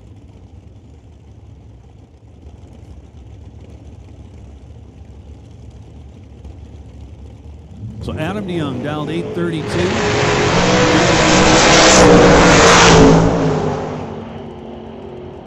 DeYoung with a 21 thou advantage on the starting line.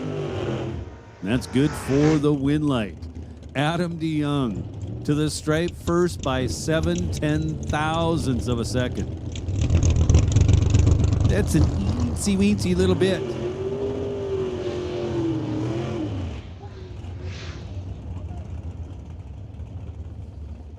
So Adam DeYoung had a 21 thou starting line advantage. Walks away with the win light.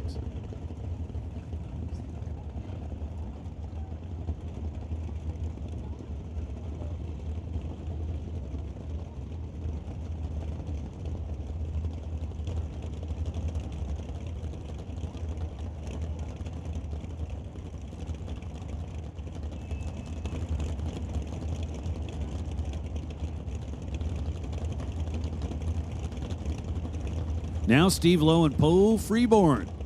Poe Freeborn, right-hand lane, the 67 Shelby Mustang. For Comox Valley Excavating. Dialed in at 7:15. Handicap goes to 3,000. Poe Freeborn was ready to go. He was 17 up front. He ends up 7:20 on the 7:15 dial. Tough break for Steve Lowe. Poe Freeborn coming back. Now Zach Joyce and John DeYoung. John DeYoung.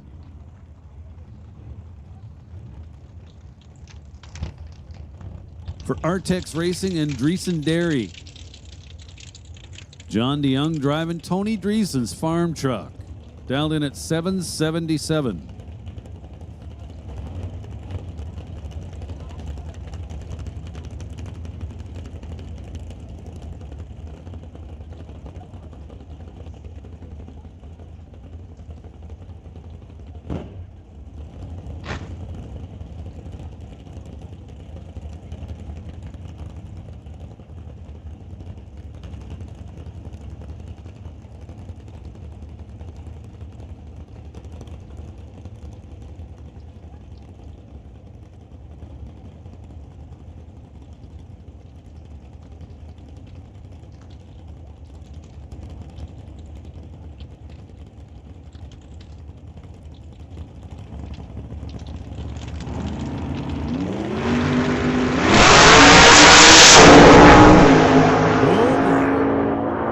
Zach Joyce getting all kinds of loose at about half track.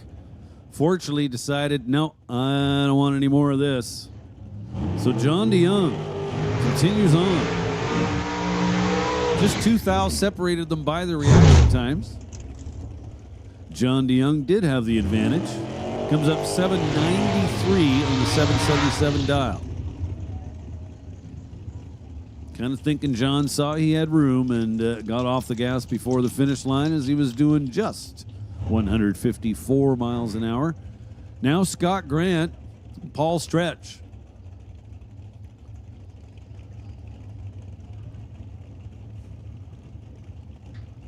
Scott Grant in the Camaro.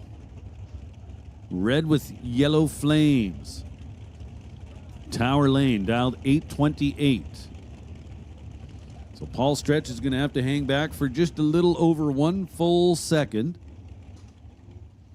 Paul Stretch is dialed in at 724.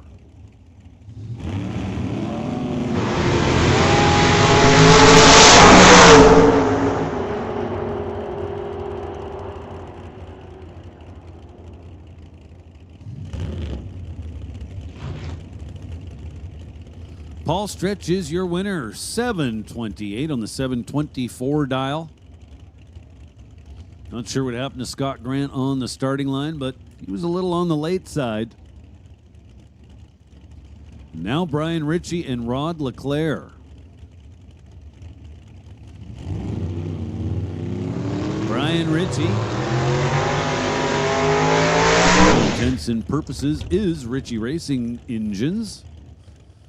The black 68 Chevelle, dialed in at 791. Rod LeClaire, our number 1 qualifier, dialed in at 672.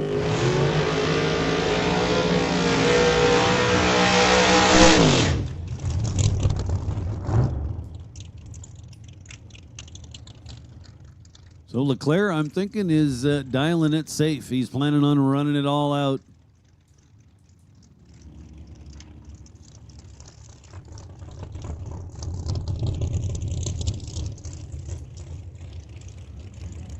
Well, pardon me, he's not dialed all that safe.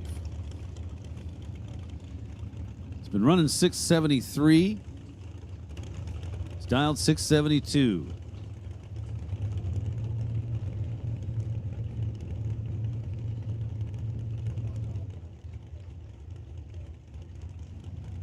Hey, listen up in the pits. G. Van Brar. G. Van Brar.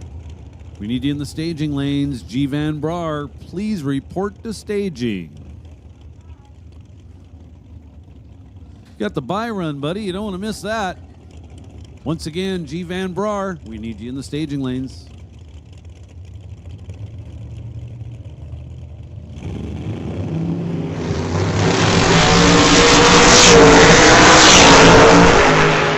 Ritchie out in front, but here comes Rod Leclerc. It is Brian Ritchie to the stripe first by 0.02 of a second. Oh my.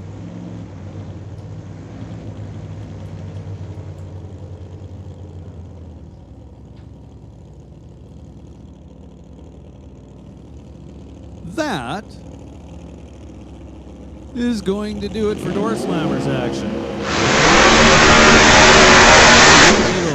Make a test hit. Remember when I said we were going into eliminations and it would be all eliminations from here on out, other than the possibility of a test pass or two? Well, that's what we're seeing here. We've got Street Machine Charlie in the lanes, all ready to go.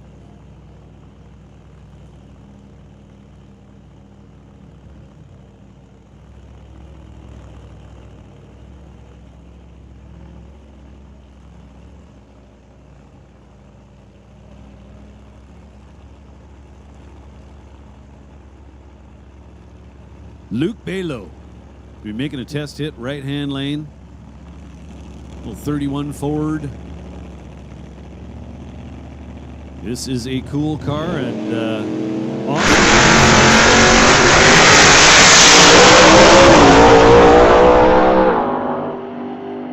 Oh boy. Whoa. That was enough to make you stop breathing. Luke Balo getting quite loose up there at the top end. Did manage to keep it on all four wheels.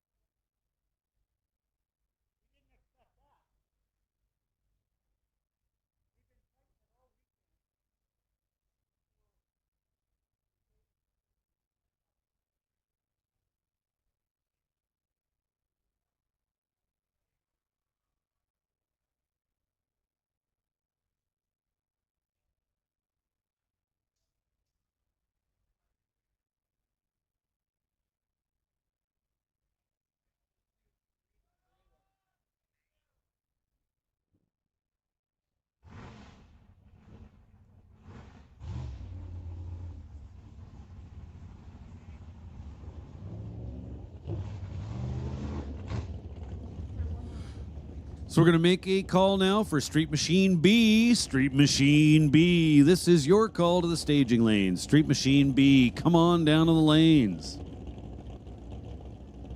And just a note, you are not yet on a ladder. Still randomly paired for one more round. Street Machine B. This is your call to the lanes. So we've got Street Machine Charlie all set up, ready to go. But before we do that, we've got this little rerun to take care of from Street Machine A. Irene Cocatello and Brad Powell. Irene in the TCS lane, tower side, dialed in at 1050. Brad Powell, the spectator lane, the Lordco lane, dialed in at 1022.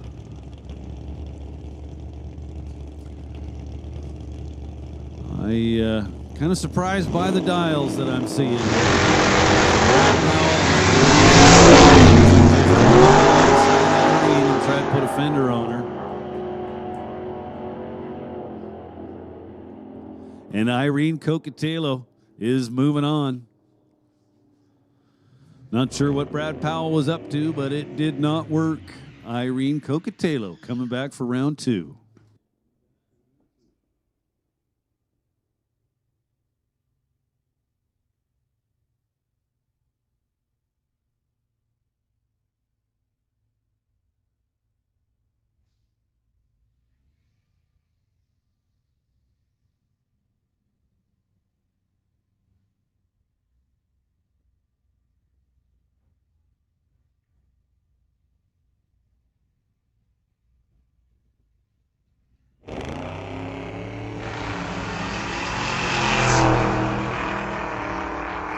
G. Van Brar with the bye here in round number 2. He was the best reaction time in round number 1.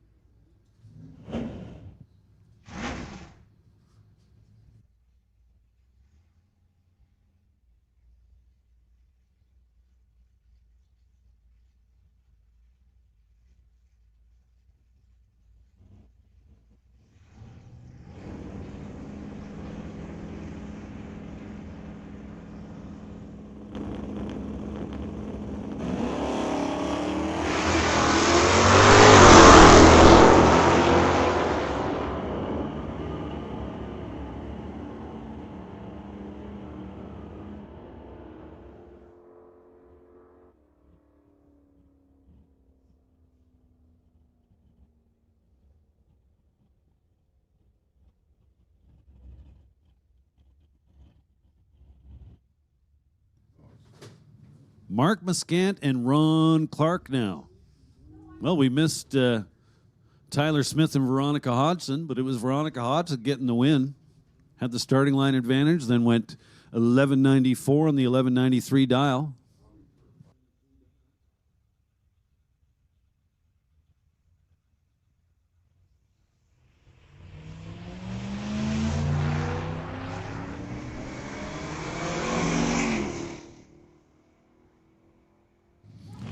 Mark Muscant out front trying to stay there. Ron Clark trying to chase him down. It's going to be Ron Clark with the win light. Muscant.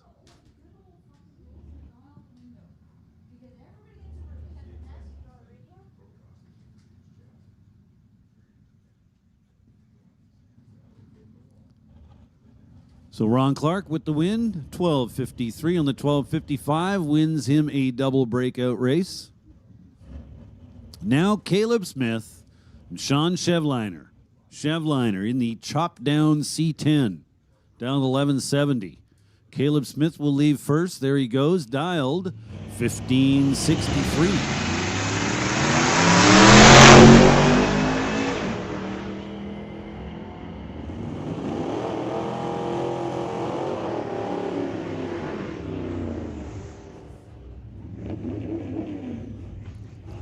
Chevliner, he's your winner. 1179.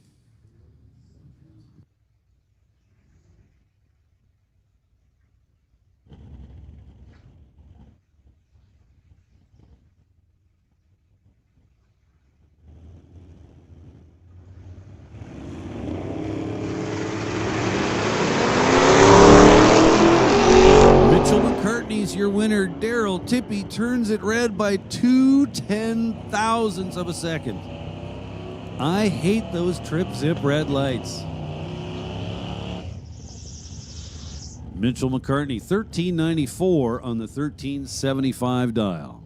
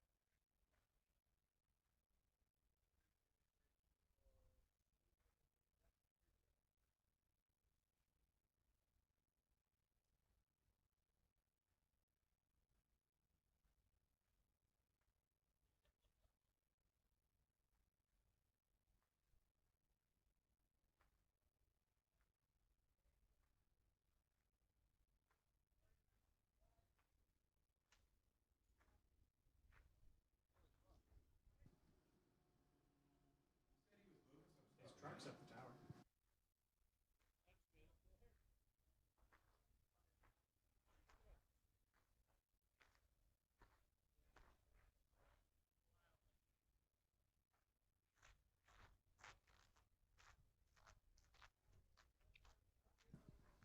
Hey, just a little reminder to, well, not all of our racers, but those that utilize parachutes, we would very much appreciate you repacking them up the top end of the track or doing something with them. But don't drive back to your pit with your chutes dragging behind you. We had a little incident, and that obviously would have been easily avoided.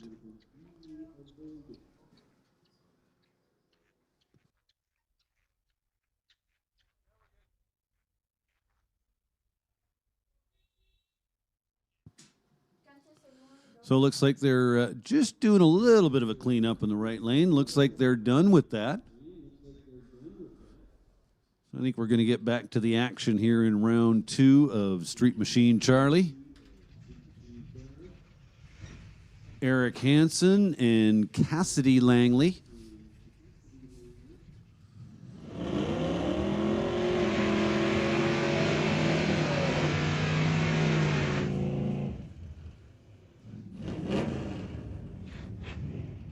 Eric Hansen, dialed 1225. The Broadway Refrigeration sponsored Plymouth Valiant. Cassidy Langley in the family Mach 1 Mustang, dialed 1160.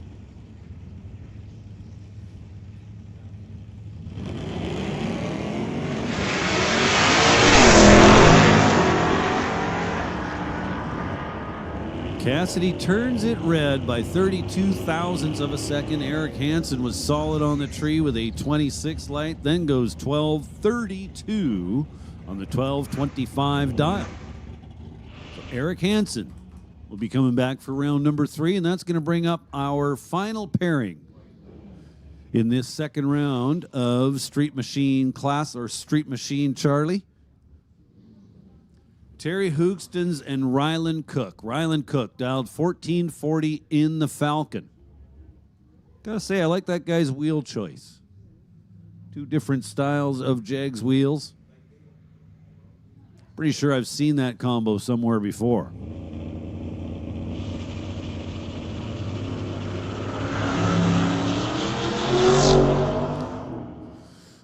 Terry Hoogstens trying to run down the Falcon. Going to predict he's going to have a tough time getting there, which he did, but he got the win light anyway. Ryland Cook had the starting line advantage by about a 1/10 of a second, but at the finish line runs well under the 1440 dial. So Terry Hoogsten's coming back.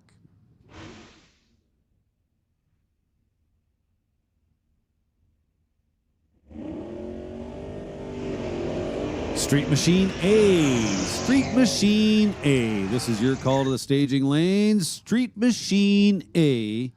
Please report to staging. Street Machine A. We need you in the lanes, please.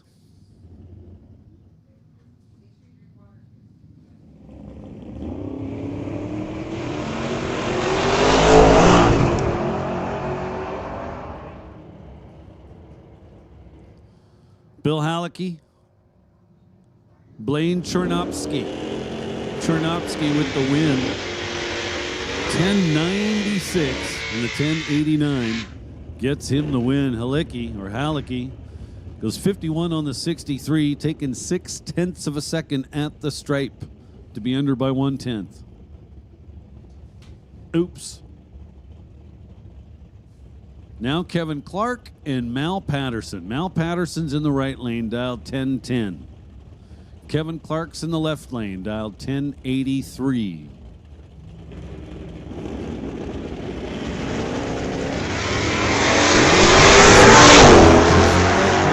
Coming his way. 0.0003. Then 1022 on the 1010 dial. Kevin Clark turned it red, so Patterson was essentially on a time trial.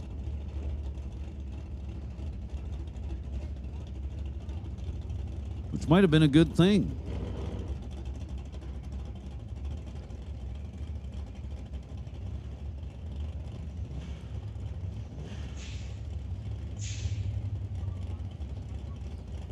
Now Barry Patterson. Look for the big wheels up launch. He takes on Clive McKnight. McKnight in the little Pinto. Right-hand lane down 1111.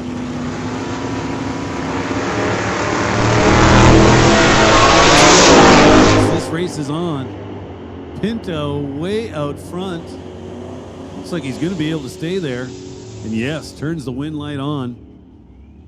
Barry Patterson nowhere near the 914 he dialed. Not sure what happened to Barry, but Clive McKnight's going, yeah, I'll take that. Dean Fuller and John McLean now. John McLean in the right lane.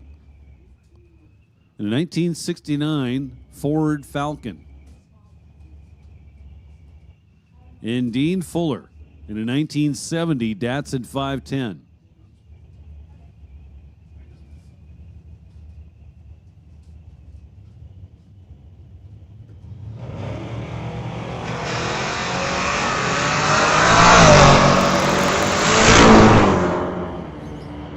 Fuller moving around a little bit early. Probably going to hurt him ET-wise. He gets the win anyway. John McLean there in plenty of time, but under by 15 thousandths of a second. So Dean Fuller is coming back for round number 3. We'll make another call now for Street Machine A. Street Machine Apple. We need you guys in the staging lanes. Street Machine A to the lanes, please. One more time, Street Machine Apple. This is your call to the staging lanes.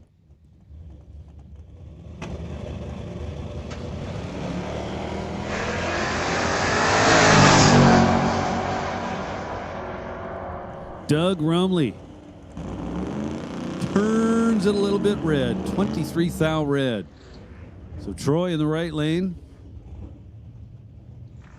is going rounds. Was 028 up front, then 1078 on the 1070 dial. Now Rob Monroe and Dennis Winton. Couple of Mission regulars facing off here in round number 2. Dennis Winton in the out-of-time Bel Air. Dialed in at 1043. Rob Monroe in his 69 Acadian dialed just 2/100ths of a second quicker, 1041.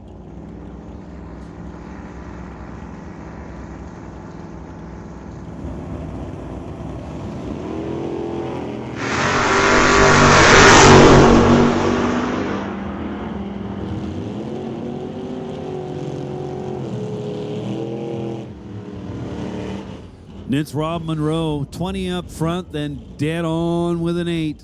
Taking 6 thou at the stripe. Nice driving there by Rob Monroe. Dennis Winton was 095 on the tree and in big trouble. Bob Rickey and Ryan Ledrette. Ryan Ledrette in the right lane. Well, shout out to Richard Love, Lufka, and Andy Hatton. Ledrette dialed in at 1021.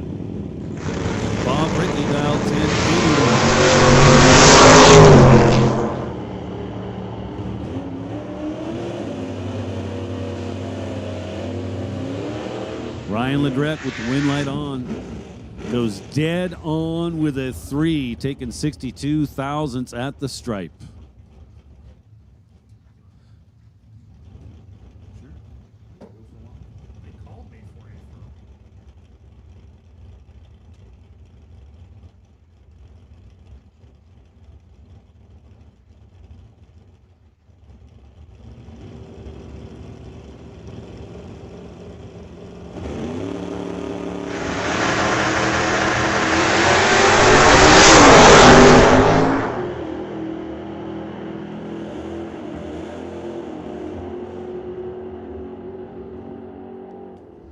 So generally, if you give Matt that much space off the starting line, he's not going to lose it at the top end, and he didn't. Matt Warner going 1048 with a 9 on the 1047.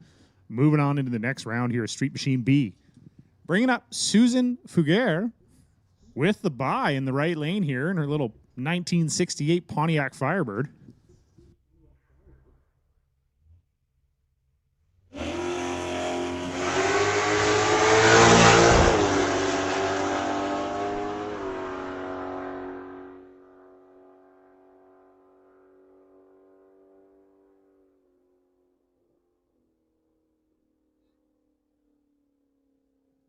So Susan going 10-01 with an 8 on the 10-0.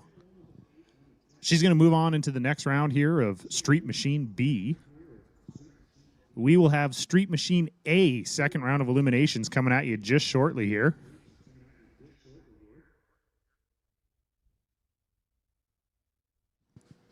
A little word of advice for those of you out there spectating.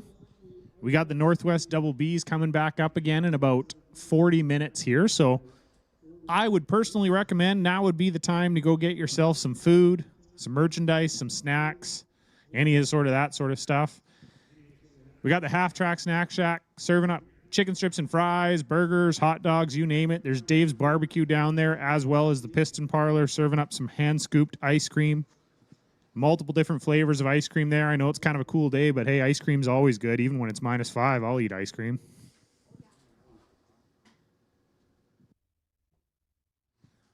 We got the pro shop down there with a whole bunch of different swag, merchandise, sweaters, t-shirts, tank tops, hats, keychains, lanyards, you name it. Badass Garage is here, selling a bunch of stuff there in their vendor booth, whole bunch of cool different things. Langley Loafers are here where they got event t-shirts as well as some door prizes and some different stuff. So swing by the Langley Loafers trailer. It is located kind of just behind the grandstands here on the pit side. Go check them out, say hi, get yourself something cool.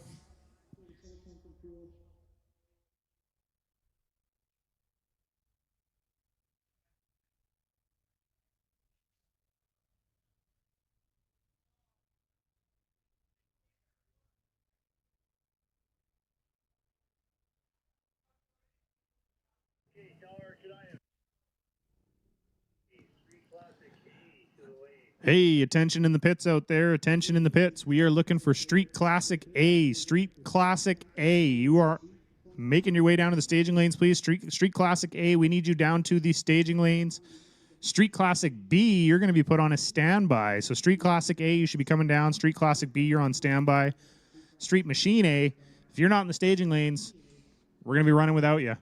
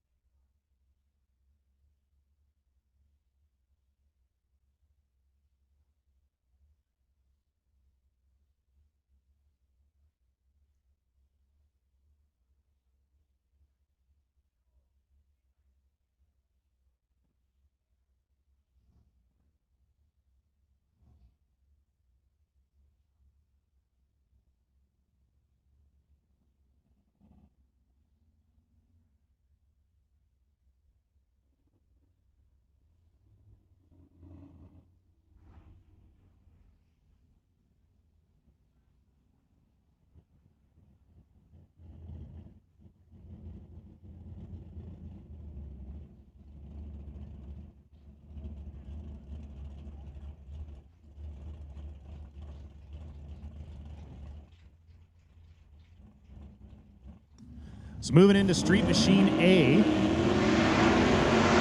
going to bring up Steve Veach in the 1972 Duster, facing off against Brad Vingy over there in the 68 Camaro. Brad Vingy dialed in with a 10-14. Steve Veach with a 10-18 up there.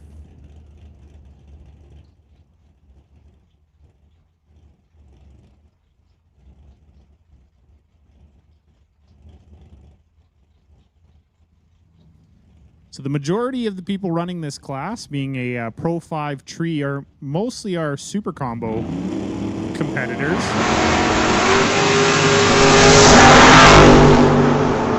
So only 2 thou separating them on the start line here. And Steve Veach gonna take the win. Steve Veach going 10-20 with a 2 on the 10-18.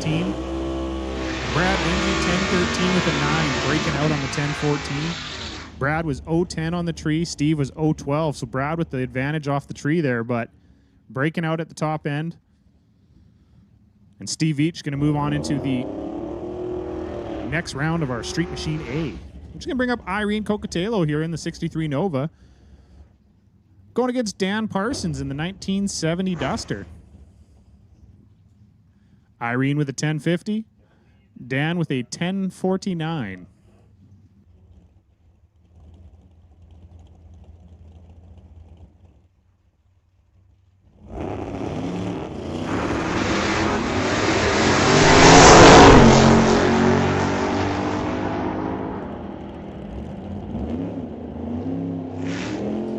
So Irene Cocatello not going to move on, but was double 07 on the tree, going 1065 on the 1050. Dan Parsons, 1058 on the 1049, was 035 on the tree. So Dan Parsons going to move on into the semifinals of Street Machine A here. I'm just going to bring up our final Street Machine A competitor for this round of eliminations, Warren Jacobson in the 1967 Chevy 2. Warren dialed in with a 1043. But when you're on a bye like this, it doesn't really matter. You can kind of put whatever you want up there, and you're moving on to the next round anyways. So really, it's just kind of a nice little practice hit.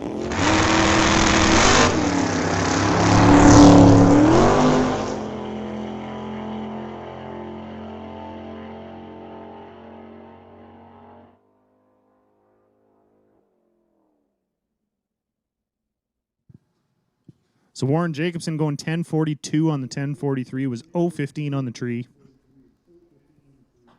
So just a little bit onto the dial in there, but like I said, he was on a bye run, so it doesn't make a difference. Takes the win and moves on into the semifinals of our Street Machine A category. Just going to move us next here into our Street Classic A.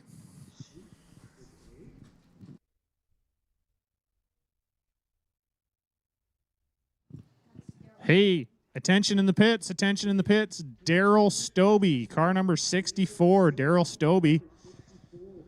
Daryl Stobie, car number 64. You're on the clock. We need you in the staging lanes ASAP. So you got 3 minutes to make it down to the staging lanes here. If you're not in the staging lanes in 3 minutes, we're going to start running Street Classic A without you. So get down.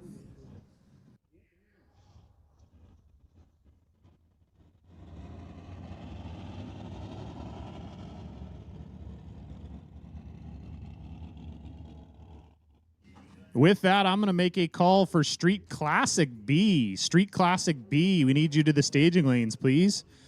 Street Classic B, we need you to make your way down to the staging lanes for your next round of eliminations. We're going to put Street Rod on a standby. So Street Rod, you're on standby. Street Classic B, Street Classic Bob, we need you down to the staging lanes.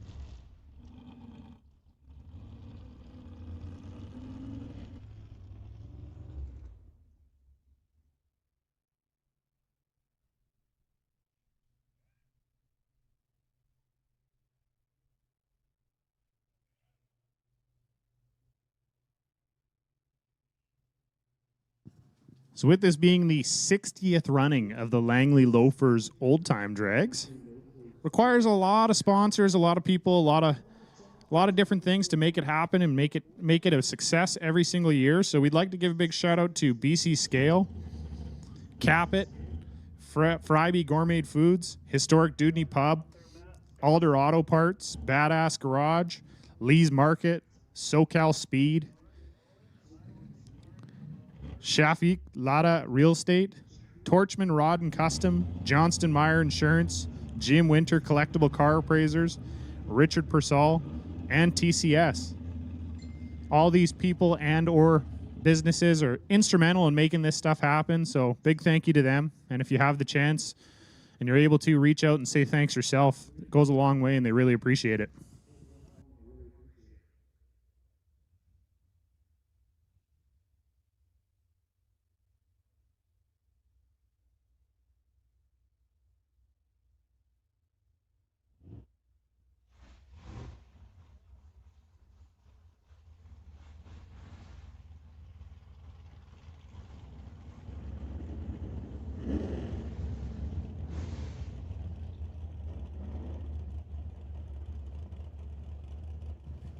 Moving into our Street Classic A category here, we got Ray Boninger in the 63 Pontiac. Testandtune.com and Just Mechanical. Taking on Jamie Roth over there with Shin Kicker Racing in the 64 Comet. So Ray dialed in with a 1060, Jamie with a 1000 flat.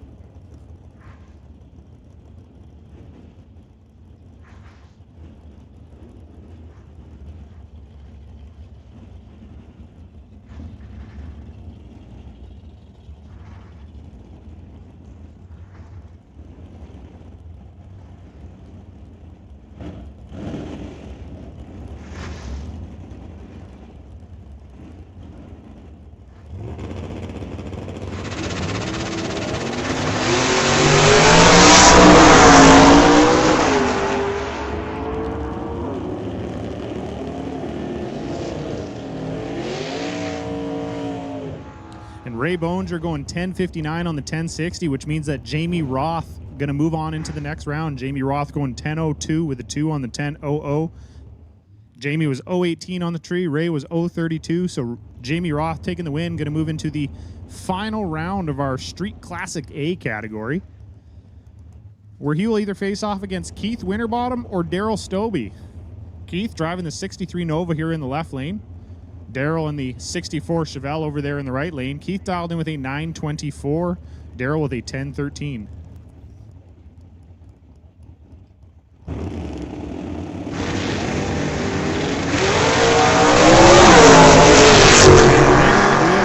Daryl Stobie there. Hey, attention in the pits, attention in the pits. Car number 6315. Car number 6315. We need you to the staging lanes, please. Car number 6315, presumably in Street Classic B. We need you in the staging lanes. We're waiting for you. So Street Classic B, you guys should be down to the staging lanes, and specifically we need car number 6315. So Daryl Stobie going to take the win there, going 1015 on the 1013, was 036 on the tree. He's going to move on to the final round where he'll face off against Jamie Roth in our Street Classic A category.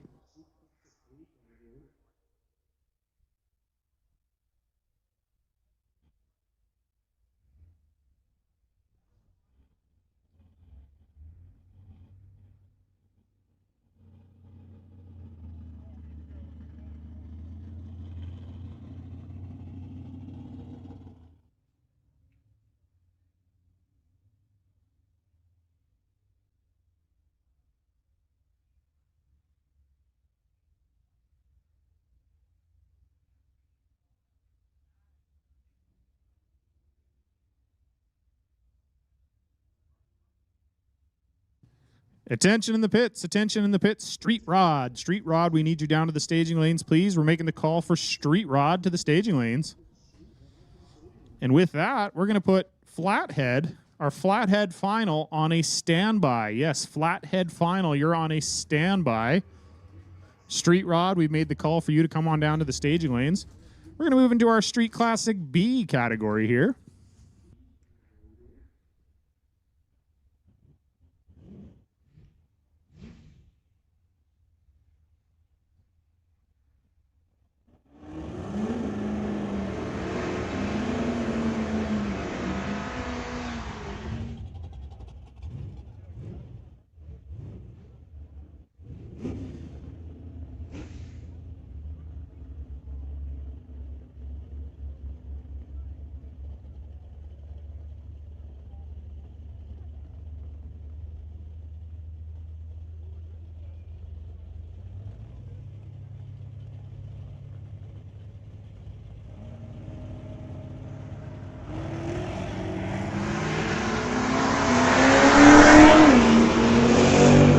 Garvey Cooper turning on that big bad red light there in the left lane, which means Colin Moore is going to move on to the next round here. Colin Moore driving that 63 Ford, moving into the next round of eliminations. Colin was 1404 on the 1408, but Jason with the big red light, so Colin going to move on with the win. Going to bring up Randy Kristen in the 1957 in the left lane here. Racing against Andy Fisher in the 1960 Chev pickup. So Andy dialed in with a 1155, Randy with a 1112.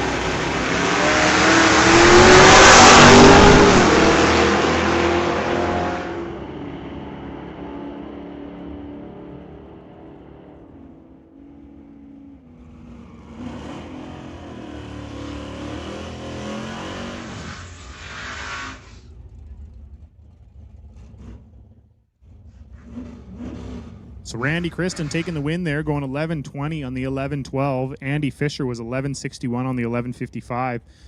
Big difference there. Randy was 018 on the tree. Andy was 183. So bringing up Mike Cabe in the 55 Chev, taking on Garvey Cooper in the 64 Ford. Mike dialed in with an 11:21 in the left lane. Garvey with an 11:73.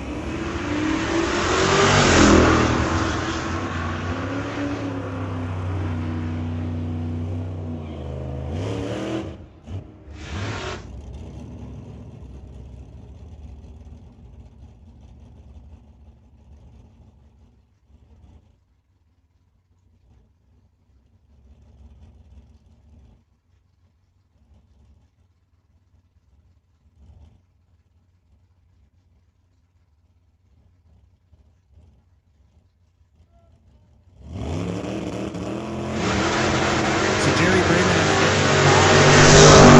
Street Classic B.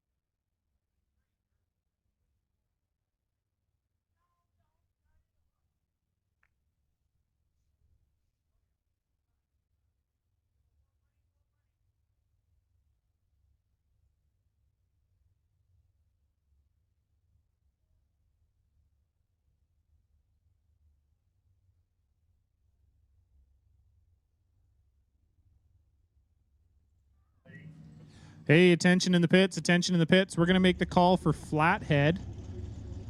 Yes, Flathead. The final round of the Flathead class. We're going to call you down, please. So Flathead, final round. You can make your way down to the staging lanes. We're going to put Nostalgia Gas Straight Axle on a standby. Nostalgia Gas Straight Axle, you're going on standby. Flathead, you should be making your way down to the staging lanes now. And we got Street Rod coming right at you here just shortly for their second round of eliminations.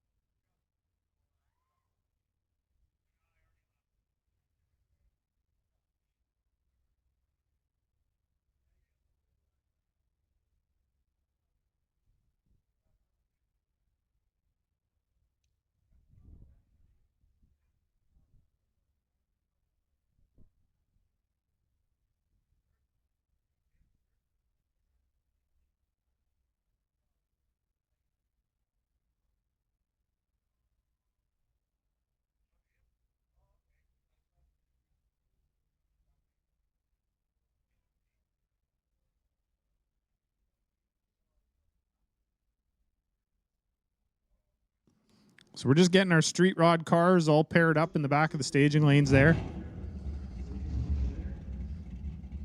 And then they'll be moving forward here. And we'll be moving into our next round of eliminations in street rod.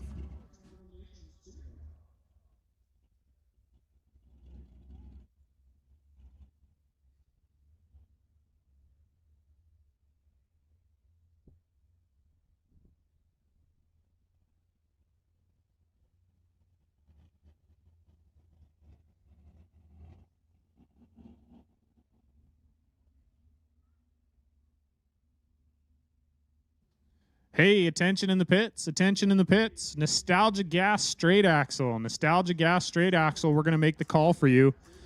So Nostalgia Gas Straight Axle, we're going to call you down to the straight staging lanes here, please. And we're going to put Outlaw E on a standby. Outlaw E. Outlaw Electronics, you guys are on standby right now. So Nostalgia Gas Straight Axle, we've made the call for you down to the staging lanes.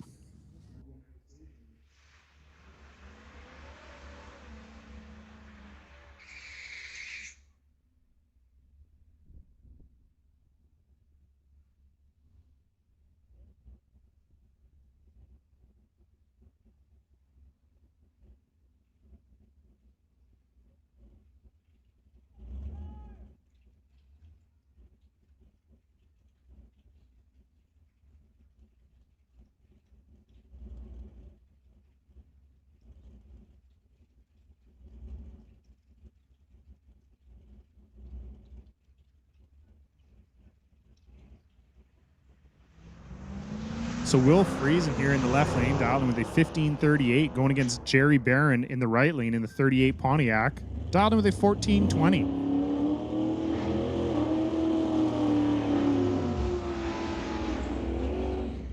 And Jerry Barron going to take the win, going 1422 on the 1420. He's going to move into the semifinals of our street rod category.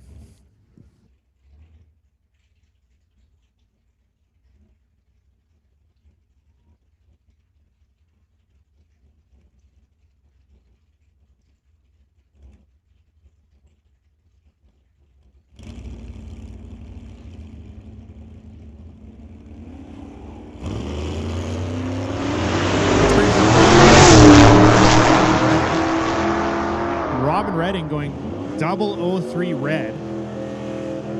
Yes, Robin Redding going 003 red. I don't want to do it, but I'm going to call him Red Robin. Which is going to hand the win over to Ray Murphy. So Ray Murphy going to move on into the next round here in the semifinals. That's going to bring up our final street rod car, which is Larry Rodenheiser. Got himself a nice little bye here.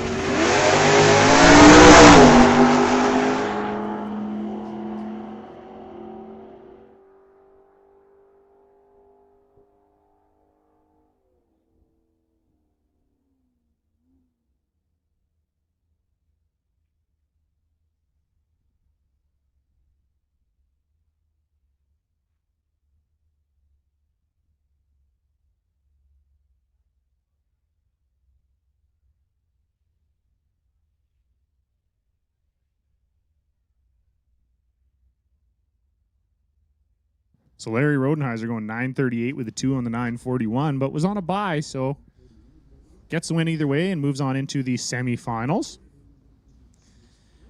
which is going to bring us our flathead final. So this is our flathead final.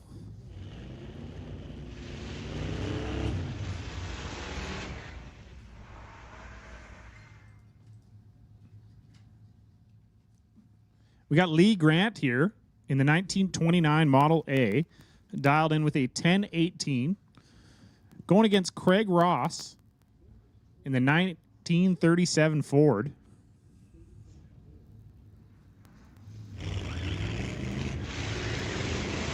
So Lee Grant having the back open there might cause some wind drag. Interested to see if it makes a difference for him on his number. Maybe it did, but still doesn't matter. Lee Grant taking the win. So Lee Grant going 1037 on the 1018. Takes the win in our flathead class. He is your Langley Loafers 2025 flathead winner. Craig Ross breaking out, going 1039 on the 1040.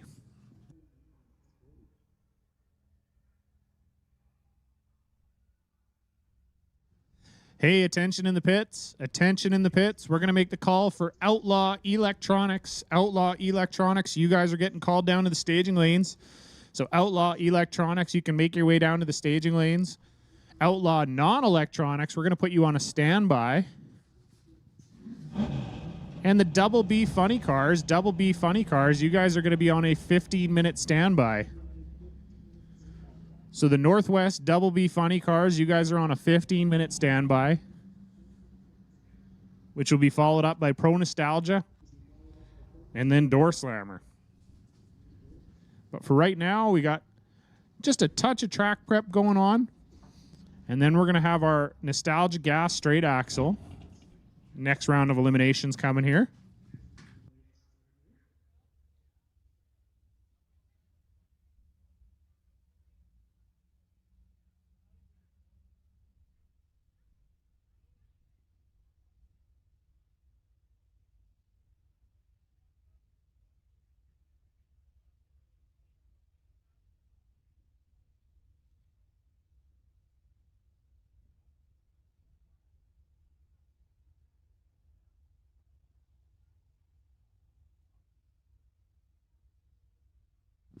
So we got 7 cars left in our Nostalgia Gas straight axle class.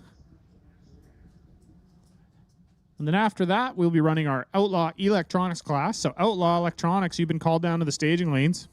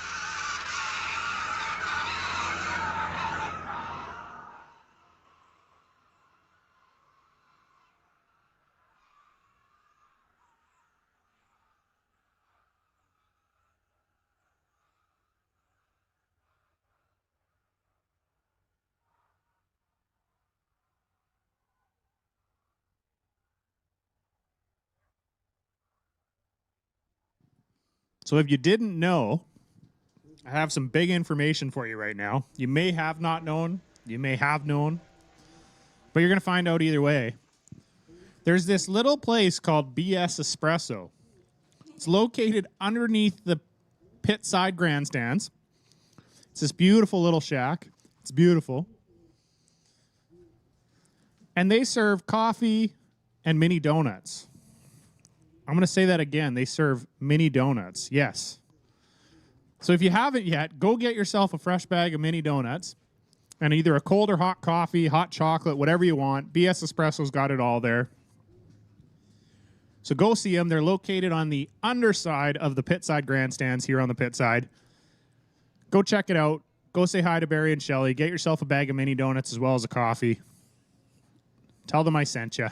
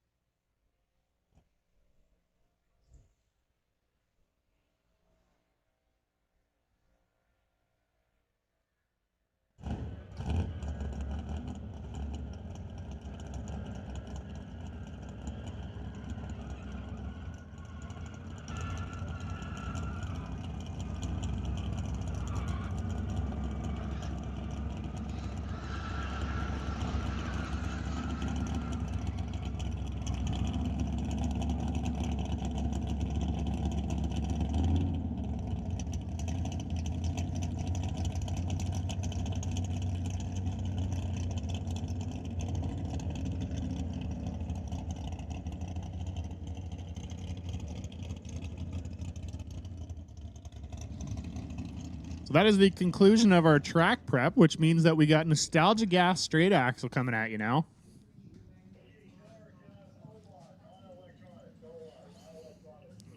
Hey, attention in the pits, attention in the pits. Outlaw non-electronics. Yes, outlaw non-electronics. We're going to make the call for you. So outlaw N, outlaw non-electronics. We're going to call you down to the staging lanes, please, for your next round of eliminations. So outlaw non-electronics, you can make your way down.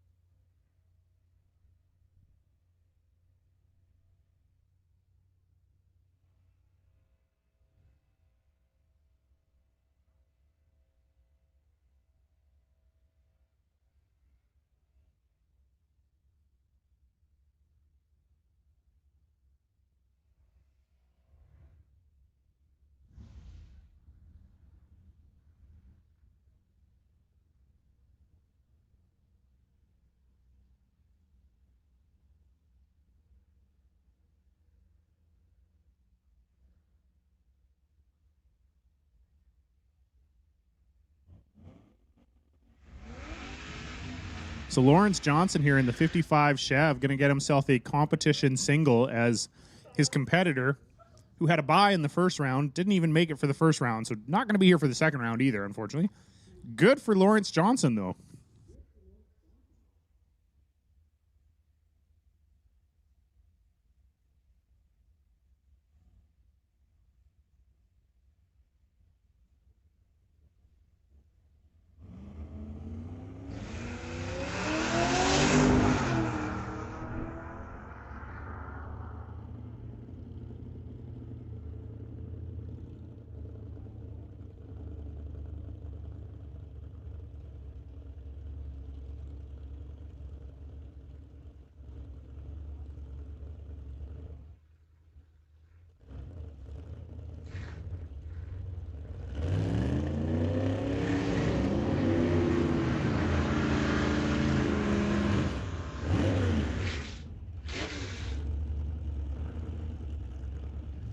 So Lawrence Johnson going 12:02 on the 1168. Bringing up our next pair, David Francisco in the 50 Chevy, facing off against Carl Jameson in the 57 Chevy. So Carl dialed in with a 1156, David with a 1225.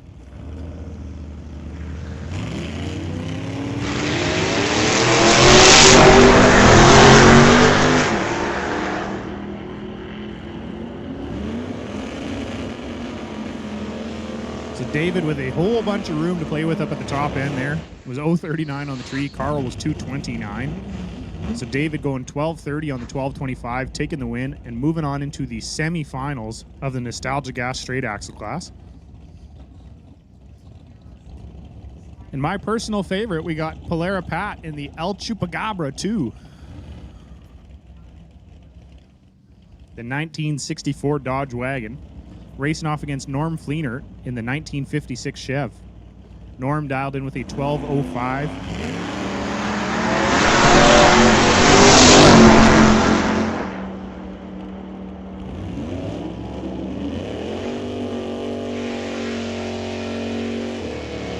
And the El Chupacabra moving on to the next round and double breakout going 1070 on a 1072. Norm was 12:00 on the 12:05. Sorry, I had to move John's coffee cup out of the way. There was blocking the numbers on the screen. It's going to bring up our final pair in the Nostalgia Gas straight axle class. Straight axle. Terry Denome in the 1957 Ford wagon in the left lane, and Mike Mahoney over there in the right lane in the 1938 Plymouth.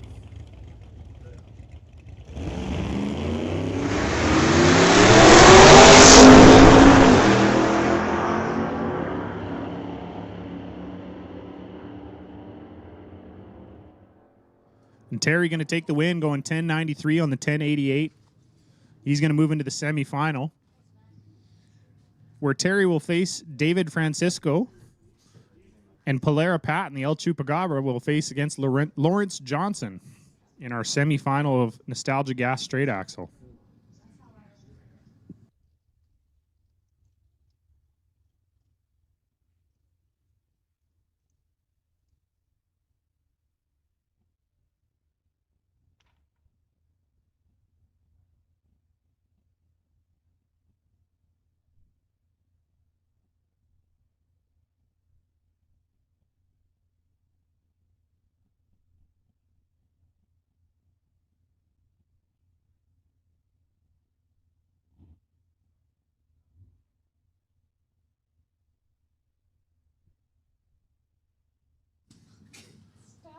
So I got to say, Terry Denome and team are definitely going to take home the Best Dressed Crew Award.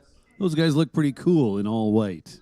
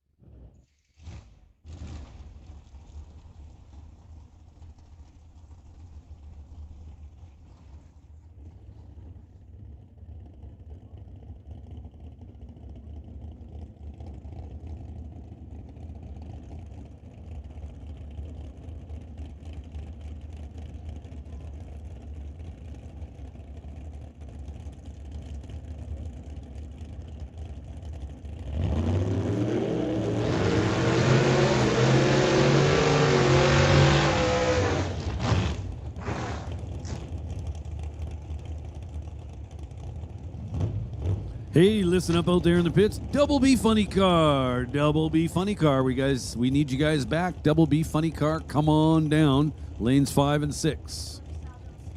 And Pro Nostalgia. This is your standby call. So Double B Funny Car, lanes 5 and 6. Pro Nostalgia, please be ready to go. This is your standby call.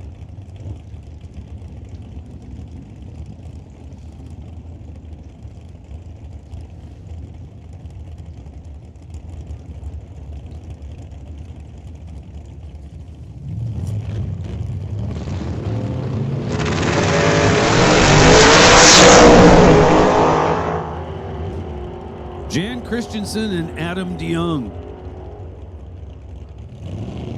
Adam DeYoung turns on the win light. Dead 3 on the 835 dial. He had the starting line advantage, but by just 8 thousandths of a second. Taking 21 at the stripe to be 3 thou above. So Adam DeYoung going to the final round.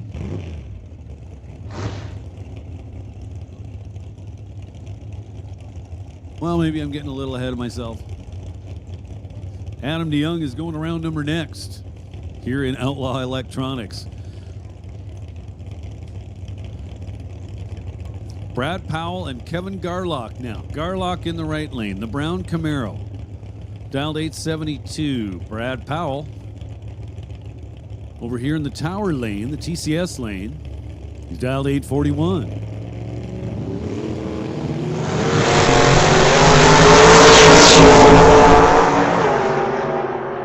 A couple of green lights, one quite a bit better than the other. And that was Kevin Garlock's. He was 027. Powell missed it a little bit. He was 105. At the finish line, 875 on the 872 for Kevin Garlock.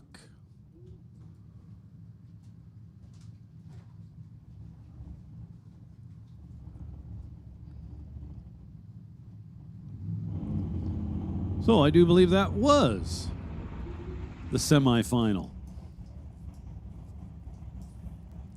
in Outlaw Electronics. So that should set up our final round. Now Outlaw Non-Electronics. John DeYoung. Just going to activate the tree, turn his wind light on, take credit for the win, back it out.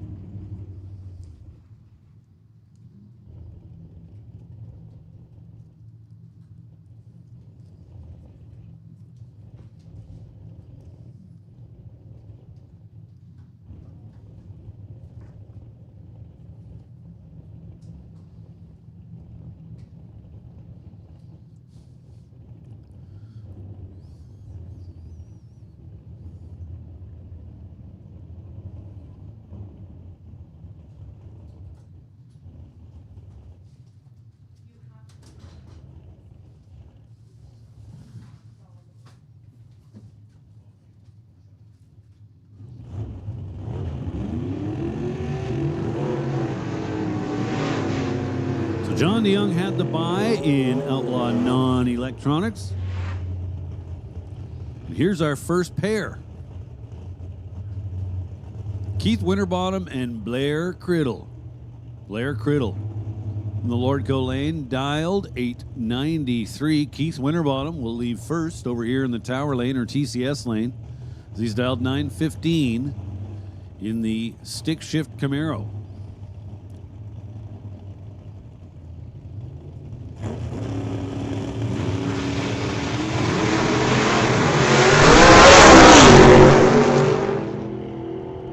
Trouble for Winterbottom. Blair Criddle with a freebie, and he realizes it, gets off the gas, making 100% sure there's no chance of a breakout.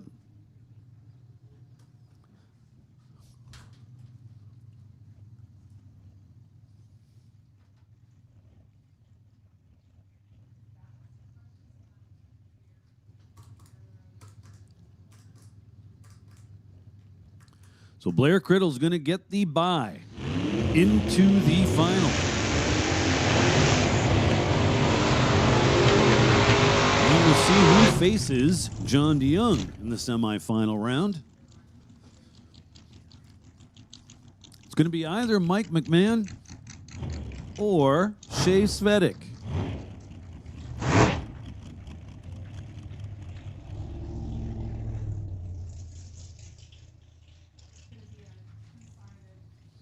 Shaylin Svedick in the right-hand lane. Front engine dragster.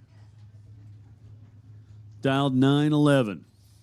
So the door car is going to give the dragster the handicap. It's often the other way around. Mike McMahon with a mechanically fuel-injected big block Chevy.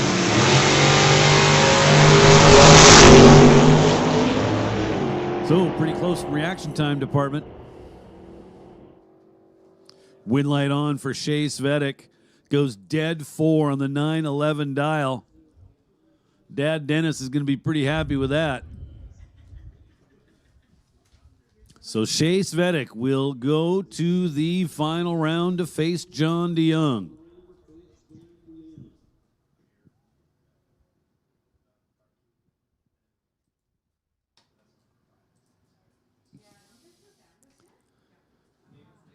So Shea Svedick to the stripe first by just 4 1/1000ths of a second.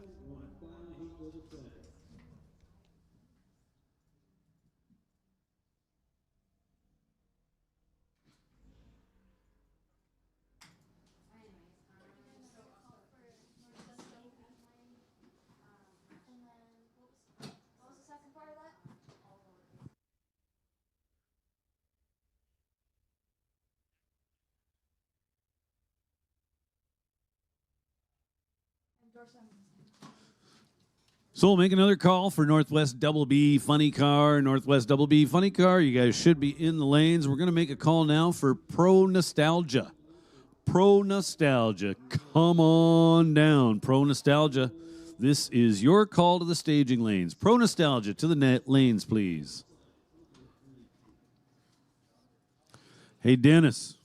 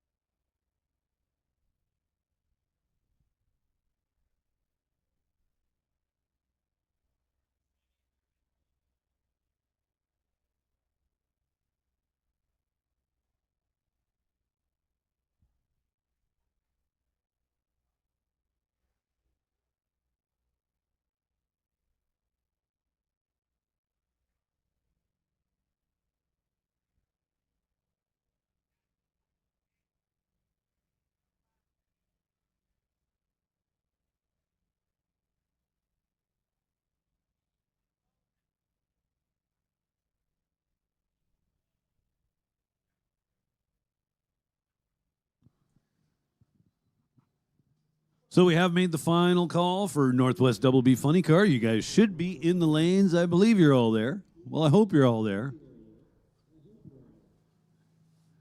We want to see all 6 of you there.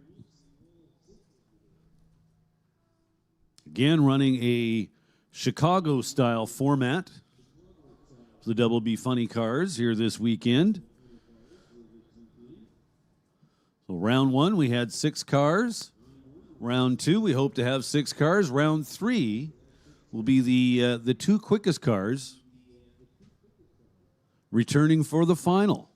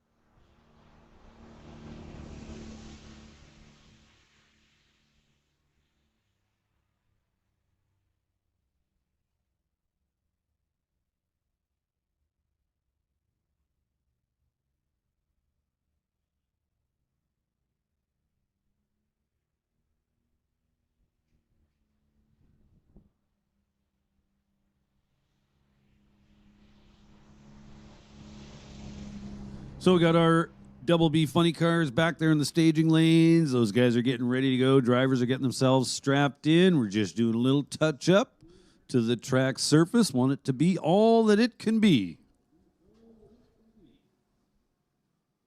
Before we send these funny cars down the track.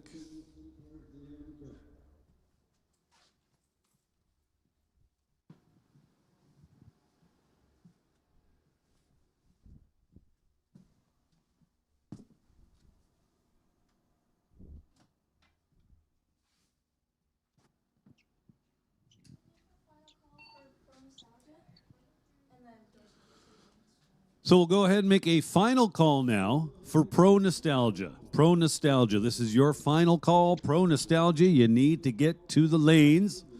And we'll go ahead and make a first call for Canada West Door Slammers. Canada West Door Slammers, we need you guys back to the staging lanes.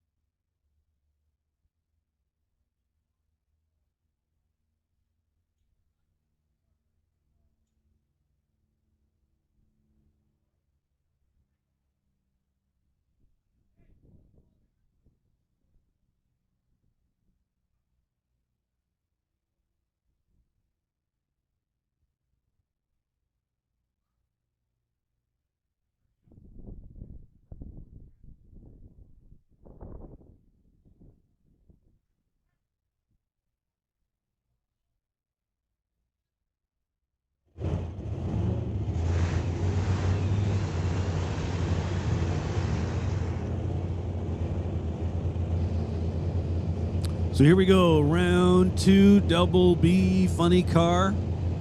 Looks like we suffered some breakage in round 1. I know the damn Yankee car definitely did. It looks like we've got 4 cars back for round 2, so it'll be 2 pairs. The first pair's at the starting line right now. Greg Howland and Max Yaremko. The Samax car and...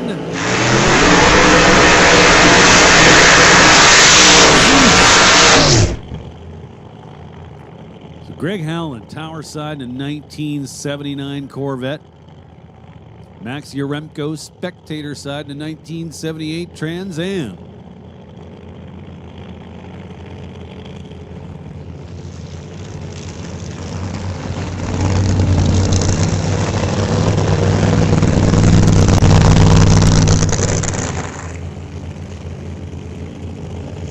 We're going to go ahead and make a call now for Top Fuel Harley Davidson. That's right, I said Top Fuel Harley Davidson. They weren't necessarily a part of the show today, but they want to make some test passes for you folks. So we are more than happy to oblige. So Top Fuel Harley Davidsons, we get a little bonus. Gonna burn some nitro. So back to the starting line, Greg Howland, Max Yaremko. Yaremko in the right lane, Howland in the left.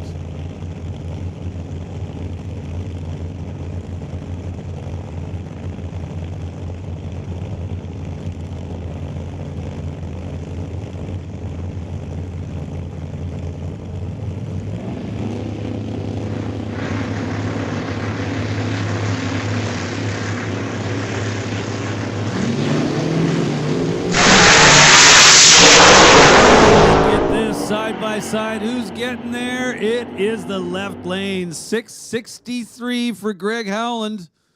Oh boy. That might be too quick. I'm going to wait for official word on that, but I do believe Greg Howland is not going to get credited for that win. They do actually have a hard index in this class. They run it like a heads-up class, but they have an index just to ensure somebody with a few $1 million doesn't come in and just build something that'll go faster than everybody else's. So I'll wait for some correction, but I do believe 670 is as quick as you're allowed to run.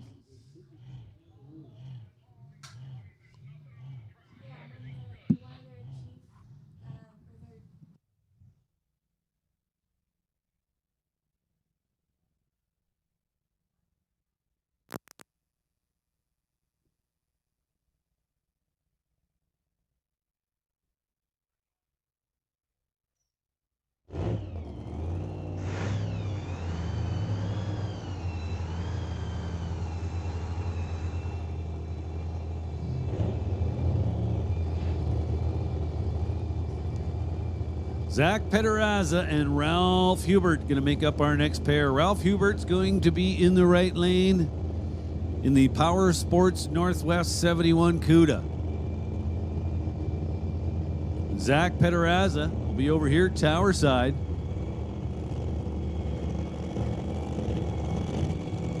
In the 69 Camaro.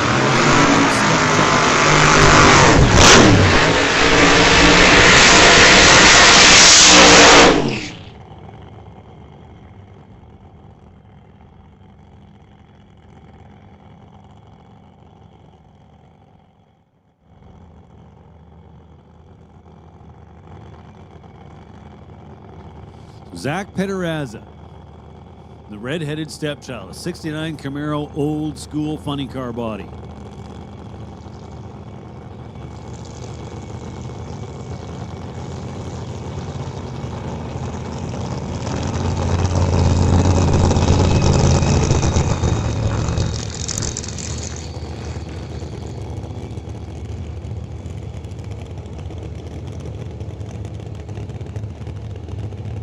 Now you might be wondering, how close are these cars to what was run back in the day? Well, in many ways, they are very close. In some other ways, they're not very close. One of those ways would be safety. Safety has come a long way since the 70s and 80s. So that, I would say, is a huge improvement for these cars.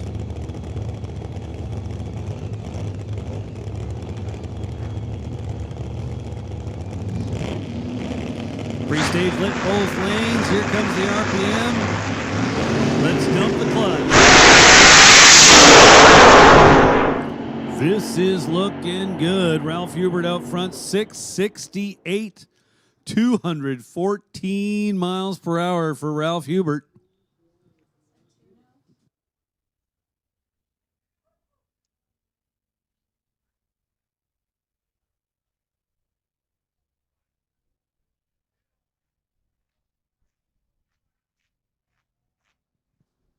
So again, we're going to let them decide what runs count and what runs don't, but see it up there on the reader board, 668. Not sure that run's going to count either. But that's going to do it for round 2 of Northwest Double B Funny Car action. So we're going to take our quickest 2 legal runners and bring them back for the final round.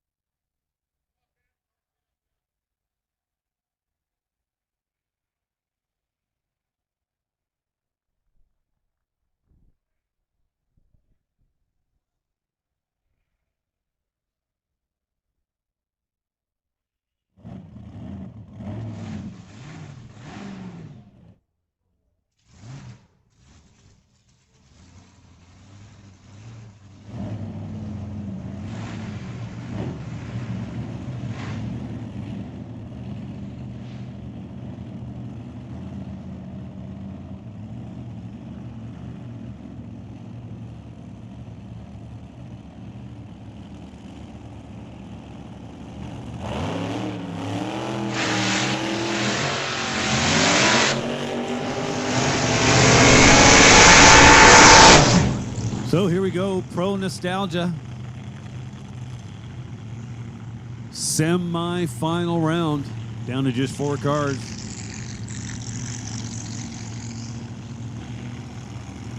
It's gonna be Dragster versus Altered, then Dorkar versus Altered.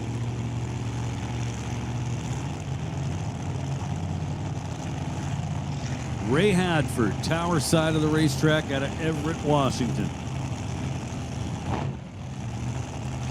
And Mark Pruitt out of Vancouver, Washington, behind the blinds, behind the wheel of the blind squirrel. And Mark Pruitt's wife, Jody, handles all the paperwork, so to speak, for the Pro Nostalgia class. Great lady to work with. An absolute pleasure.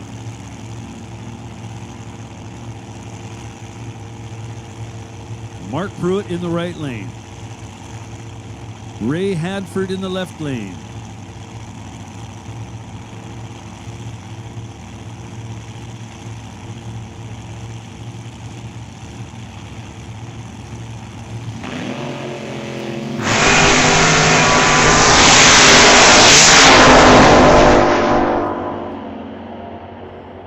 Mark Pruitt not only turns the wind light on going 749 on the 747, he was trip zip on the starting line. 0.0001. 1/10 away from being quad zip. But trip zip's still a perfect light, so congratulations to Mark Pruitt. Advances to the final round.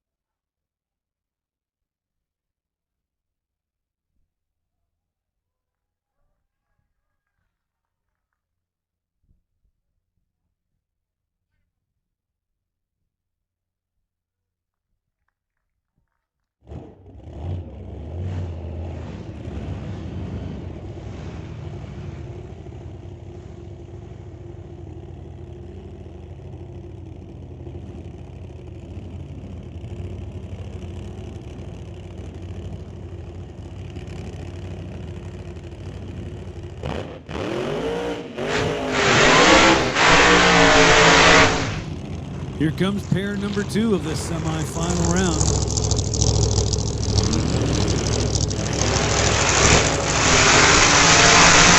Dave Wooten and Bob Roode. Bob Roode's in the right lane.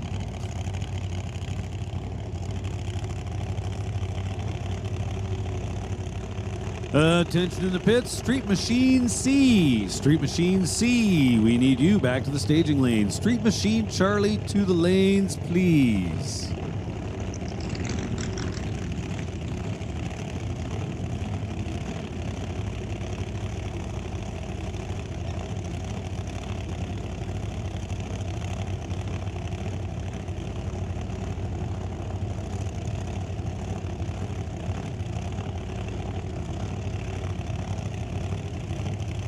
Dave Wooten, tower side.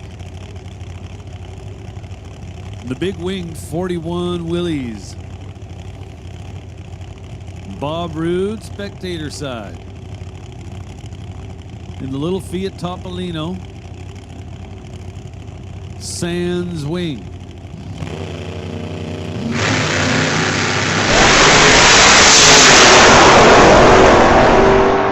Dave Wooten out in front already. And he's your winner, 762 on the 760 dial. He was 043 reaction time-wise. So it's going to be Mark Pruitt and Dave Wooten in the final of Pro Nostalgia coming up shortly.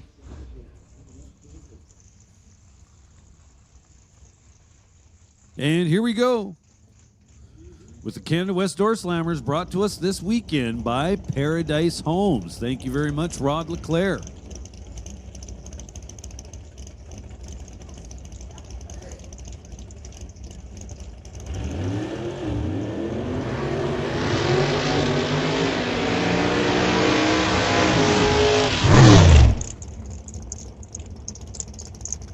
Otto Schulte and Mike Bedsworth, a couple of former champions in this class, going to do battle here.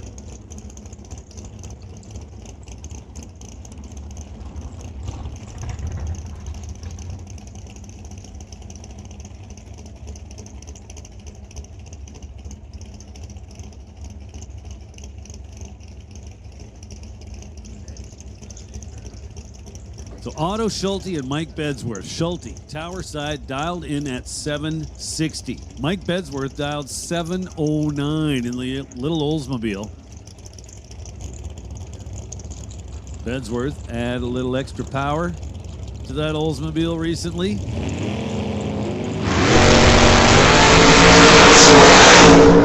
Both drivers very solid on the finish line or on the starting line. Finish line says it is Mike Bedsworth moving on.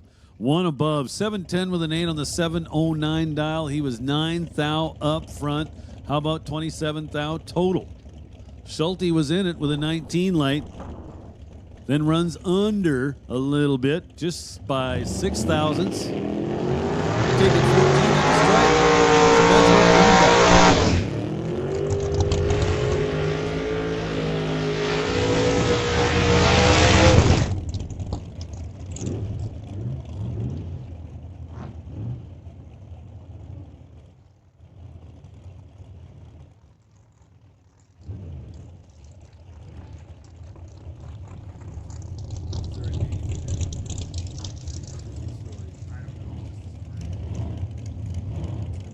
Couple of Chevelles now, Brian Ritchie and Jason Field. Jason Field in the right lane dialed 703. And Brian Ritchie, tower side, dialed 794.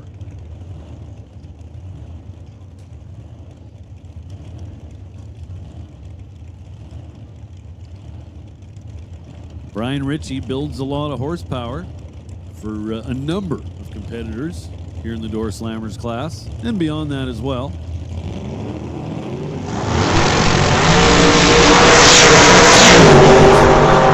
better than the other. And that was for your winner, Jason Field. Taking 40 thou at the stripe, comes up 7 more than good enough. Brian Ritchie just kind of missed the tree a little bit. He was in big trouble without a way to fix it. Now Dale Jansen going to take on the reigning champ, Paul Stretch. Jansen dialed 775 in the blown Canzo. Jansen gets a lot of cool points being down there on the starting line. Got that big roll to the idle. Sounds cool. Exactly 1/2 a second will separate them by the lights. Dale Jansen does not get it done. Comes up 83 on the 775 dial. That was his undoing. Had the starting line advantage by 40 thousandths. Paul Stretch coming back.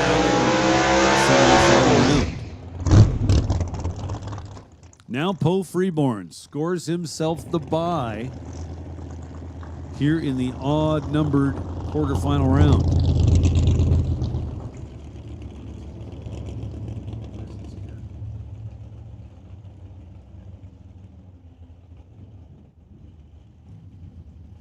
See, I may have gotten ahead of myself there when I said quarterfinal. I think maybe we're at 9 cars in this round.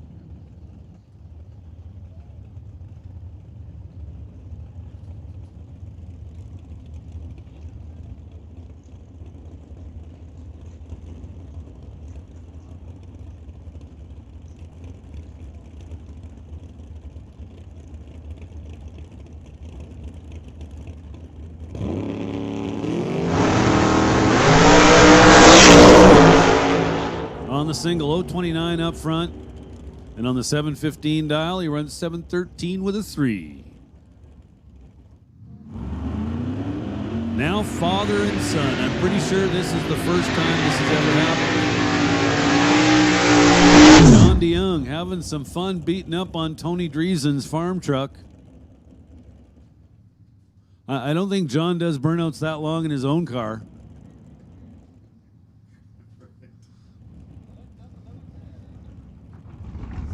Gets it backed up here at about 90 miles an hour. So Adam DeYoung, the kid,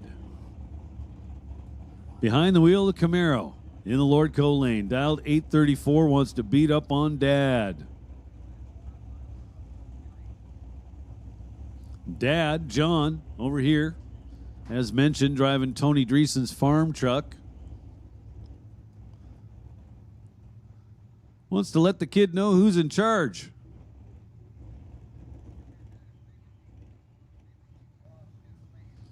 Hey, listen up in the pits. Street Machine B. Street Machine Bob. We need Street Machine Bob. Well, the kid should get the win light because the car just runs dead on all the time. 834 all out on the 834 dial. Took a 1/10.5 at the stripe to be dead 9 on the number. Little bit on the lucky side there, I would say. So John DeYoung kind of gave it to him on the starting line. Had a 189 light. That won't do. Then ran dead 9, just for good measure. So both of them come up dead 9 on the dial. So the race was absolutely, without a doubt, won on the starting line.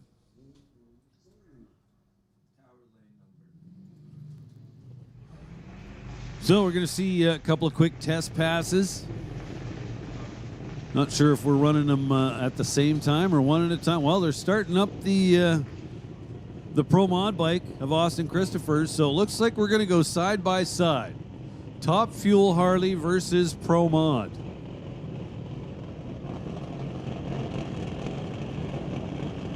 Now the green bike, Tower Side, obviously not a Top Fuel Harley, but it is a turbo Kawasaki, and in fact it is the quickest Pro Mod bike in the world. Fast Lane Racing's Austin Christopher aboard.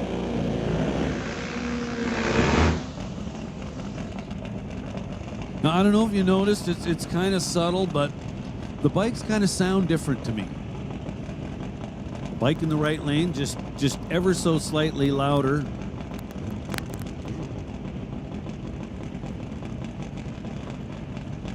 Green Kawasaki Tower Side barely makes any noise at all.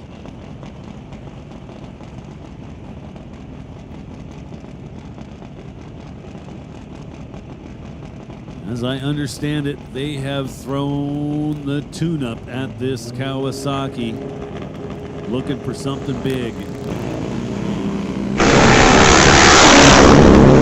Not sure the turbo Kawasaki is supposed to outrun the Top Fuel Harley, but it does. How about 614 and 224 miles an hour for Austin Christopher? Just like that.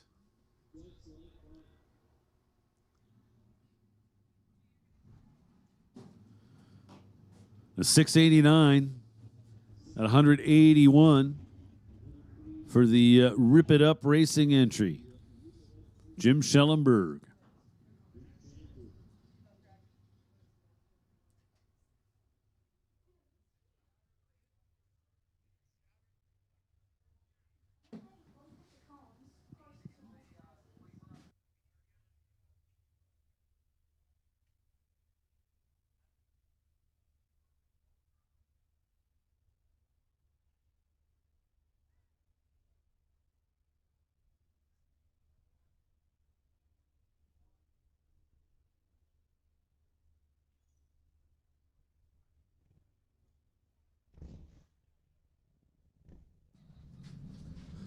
So I guess I turned away just too early. I don't know who took out the blocks, but one of them did.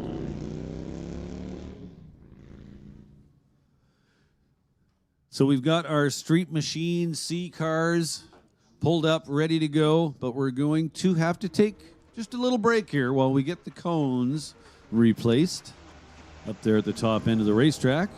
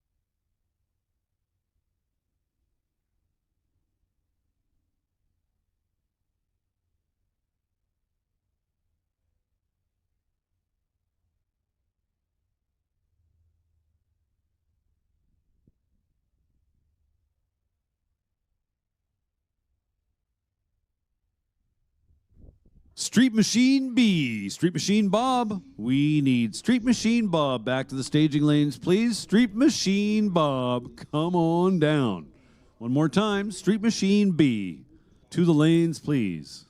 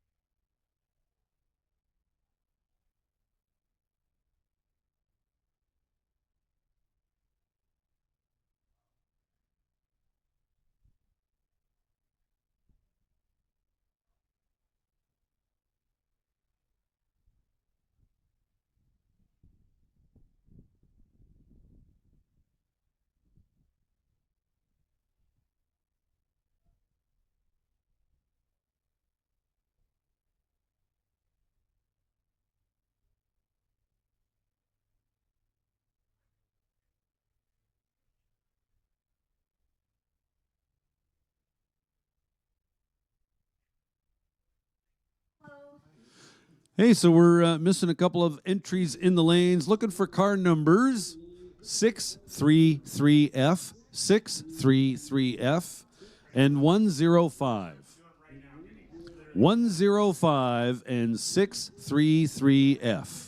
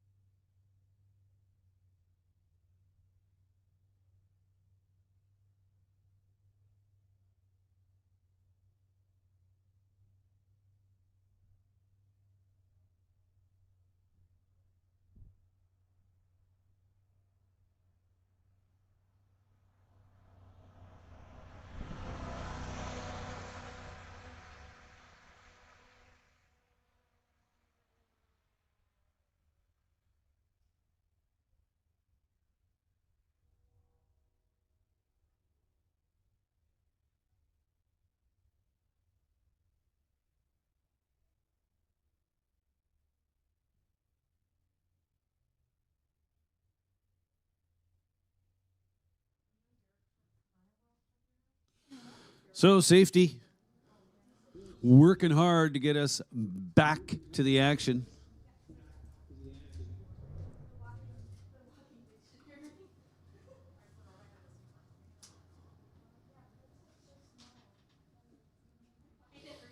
So you got to realize that when a block does get taken out, it's not just as simple as walking out there and placing a new block on the ground. Actually has to be perfectly aligned with the laser beams so that the timing system operates correctly.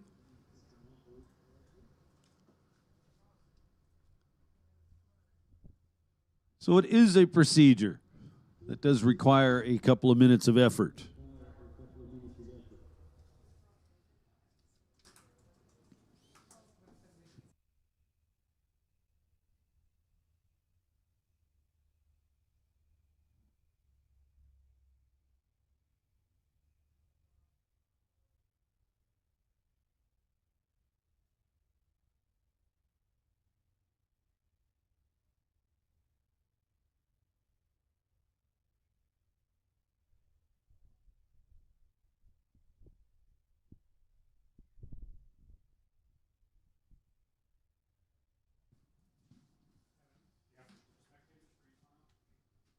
I don't know. What does their poster say? It says admission is free.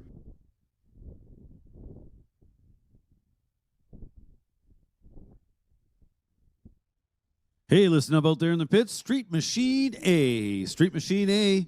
This is your call to the staging lanes. Street Machine A to the lanes, please.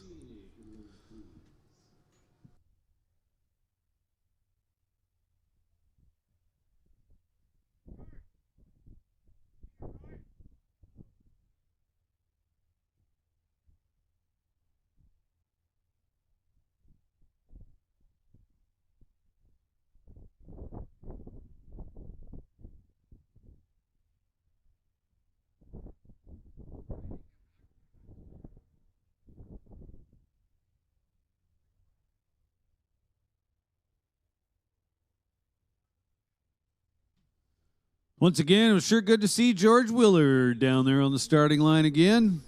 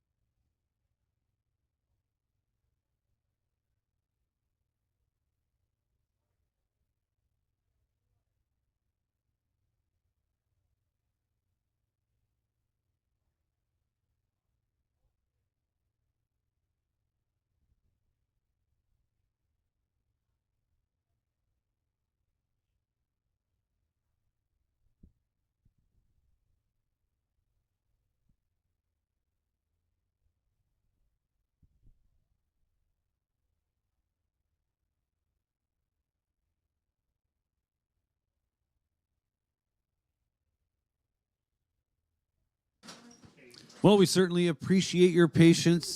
Shouldn't be too much longer before we get back to sending cars down the track.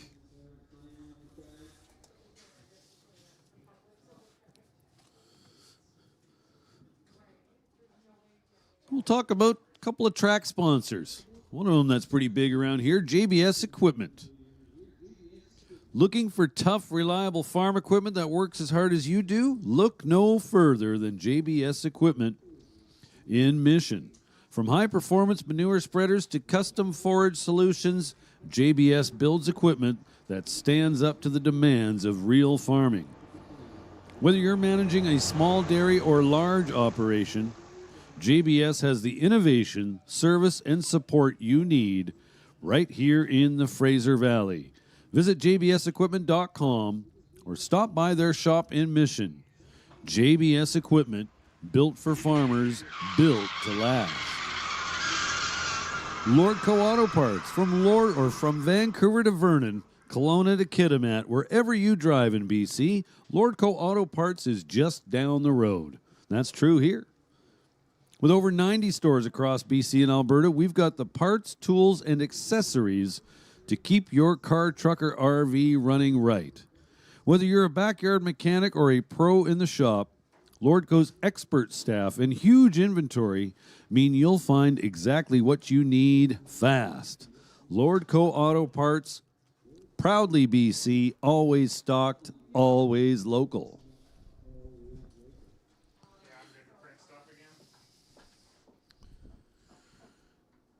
The Titanium Auto Group. A huge thank you to Titanium and realistically to Derek Shirk. And Bubba's Speed Shop, National Tire Wholesale. Also want to thank A. Tristan Mechanical, electrical, plumbing. When all three need to work flawlessly, there's one name to trust, A. Tristan Mechanical. With over 20 years of experience and a reputation for precision, we deliver integrated building solutions for commercial, residential, and institutional projects across BC. Efficient, scalable, reliable.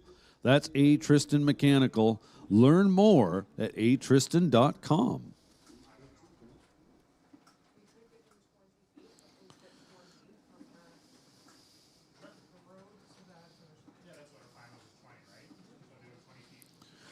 So Vancouver Car Wraps. Thank you to Vancouver Car Wraps. A huge shout out to Vancouver Car Wraps for their support of Mission Raceway.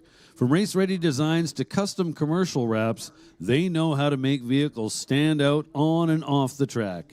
Thanks for helping us keep things bold, eye-catching, and full throttle at every event. Thank you to National Tire Wholesale. We're proud to have National Tire Wholesale as a valued partner at Mission Raceway. Their commitment to keeping drivers equipped with quality tires and trusted brands supports not only the racing world, but everyone who lives life in the fast lane. Thanks, NTW, for keeping BC rolling. Rad Torque Systems. Thank you to Rad Torque Systems for power and performance at Mission Raceway.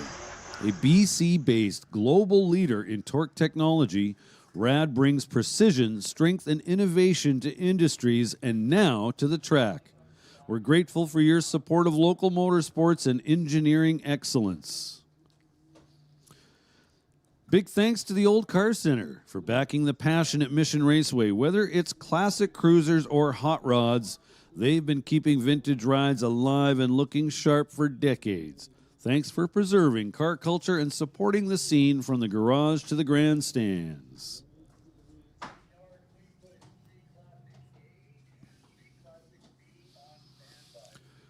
Hey, listen up out there in the pits. Street Classic, you are on standby. Both Street Classic A and Street Classic B. This is your standby call. Standby call going out to Street Classic. Thank you to Mountain View Harley Davidson. We're revved up with appreciation for Mountain View Harley Davidson and their support of Mission Raceway. Their passion for power, freedom, and the open road is a perfect match for the energy of race day. Thanks for riding with us and backing BC's motorsport community. If you want to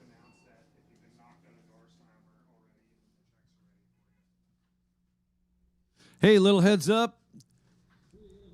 We have some checks ready, so if you're out of door slammers, you got a check coming to you. It is ready. You can come on up here and pick it up. And while we're talking about winners and checks and stuff like that, I need everybody to listen up. If you go some rounds today and you find yourself as a semi-finalist, a runner-up, or a finalist, we're going to do Winner's Circle festivities, so to speak, in front of the Winner's Circle. No, actually, sorry there, bud. I'm going to move you like 50 feet this way, and we're going to do it because we're going to take pictures of winners, and we want them in the Winner's Circle. So we'll help you if we need to drag the table over this way that has all the trophies on it. So the Winner's Circle is located right behind the pit side stands at the tower end of the pit side stands. So again, if you finish in either a semifinal, a runner-up, or winner's position, we're going to want you to gather at the Winner's Circle area following the final, and then we'll go through Winner's Circle festivities. And the reason we're going to do it there is because we're going to get quick pictures of all of our winners for the purposes of putting you on the website and bragging about you, you know, because we love you so much. So that's going to take place at the Winner's Circle right behind the pit side grandstands, right beside the tower.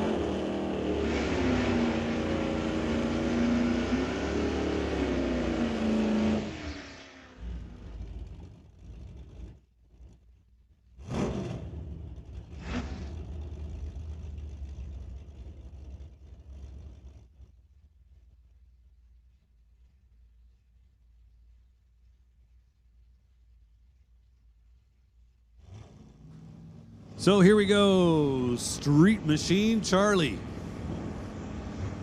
What are we down to? Looks like we're down to 8 cars. Veronica Hodgson and Ron Clark in the right lane, Veronica Hodgson in the left. Veronica's lights started with a 0 and Ron Clark's didn't. We'll just, we'll leave it at that. Clark was much closer to the dial, but well behind at the finish line. So Veronica Hodgson going to the semifinal round. We'll make another call for Street Classic cars now. Street Classic, we need Street Classic to the lanes. Street Classic A and Street Classic B. We need Street Classic. Everybody in competition. We're at the point in the day where things start to move a little faster, so we need you to be very much ready to go.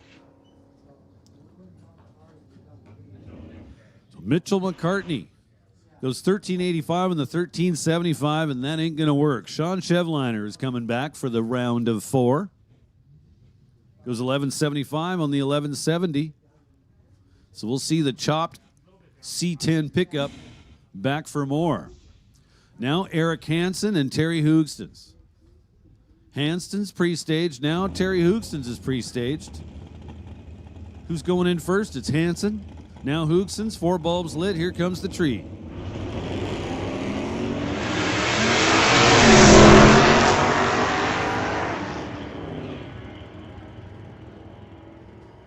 So Eric Hansen in rough shape. Terry Hoogstens, wow.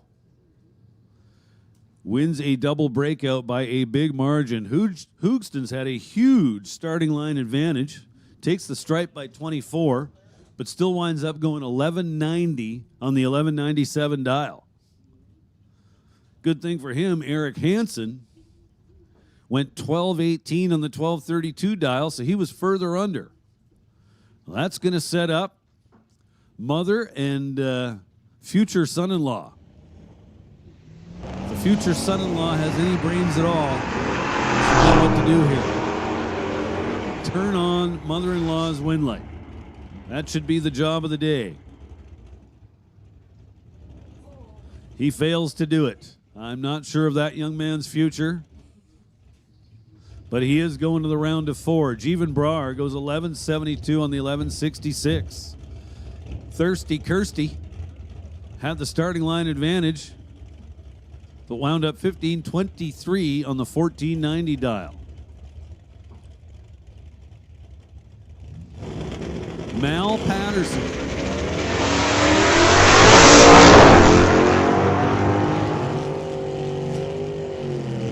With the bye. Here in Street Machine B. Now Susan Fougere going to take on Ryan Ledrette. Ryan Ledrette, tower side, dial 1022.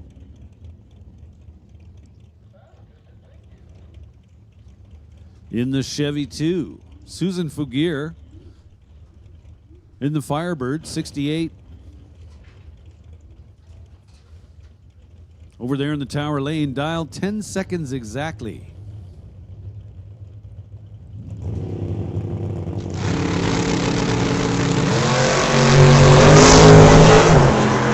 Ledrette out in front, trying to stay there. Working on a 1022 dial. Comes up 1026.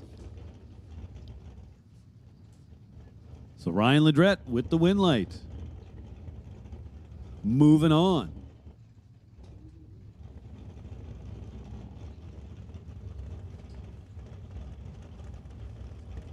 Now Matt Warner and Rob Monroe, couple of regulars here at Mission. They're dialed just 5/100ths of a second apart. Matt Warner dialed 1048 in the big wheel standing Mercury.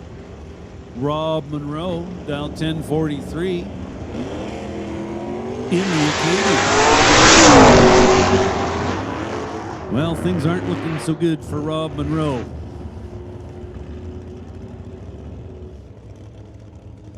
Matt Warner, 1052 on the 1048. He was 30 up front.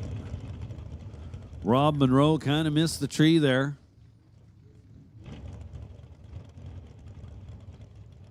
So I'm told that Clive McKnight's car, this little Pinto named Hawkeye, was actually originally a Gap and Roush.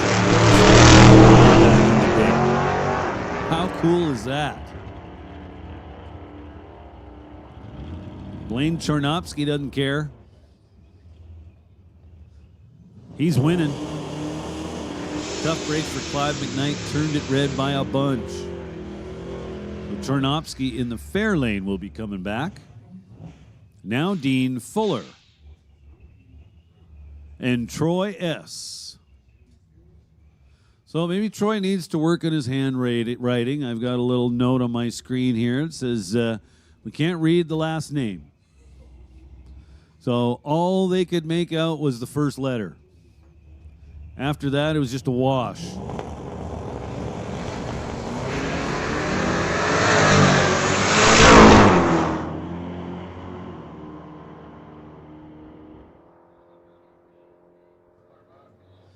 Dean Fuller with the win light. Had the starting line advantage. Got to the stripe well ahead. 938 on the 932. So Dean Fuller will be coming back for the round of 4.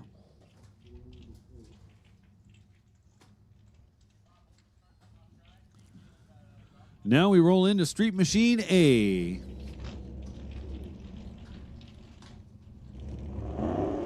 This is the round of 3, semifinal round. Warren Jacobson and Dan Parsons. So now I'm not 100% sure, but I feel fairly certain in saying that these two guys have raced each other before.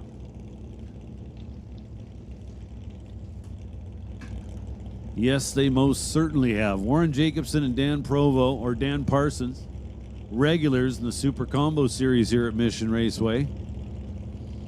Usually doesn't see a lot of cars, so you end up running the same guy a lot of the time. Highly unlikely somebody's winning this on a hole shot.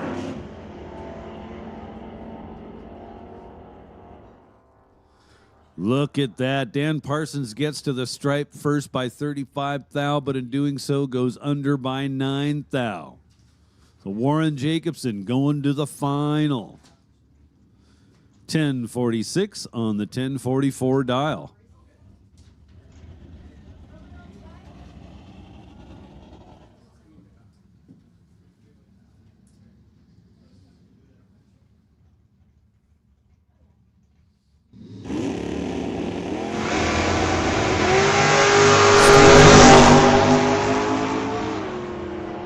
gets the bye here at 3 cars. Dialed 1018 goes 1017 with a 7.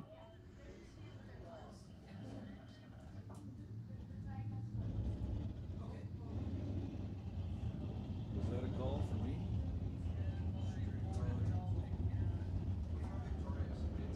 Street Rod and then standby nostalgia gas. Hey, listen up out in the pits. Street Rod, Street Rod, we need Street Rod to the lanes. Street Rod, this is your call to the staging lanes one more time. Street Rod to the lanes, please. And we're going to give a standby call to Nostalgia Gas. Nostalgia Gas, this is your standby call.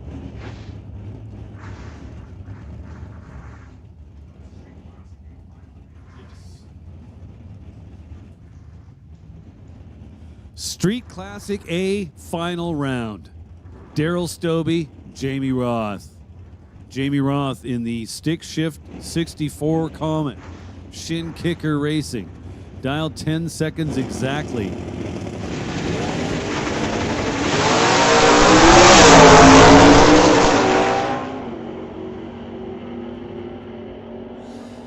Daryl Stobie gets it done. One above. 1014 on the 1013 dial. Daryl Stobie was absolutely awesome on the starting line.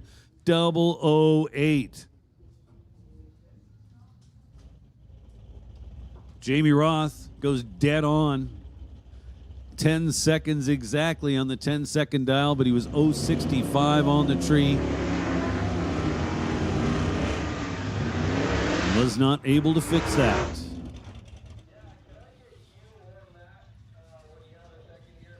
So there is our winner in Street Classic A.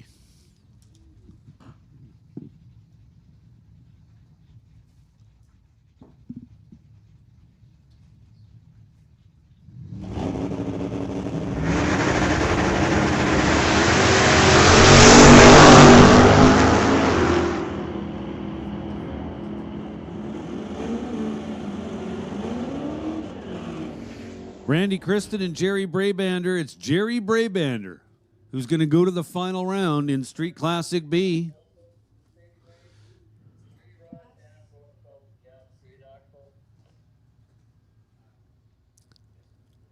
So Street Rod, we need Street Rod to the lanes. Street Rod, come on down. And we're going to go ahead and make the call now for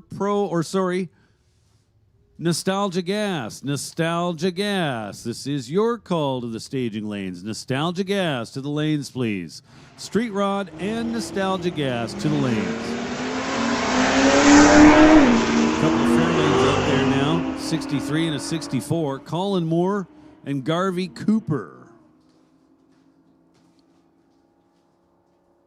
It's Colin Moore, who's going to the final round to face Jerry Brabander. Colin Moore, 14-11 on the 14-08. Garvey Cooper turned it red on the starting line.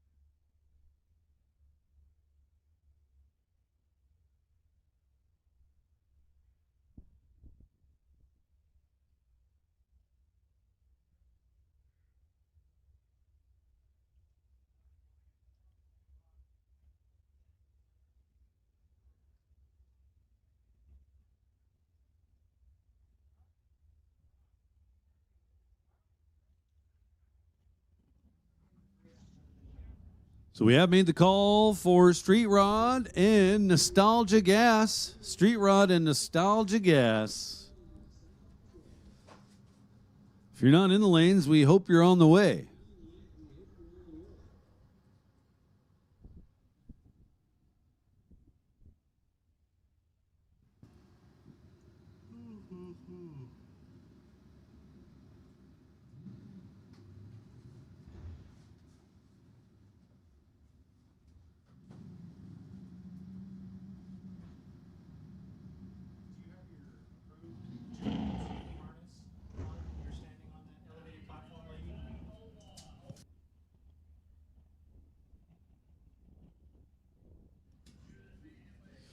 So we're going to go ahead and make the call now for our Outlaw classes. Outlaw to the lanes, please. Outlaw E and Outlaw N.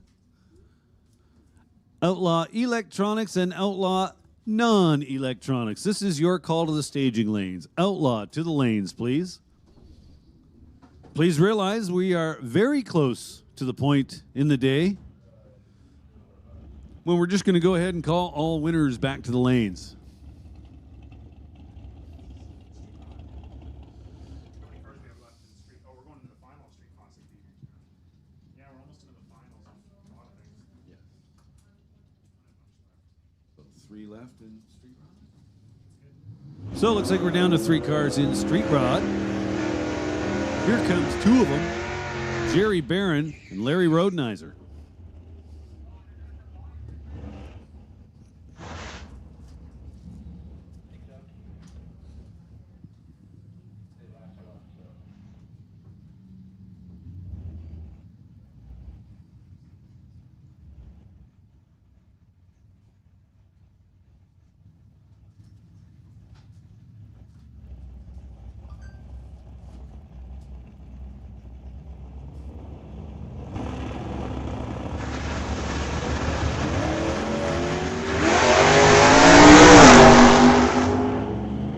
Jerry Barron way out there, but here comes Larry.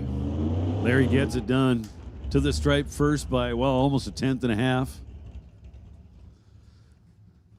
So both drivers' reaction times started with a 1. But somebody had to win, and that was Larry Rodenizer.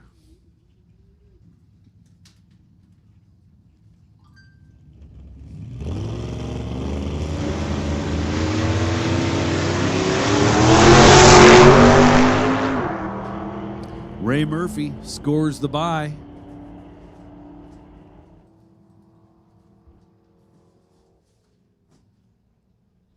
So that'll set up our final round.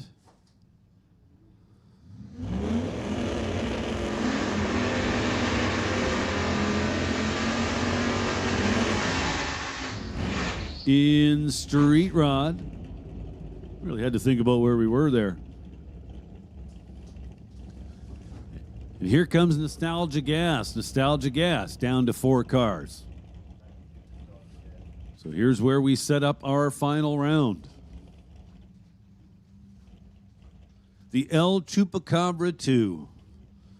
I think this car is a runner for the coolest car on the property award no matter where he goes.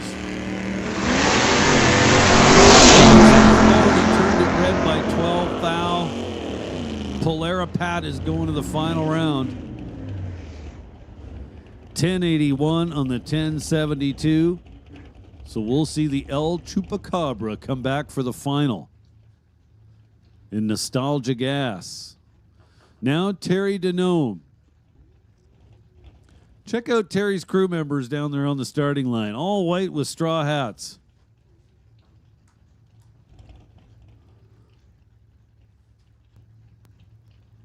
For Canadian Hot Rods, Terry Denome out of Nanaimo.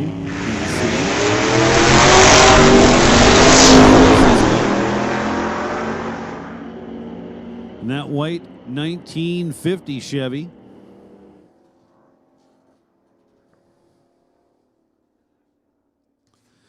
$10.88 with a 5 on the 1088 dial for Terry Denome. Wow. Again, both drivers' lights started with a 1, so that really could have gone either way. But it's going to be Terry Denome and Polara Pat in the Nostalgia Gas final. How cool is that? Couple of old wagons.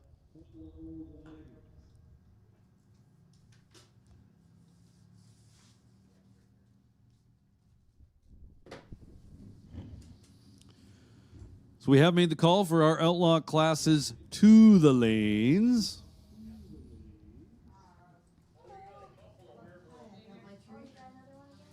And as I just mentioned, we are, well, it's that point in the day when we're down to just a couple of cars in each class. And what we kind of do at that point is just start running you when you're ready.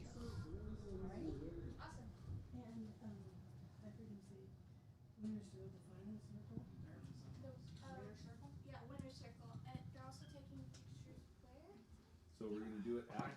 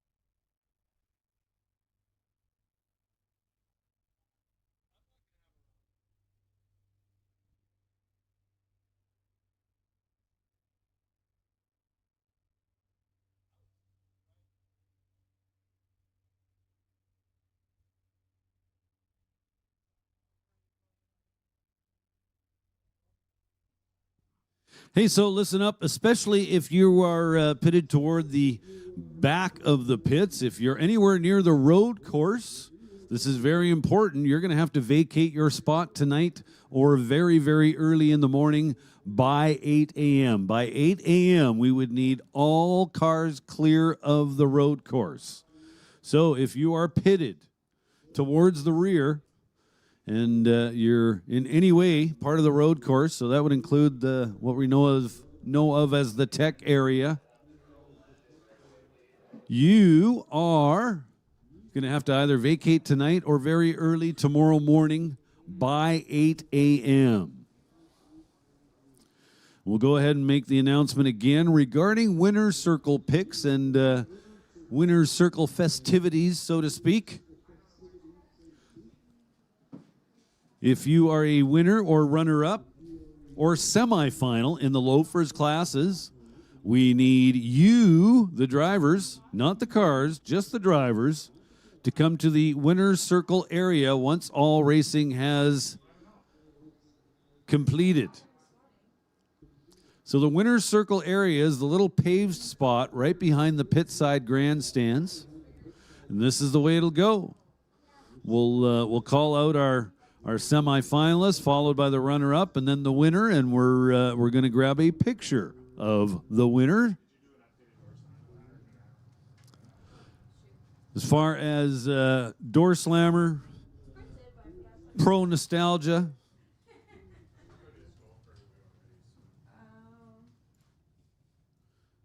Top Fuel Harley. If you guys want to show up with your vehicles, that's good. We'll get a winner circle of you with your vehicles in the winner circle. But for Loafers classes, we're going to do driver winner picks only. So we're going to need everybody over to the winner's circle area.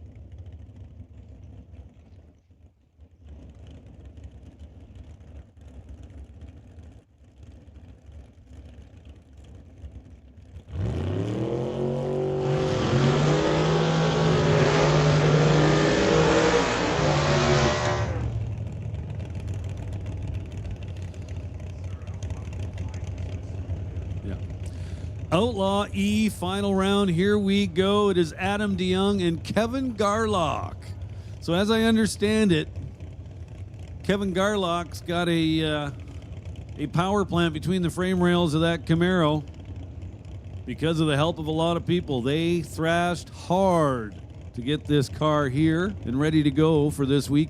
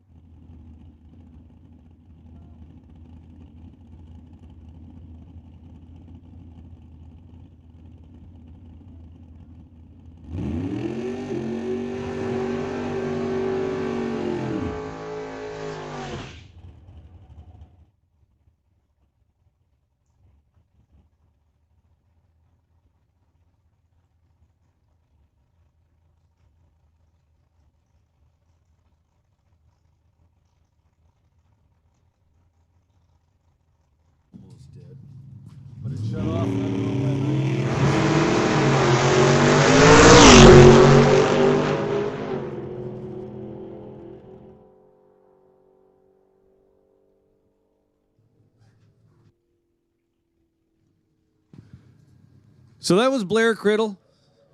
Had the single.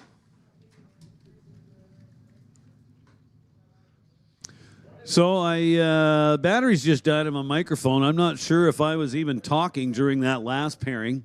So I was talking about Garlock and the thrash they did to get that brown Camaro ready for this weekend's event. He wanted to thank everybody that helped him out.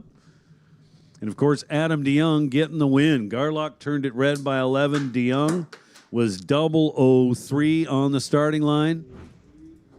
And then 836 on the 833 dial. So congrats to Adam DeYoung. And congrats to Garlock. After a big thrash, if you can make it to the final round, you're doing okay. Now, Outlaw Non-Electronics. Here's the second half of our semifinal round. It's going to be John DeYoung and Shaylin Svetic in the front engine dragster, dialed 911. That's exactly what she ran on the last pass.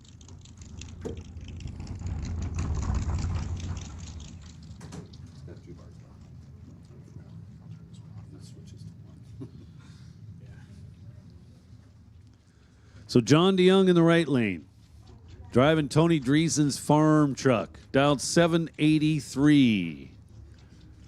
So the dragster's going to get the head start.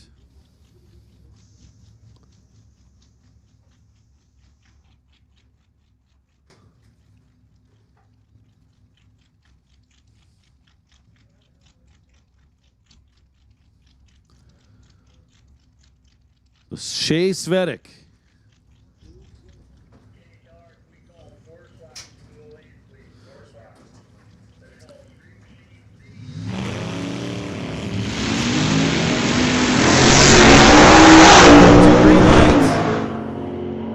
DeYoung hitting the rev limiter on the shift, but turns on the wind light. Gets to the stripe first by 93 thousandths. Shay Svetic kind of missed it on the starting line a little bit. Tough break there. We're going to go ahead and make the call now for door slammers. We need our door slammers back to the staging lanes. Door slammers to the lanes, please. And Street Machine Charlie. Street Machine C. We need Street Machine C to the lanes. We've also made the call for Canada West Door Slammers. Door Slammers, we need you back. We'll go ahead and give a standby call to Street Machine Bob and Street Machine Apple. And as I mentioned before, it's late in the day. Everybody should immediately start getting ready for the next round. We don't have time to waste.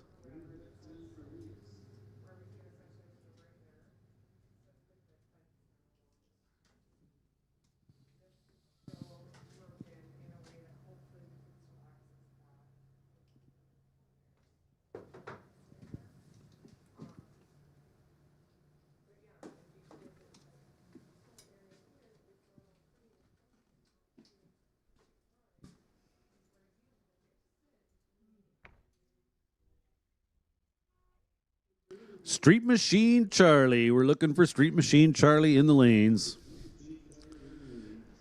And Canada West Door Slammers. We need you.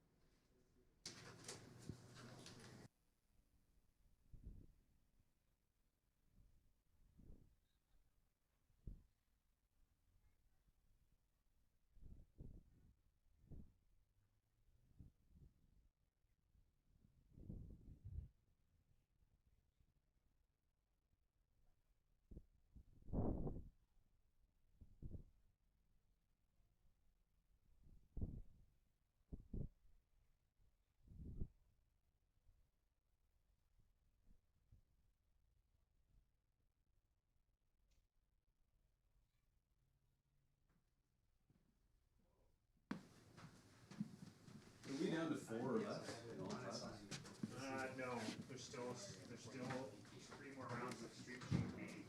Oh. 3 more rounds? Yeah. They're quick fast though, so Yeah. I think I'll just go in. So we have more cars in that than we do C? Why did we call C the lane?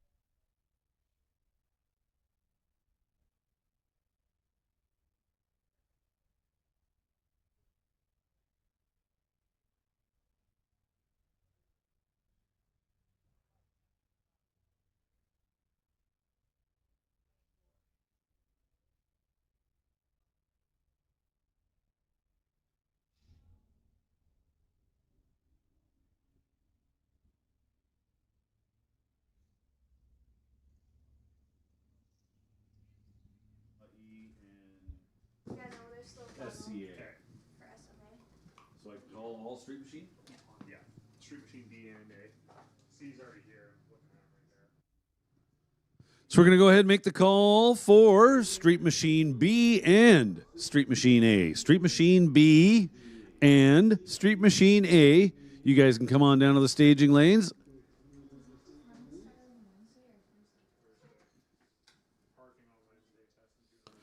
Street Machine C, I believe you guys are already in the lanes. Street Machine B and Street Machine A, come on down.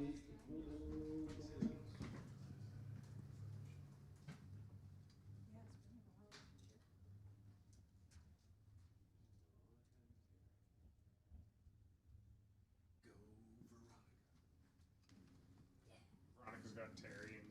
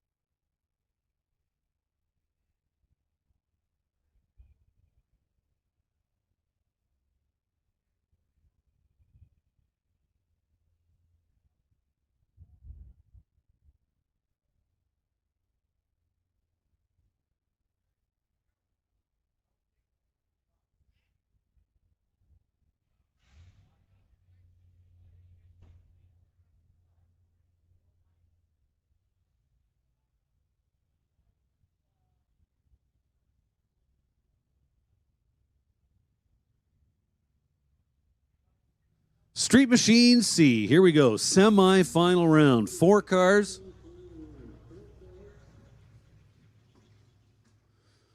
G. Van Brar coming up. Right-hand lane, the Chaotic Custom C10. Sean Cheveliner. The Cassidy Hot Rod 67 C10. Actually, they're both C10s. One's a short box, one's a long.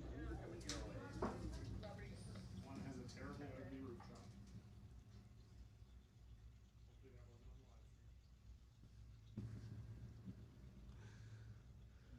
So Sean Cheveliner, Tower Side dialed in at 1170. G. Van Brar dialed in 1166. Just 4/100ths of a second is the difference. Uh-oh. Didn't go very well for G. Van. See, Gary Cassidy's pretty happy down there. So Sean Cheveliner with the win. He's going to the final round.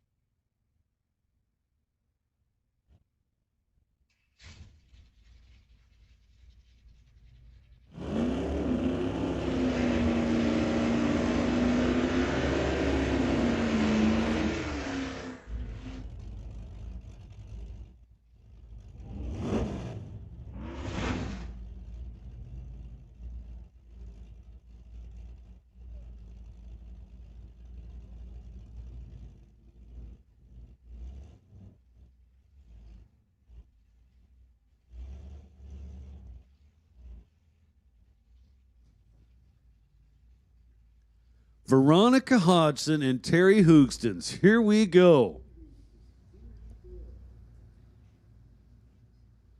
Terry taking his time.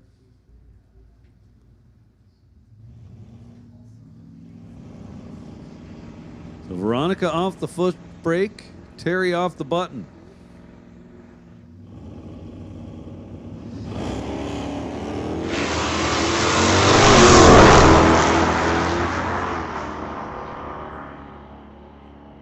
So just 1/100th the difference in the dials, and at the finish line, it is Veronica Hodgson. 1197 on the 1194. She had the starting line advantage, 097 to 139, and Veronica Hodgson is going to the final round to take on Sean Chevliner.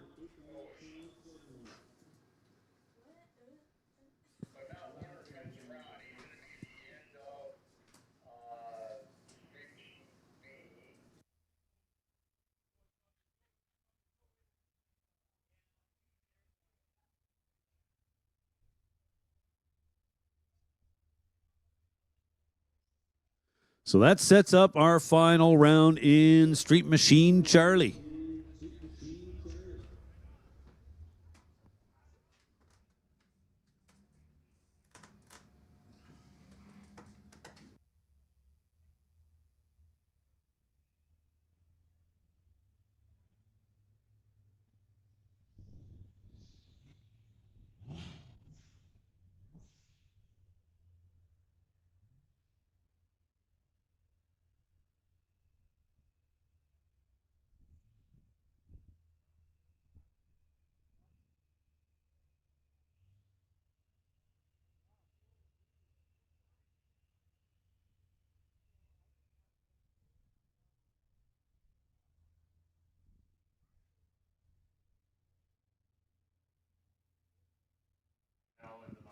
So it looks like Paradise Homes, Canada West Door Slammers, will be the next class to go down the track.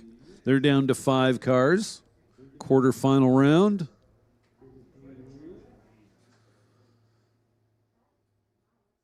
Well, they might be the next class down the track. It'll be kind of a race between them and Street Machine B, whoever's ready first.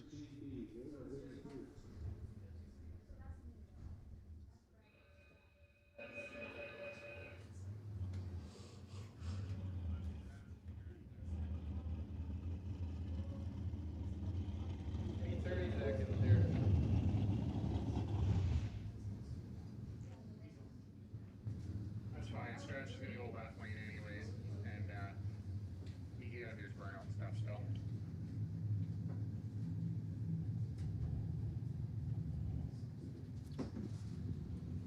And it is, in fact, Canada West Door Slammers. Once again, want to thank Rod LeClaire and Paradise Homes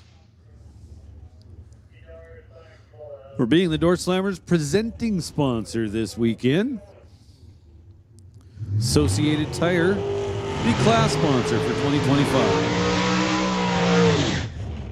Adam DeYoung, you are on the clock. Adam DeYoung, we need you back here now. Adam DeYoung, please report to staging.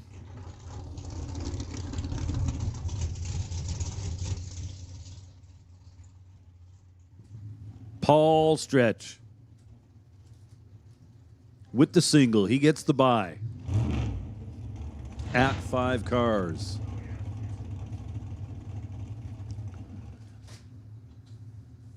So 725 is the prediction.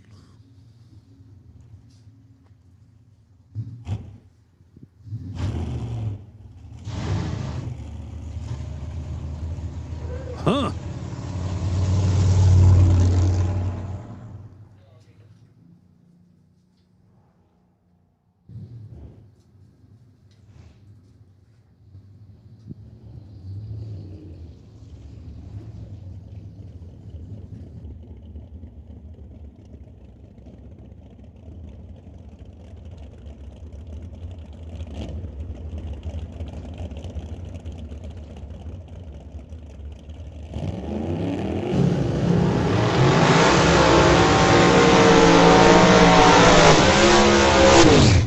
So Paul Stretch is moving on to the next round.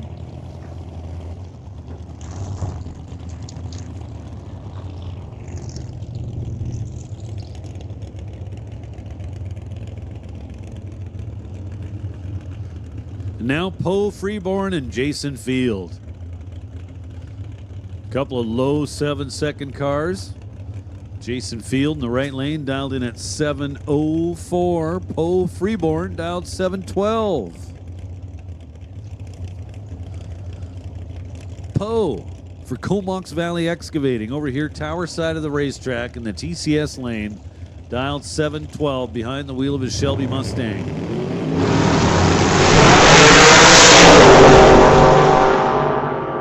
Poe does his job on the starting line, parlays it into a win at the finish line, taking 18 thou at the stripe, turns the win light on TCS side, 7:16 on the 7:12. Jason Field was 7:05 on the 7:04 dial, but he was 0:60 on the tree and not able to make it work.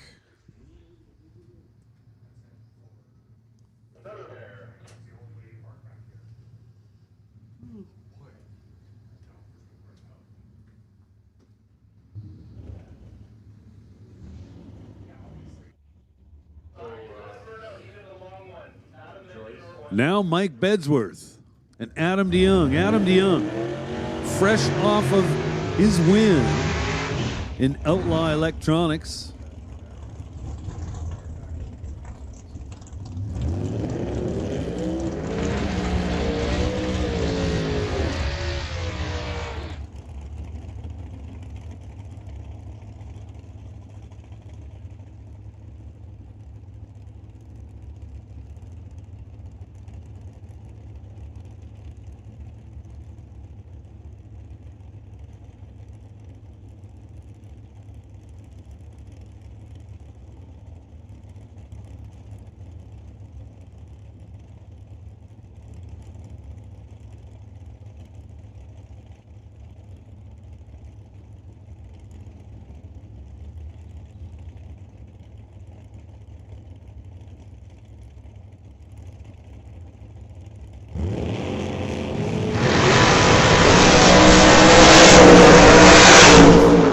Both sides 00 on the tree. Who's going to get it? It is Mike Bedsworth.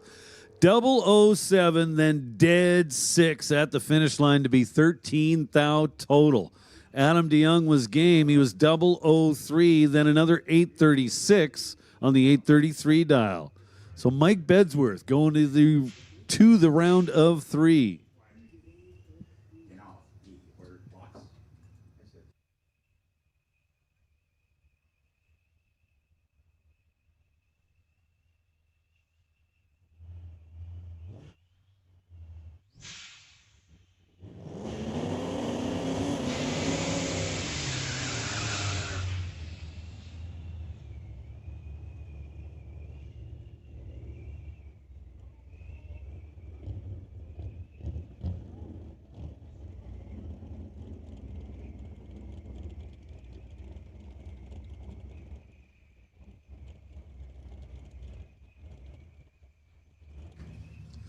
Dean Fuller now and Blaine Chornopsky. Chornopsky in the right lane. 65. Based on reaction times, well, no, Chornopsky's dead in the water. Dean Fuller sees it, says, no, I ain't running it all out. Comes up 10:32 on the 9:32 and turns the win light on. TCS side.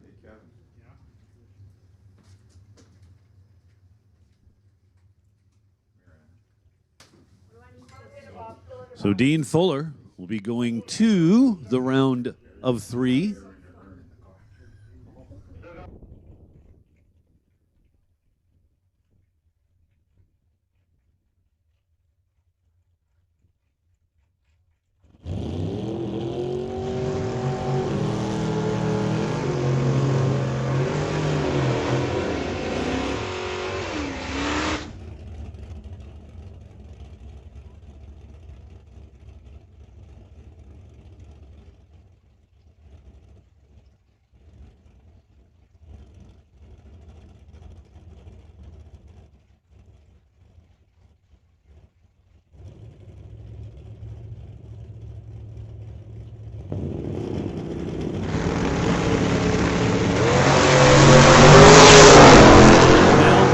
Patterson and Ryan Ledrette.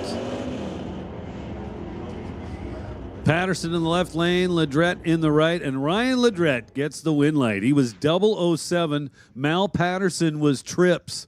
Wow. At the finish line, it is Ryan Ledrette winning a double breakout by 0.07 of a second. 2 trip zips in a day now? Really? So I have to give him another mug? Now Matt Warner has the bye here at 5 cars. 10:40 is the prediction. Just pushes it through the beams. Says thank you very much. I'll come back for the round of 3.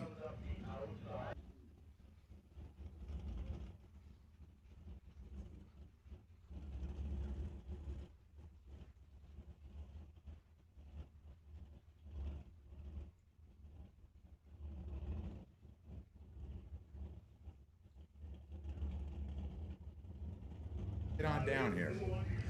So we're going to go ahead and make the call now for anyone left in competition. If you're still in and you're ready to go, come on down to the staging lanes. We're waiting for you. And we don't want to really wait around all day. So realistically, light a fire under yourself. Get yourself down to the staging lanes.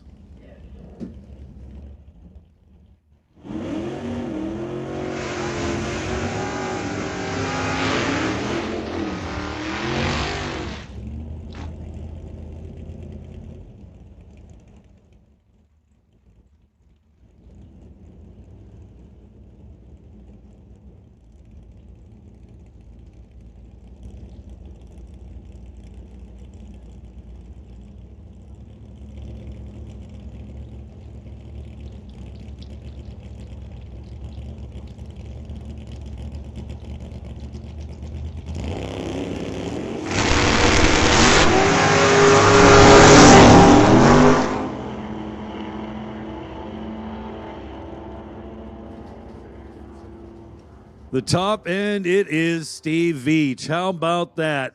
Steve Veach, winner of Street Machine A. Both drivers were 0:31 on the starting line. Veach crosses the finish line first by 1/10,000th of a second. Both drivers one above the number at the finish. Congratulations, Steve Veach. Street Machine A winner. What the fuck? Did you look at that, John? See the margins on that? Yeah.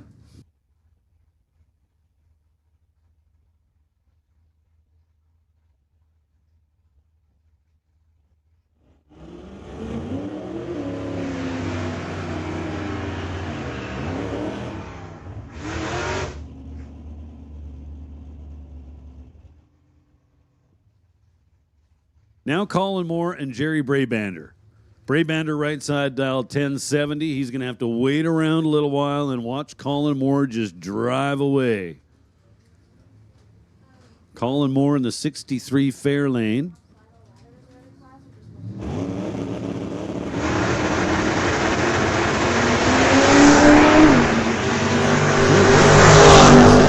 Ugly on the step. Finish line says it is Colin Moore. Brabander too quick. Gets to the stripe first by 35, but breaks out by 19. Colin Moore had the starting line advantage and parlays that into a win.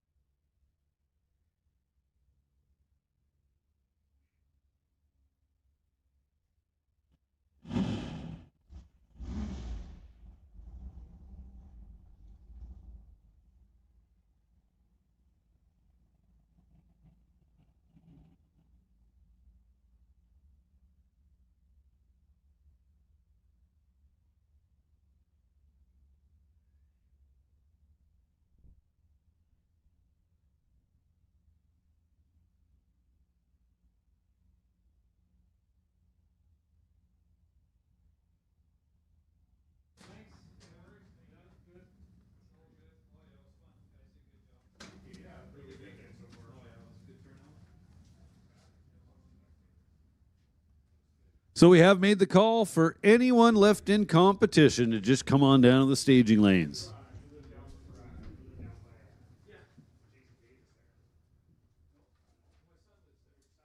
So hats off to you race fans, especially those over on the parking lot side in the grandstands. Great to see you over there. Love the fact that you're hanging out with us till the very end. Why wouldn't you? You've gone this far into the multiple rounds of eliminations. Why wouldn't you want to hang out for the finals?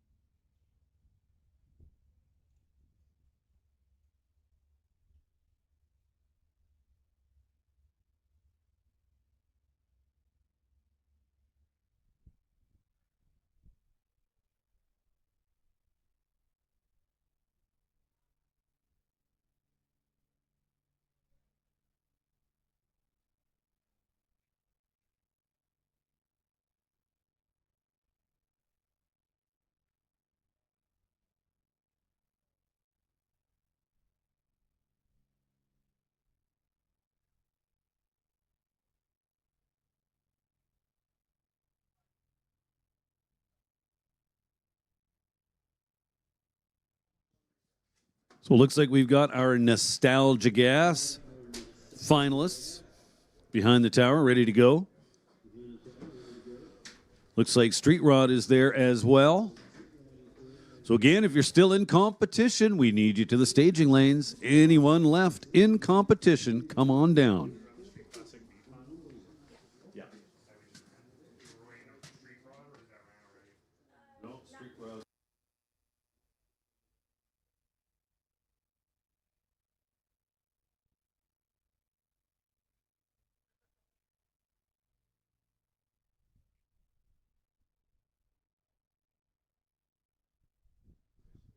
Northwest Double B, this is your 15-minute standby.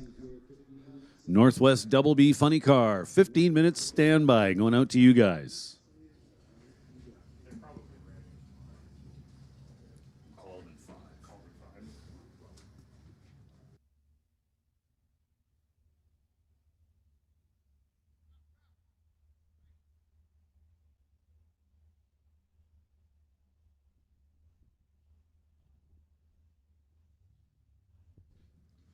Okay, well, we've already got one of our Northwest Double B funny cars in the lane, so we're just going to go ahead and call the other one. Cancel that 15-minute standby.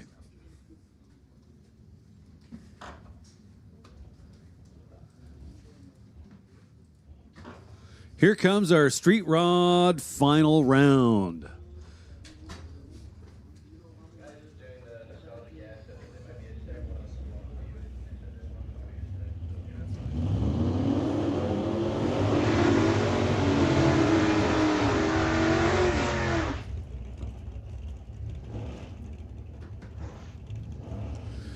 Larry Rodenizer and Ray Murphy.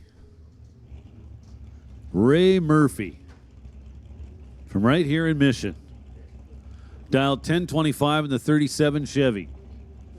Larry Rodenizer dialed 940 in the 46 Ford.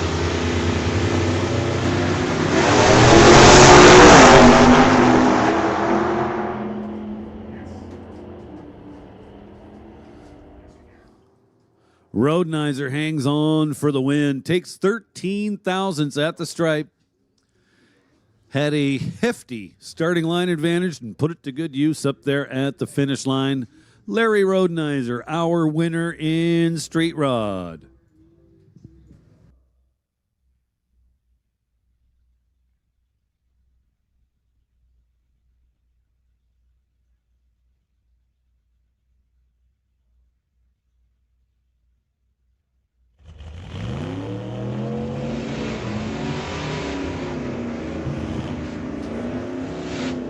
Now, Street Machine C, final round. It is Sean Cheveliner and Veronica Hodgson.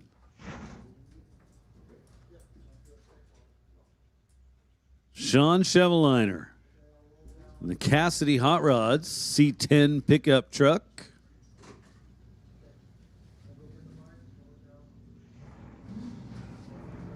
Veronica Hodgson. There's 69 darts.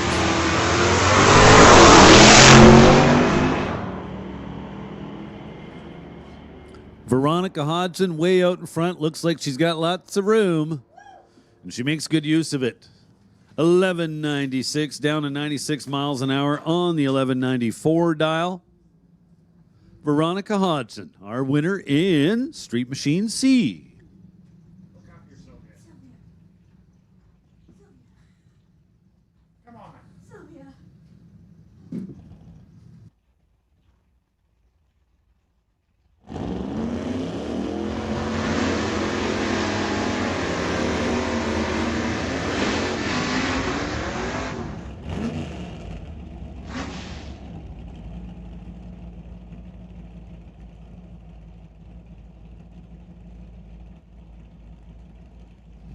Hey Sylvia, everyone's everyone's upset that you're ignoring them up here.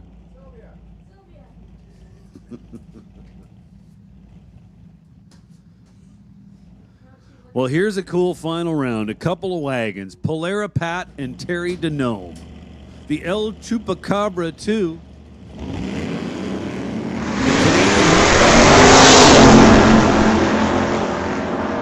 So the Ford's out front. Here comes the Mopar. Can he get it done? El Chupacabra wins it. 1076 on the 1072 dial. Terry Denome just a little too quick down there at the finish line. He breaks out.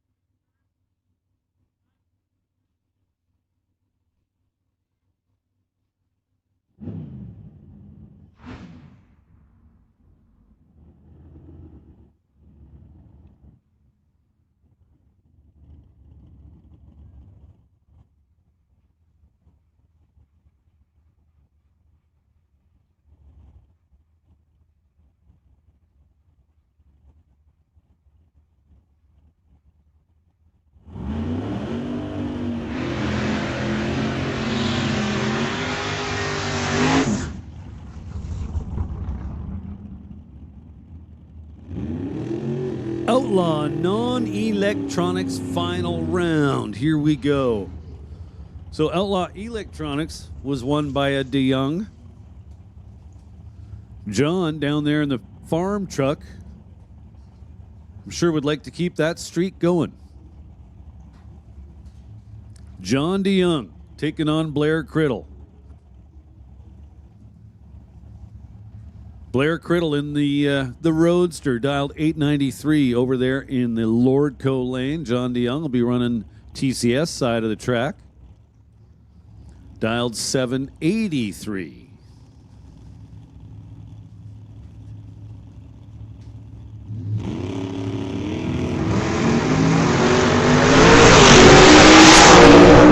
Blair Criddle is your winner.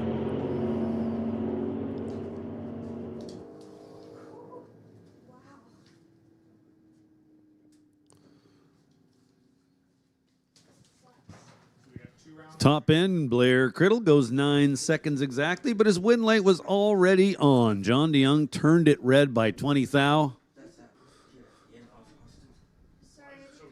Blair Criddle, your winner in Outlaw Non-Electronics. Well, Wally told me.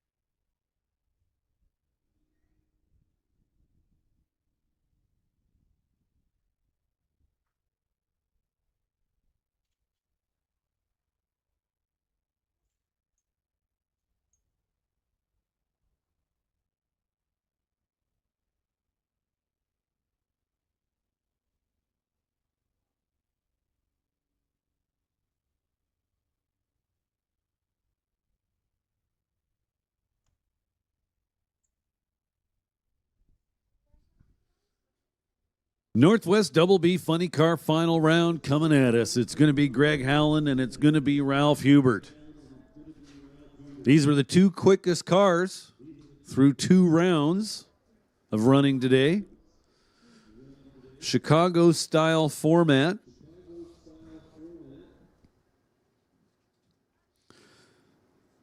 Where we do it as an all run for rounds 1 and 2. And we take the 2 quickest cars, quickest without going under the index. This class does have a hard index. No, it's not meant to be raced like a bracket class or an index class in any way, shape, or form. They just need to put a performance cap, so to speak, on the class. Get it as close to heads-up racing as you can, but still put a limit on it. So Greg Howland in Zeus.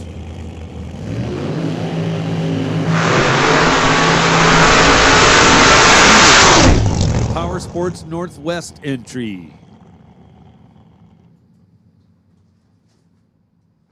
Couple of Washingtonians.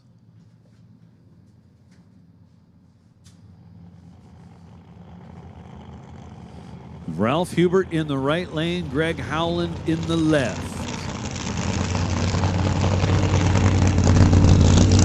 Greg Howland, the current series champion, the current points leader, has won the championship 7 times behind the wheel of that blue Corvette.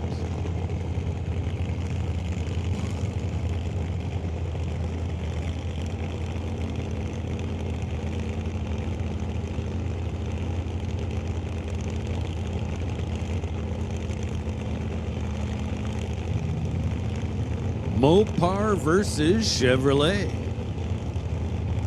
Corvette in the left lane, the 71 Cuda in the right.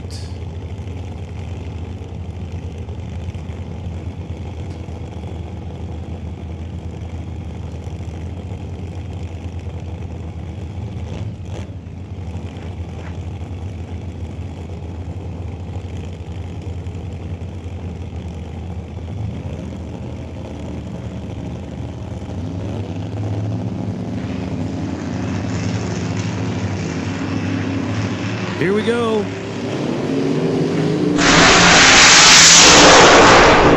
Hubert with the starting line advantage, or sorry, Howland with the starting line advantage, and he turns the win light on. 680 beats a 676. Greg Howland with a big starting line advantage and the win. Congratulations going out to Greg Howland and team. Also to Ralph Hubert and team for making it to the final.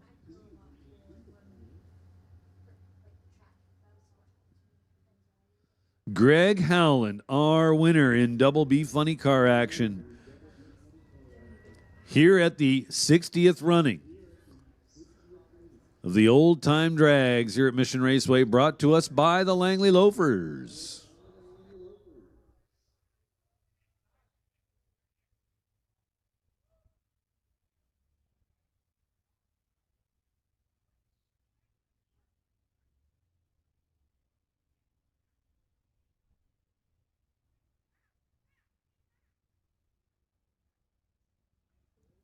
Now,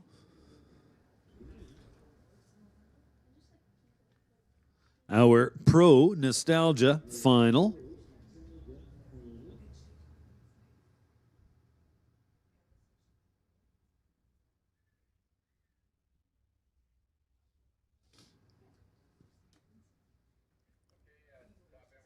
It's going to be Dave Wooten and Mark Pruitt.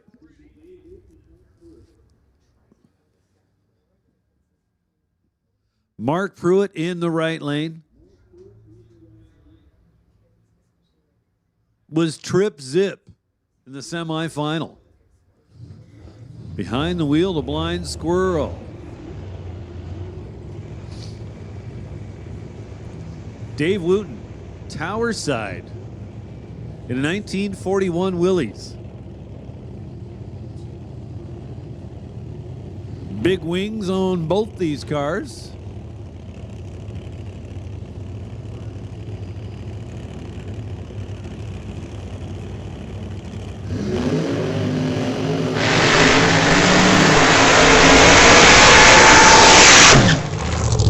Burnout's done. Mark Pruitt gets out there about 450 feet or so before he gets it woed up.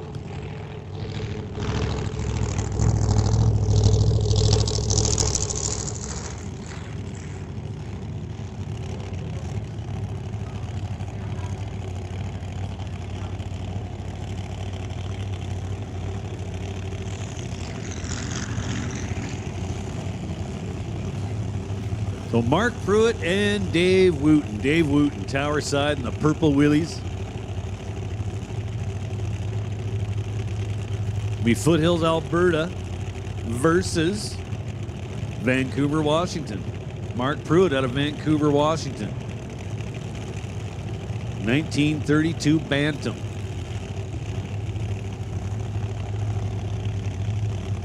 The small block Chevrolet.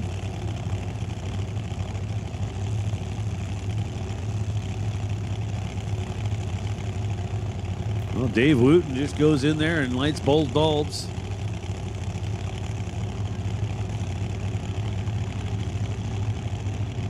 Well, it would appear not. Well, courtesy staging.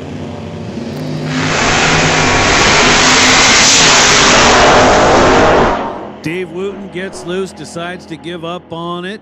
He's coasting. Mark Pruitt gets the win. 755 on the 747. Good enough. Dave Wooten, Trip Zip in the loss. Tough break there, man. Awesome on the starting line, but could not get the car down the track. Oh, hold on. I thought that was our final. It was our semifinal. Oh, hold on. No, that was our final. These are test passes. Okay. I'm back up to speed now. So once again, congratulations to Mark Pruitt.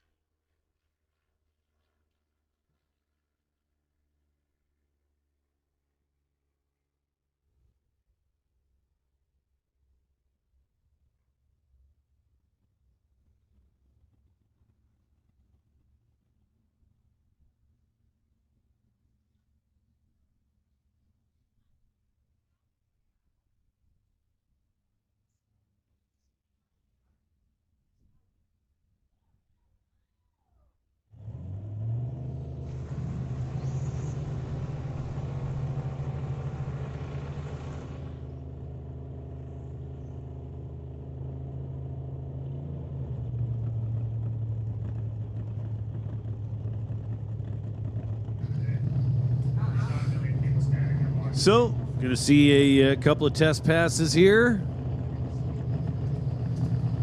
One of them will be Mark Pollock.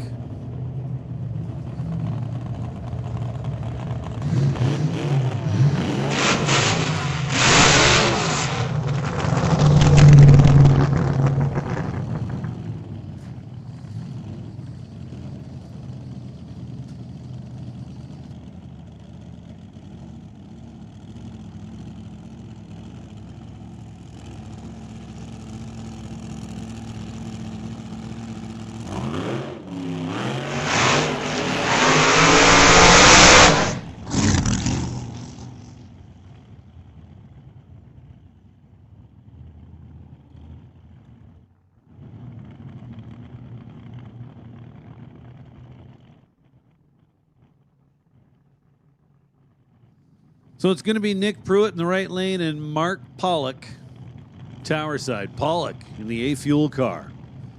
Nitromethane.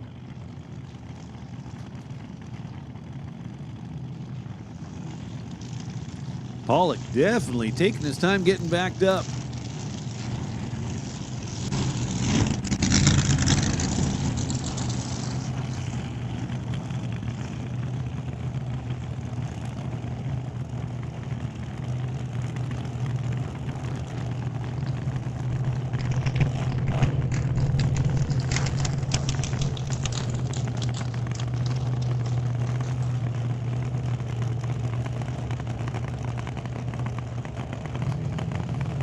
So, door slammers, we need you to the lanes. We did make the call some time ago for anyone left in competition to get down here just as soon as you can. But we'll make a call just for the door slammers. No problem. Door slammers, to the lanes, please.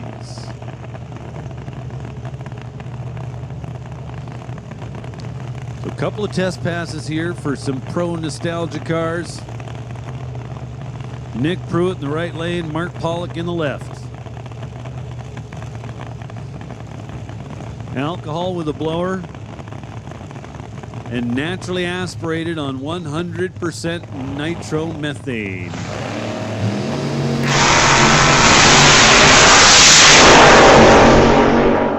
Good looking drag race by these two. It's going to be Nick Pruitt to the top with a 693. Mike Pollock goes 712. Both cars doing exactly 200 miles per hour.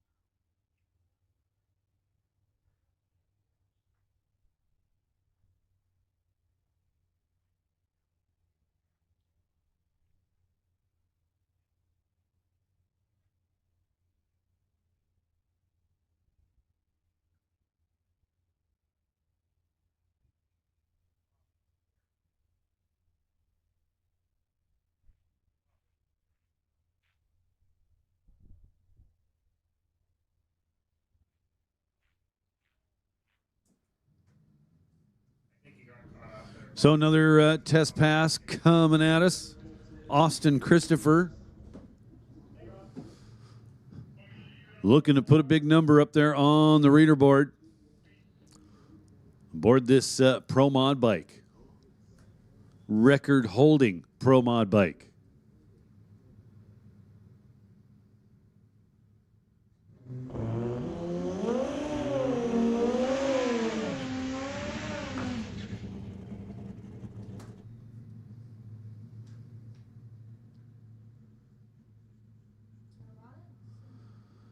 So Austin Christopher, Ron Howney's hired gun. The Fast Lane Racing Top Fuel Harley also pilots this Turbo Pro Mod bike. Yes, they are, but with the Loafers classes, they don't do the cars, just the people.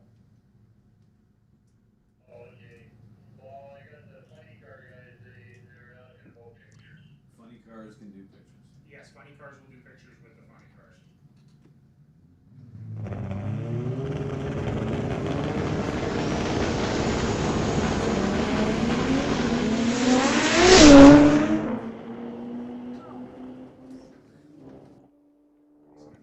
Austin Christopher, 608, 219 miles an hour. That is an impressive number for sure. I think we just reset the Pro Mod record here at Mission Raceway Park and beyond. Once again, 608 with a 0. Announce that all this shit is one at a time. GMC. Winner circle photos. Well, Colin Moore might be here for that, but. Hey, so listen up, everybody. We've got a number of vehicles parked near the tower here in the gravel area. We're going to be doing winner's circle picks right in front of the winner's circle. So we need all these cars moved. There's a red Chevy pickup truck. Colin Moore, your fair lane has to be moved. If you're here for winner's circle picks, I'm not sure that you are, but we're not doing cars for any of the loafers classes. It'll be just the drivers. And then there's also a white GMC SUV. We need all vehicles moved from the gravel area beside the timing tower. So the gravel area beside the timing tower at the end of the pit side grandstands, where the winner's circle is, we need all vehicles to vacate that area right away, please. Thank you.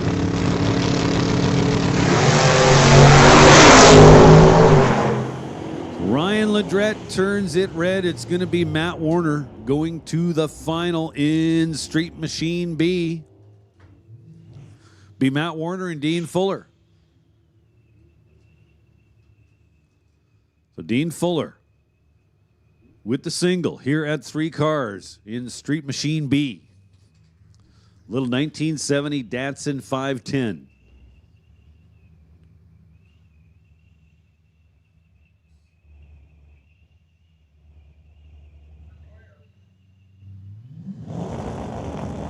.932 the prediction. Wow, 01. Gotta like that. And at the finish line, way quicker than 932. Actually goes 921.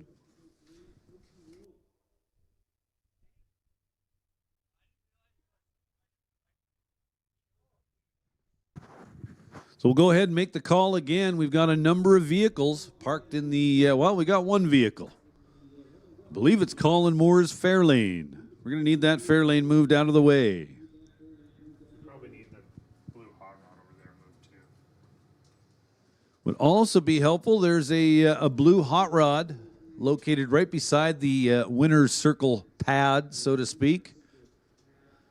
If you could get that car moved, that would be awesome. Thank you very much. As much room as we can make down there, the smoother things will go.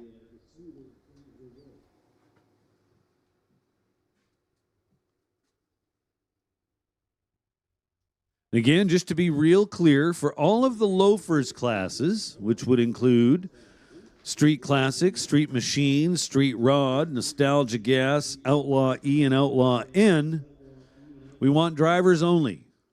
Semi-finalists, runner-ups, and winners. For our other classes, Double B Funny Car, Door Slammer, Pro Nostalgia, we will take the winners' cars in the winner's circle for your winner's circle picks.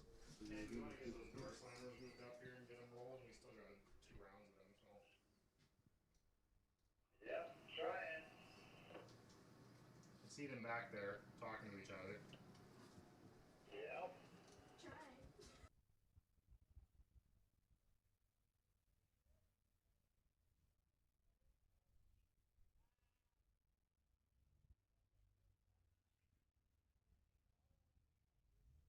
So we do have those cars moved out of the way. Thank you very much. Certainly appreciate your cooperation.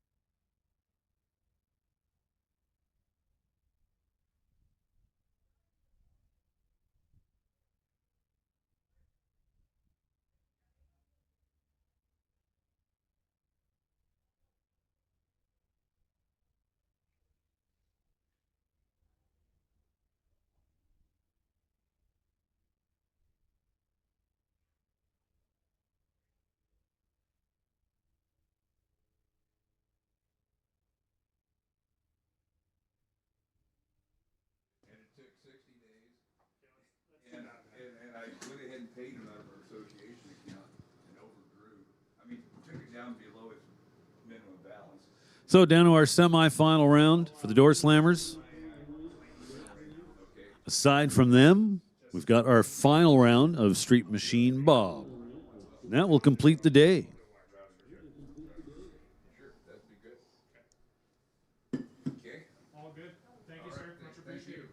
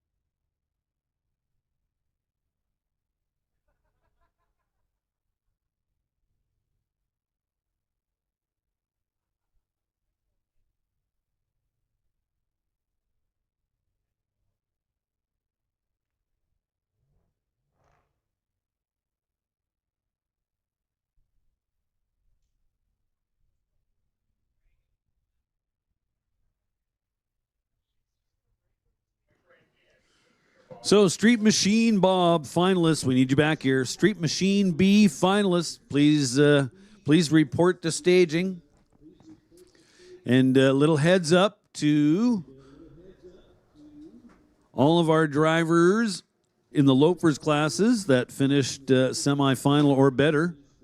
Soon as we're done, Street Machine B final round, we're going to head down to the winner's circle and start the festivities down there.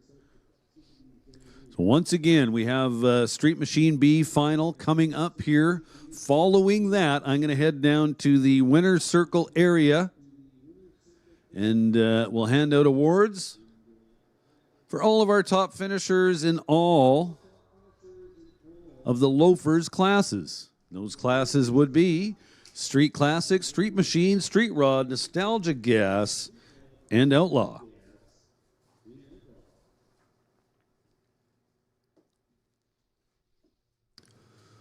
So we're going to have our Canada West Door Slammers semi-final round coming around the corner momentarily. Looks like it's going to be Paul Stretch and Poe Freeborn. And that'll decide who goes on to face Mike Bedsworth in the final round. Bedsworth with the bye here at 3 cars. Street Machine Bob. Come on down.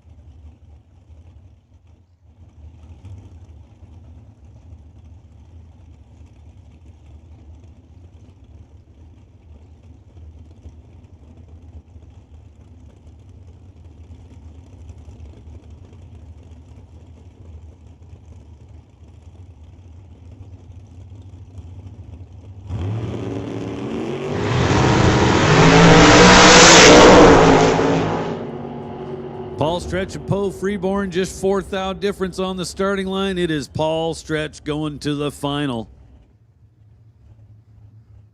Paul Stretch was 013. Poe Freeborn was 017 at the finish line. It was Stretch getting there by 38 thousandths of a second. So it'll be Paul Stretch coming back to take on Mike Bedsworth.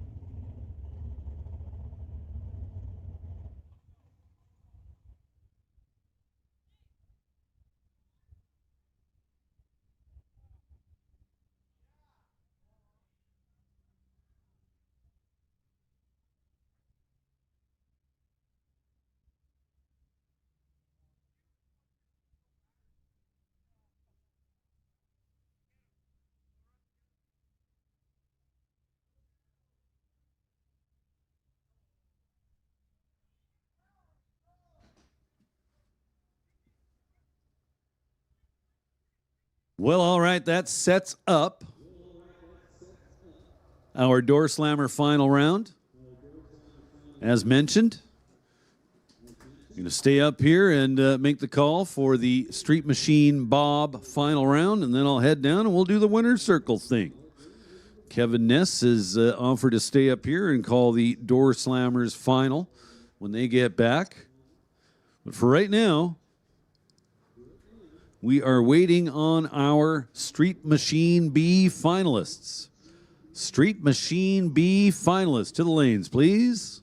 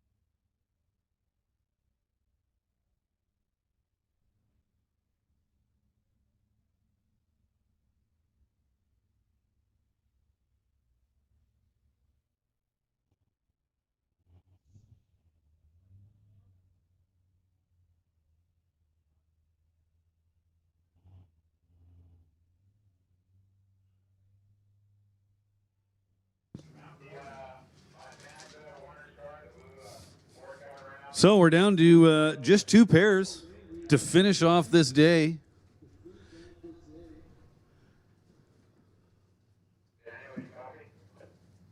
One of them would be our Door Slammer final, and the other one would be our Street Machine B final. And we've got them up at the front of staging, just about ready to come around the corner. So we'll go ahead and make the call now. We kind of already have. If you finish semifinal, runner-up, or winner, we'd like you to make your way to the winner's circle area. Can you announce Brian Murphy to move your truck and trailer? You blocked some. Hey, listen up in the pits. Brian Murphy. Brian Murphy, we need you to move your truck and trailer. You're blocking somebody in. Brian Murphy, if you could please move your truck and trailer. You are blocking somebody in. Now Dean Fuller and Matt Warner. Here we go. Street Machine Bob final. So Matt was our Street Machine B winner last year. So Matt Warner trying to make it 2 years in a row. He won Street Machine Bob last year. Can he do it again? He's going to have to get around Dean Fuller to make that happen. Fuller dialed in at 928. Matt Warner dialed 1050.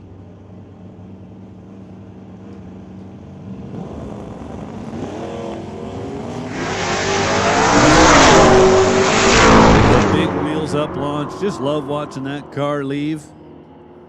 Does not look like Fuller's going to catch him. Well, Matt Warner gets to the stripe first, but is under by a couple of hundredths. So it is Dean Fuller, our winner today.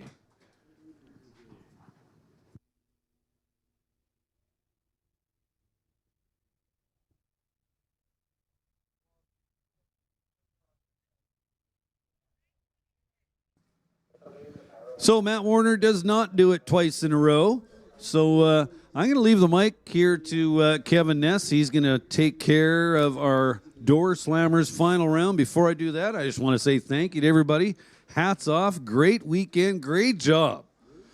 Race fans, it was great to have you guys with us today. And all racers, great job. I don't think I remember a Langley Loafers old-time drags that has gone as smoothly as this one has. So once again, semifinalists, winners, and runner-ups. Let's make your way to the winner's circle area for trophy presentations. Do not need your cars if you are in a Loafers class. So we'll see you down there, and once again, thanks everybody. Great job.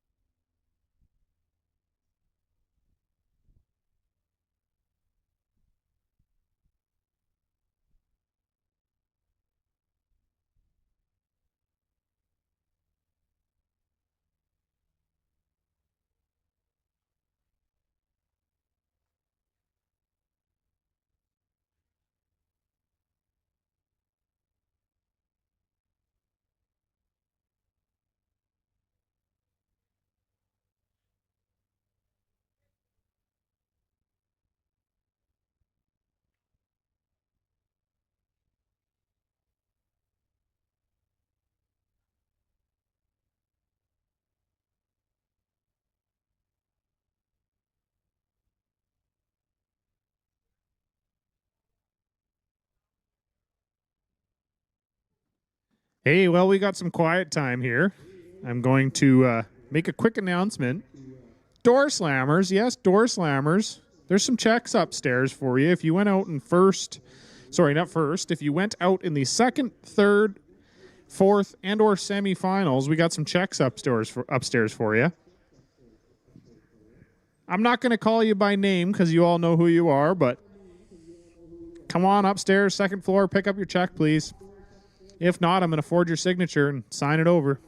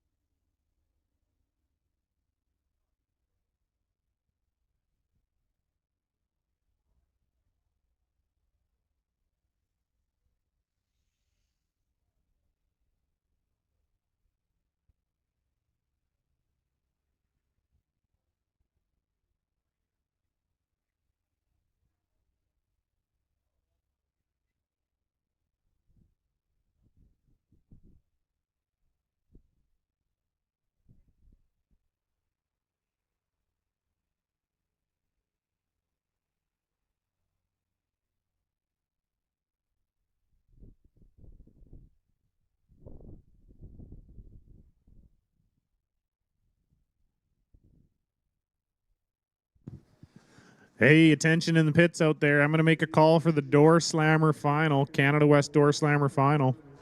We got one of you down here, maybe two of you. I see one, but I can't see the other yet.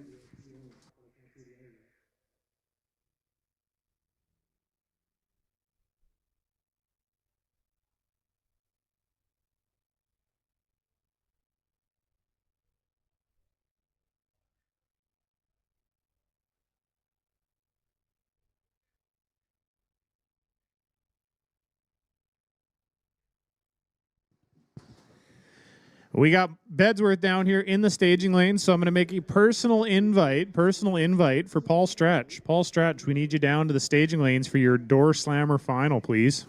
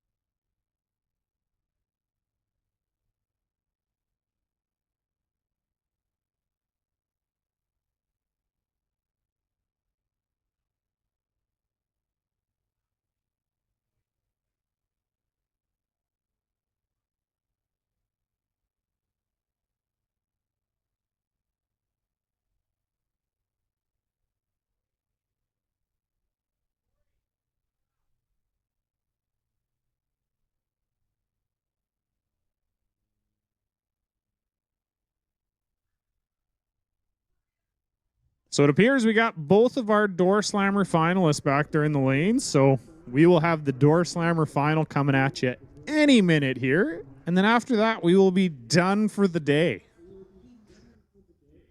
Currently, it looks like they're doing the Loafers winner circle stuff down there. So if you win runner-up in a Loafers class, head on down.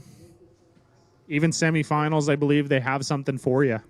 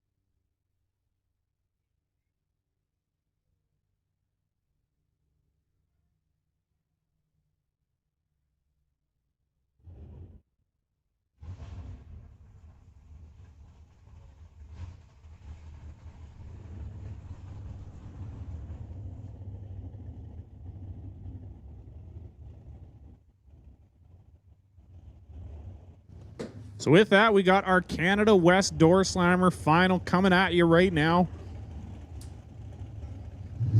Paul Stretch in the 2002 Cavalier in the left lane. Taking on Mike Bedsworth in the 96 Olds over there in the right lane. Bedsworth dialed in with a 710. Paul Stretch with a 728.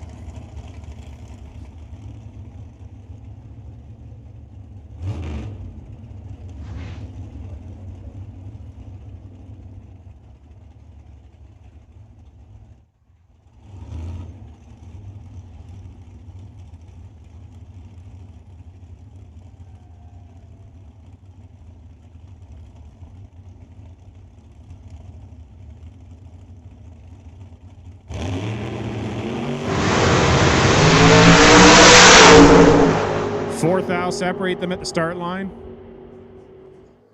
And Paul Stretch going to take that and turn it into a win. 7:29 on the 7:28.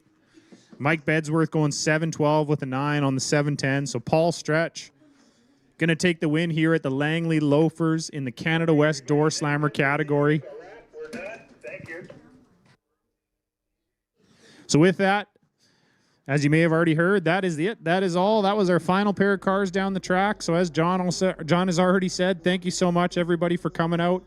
We appreciate every single one of you, racers, fans, everybody, for supporting this event, supporting this facility. And we look forward to having you back here again very soon. So thank you and have a great rest of your weekend.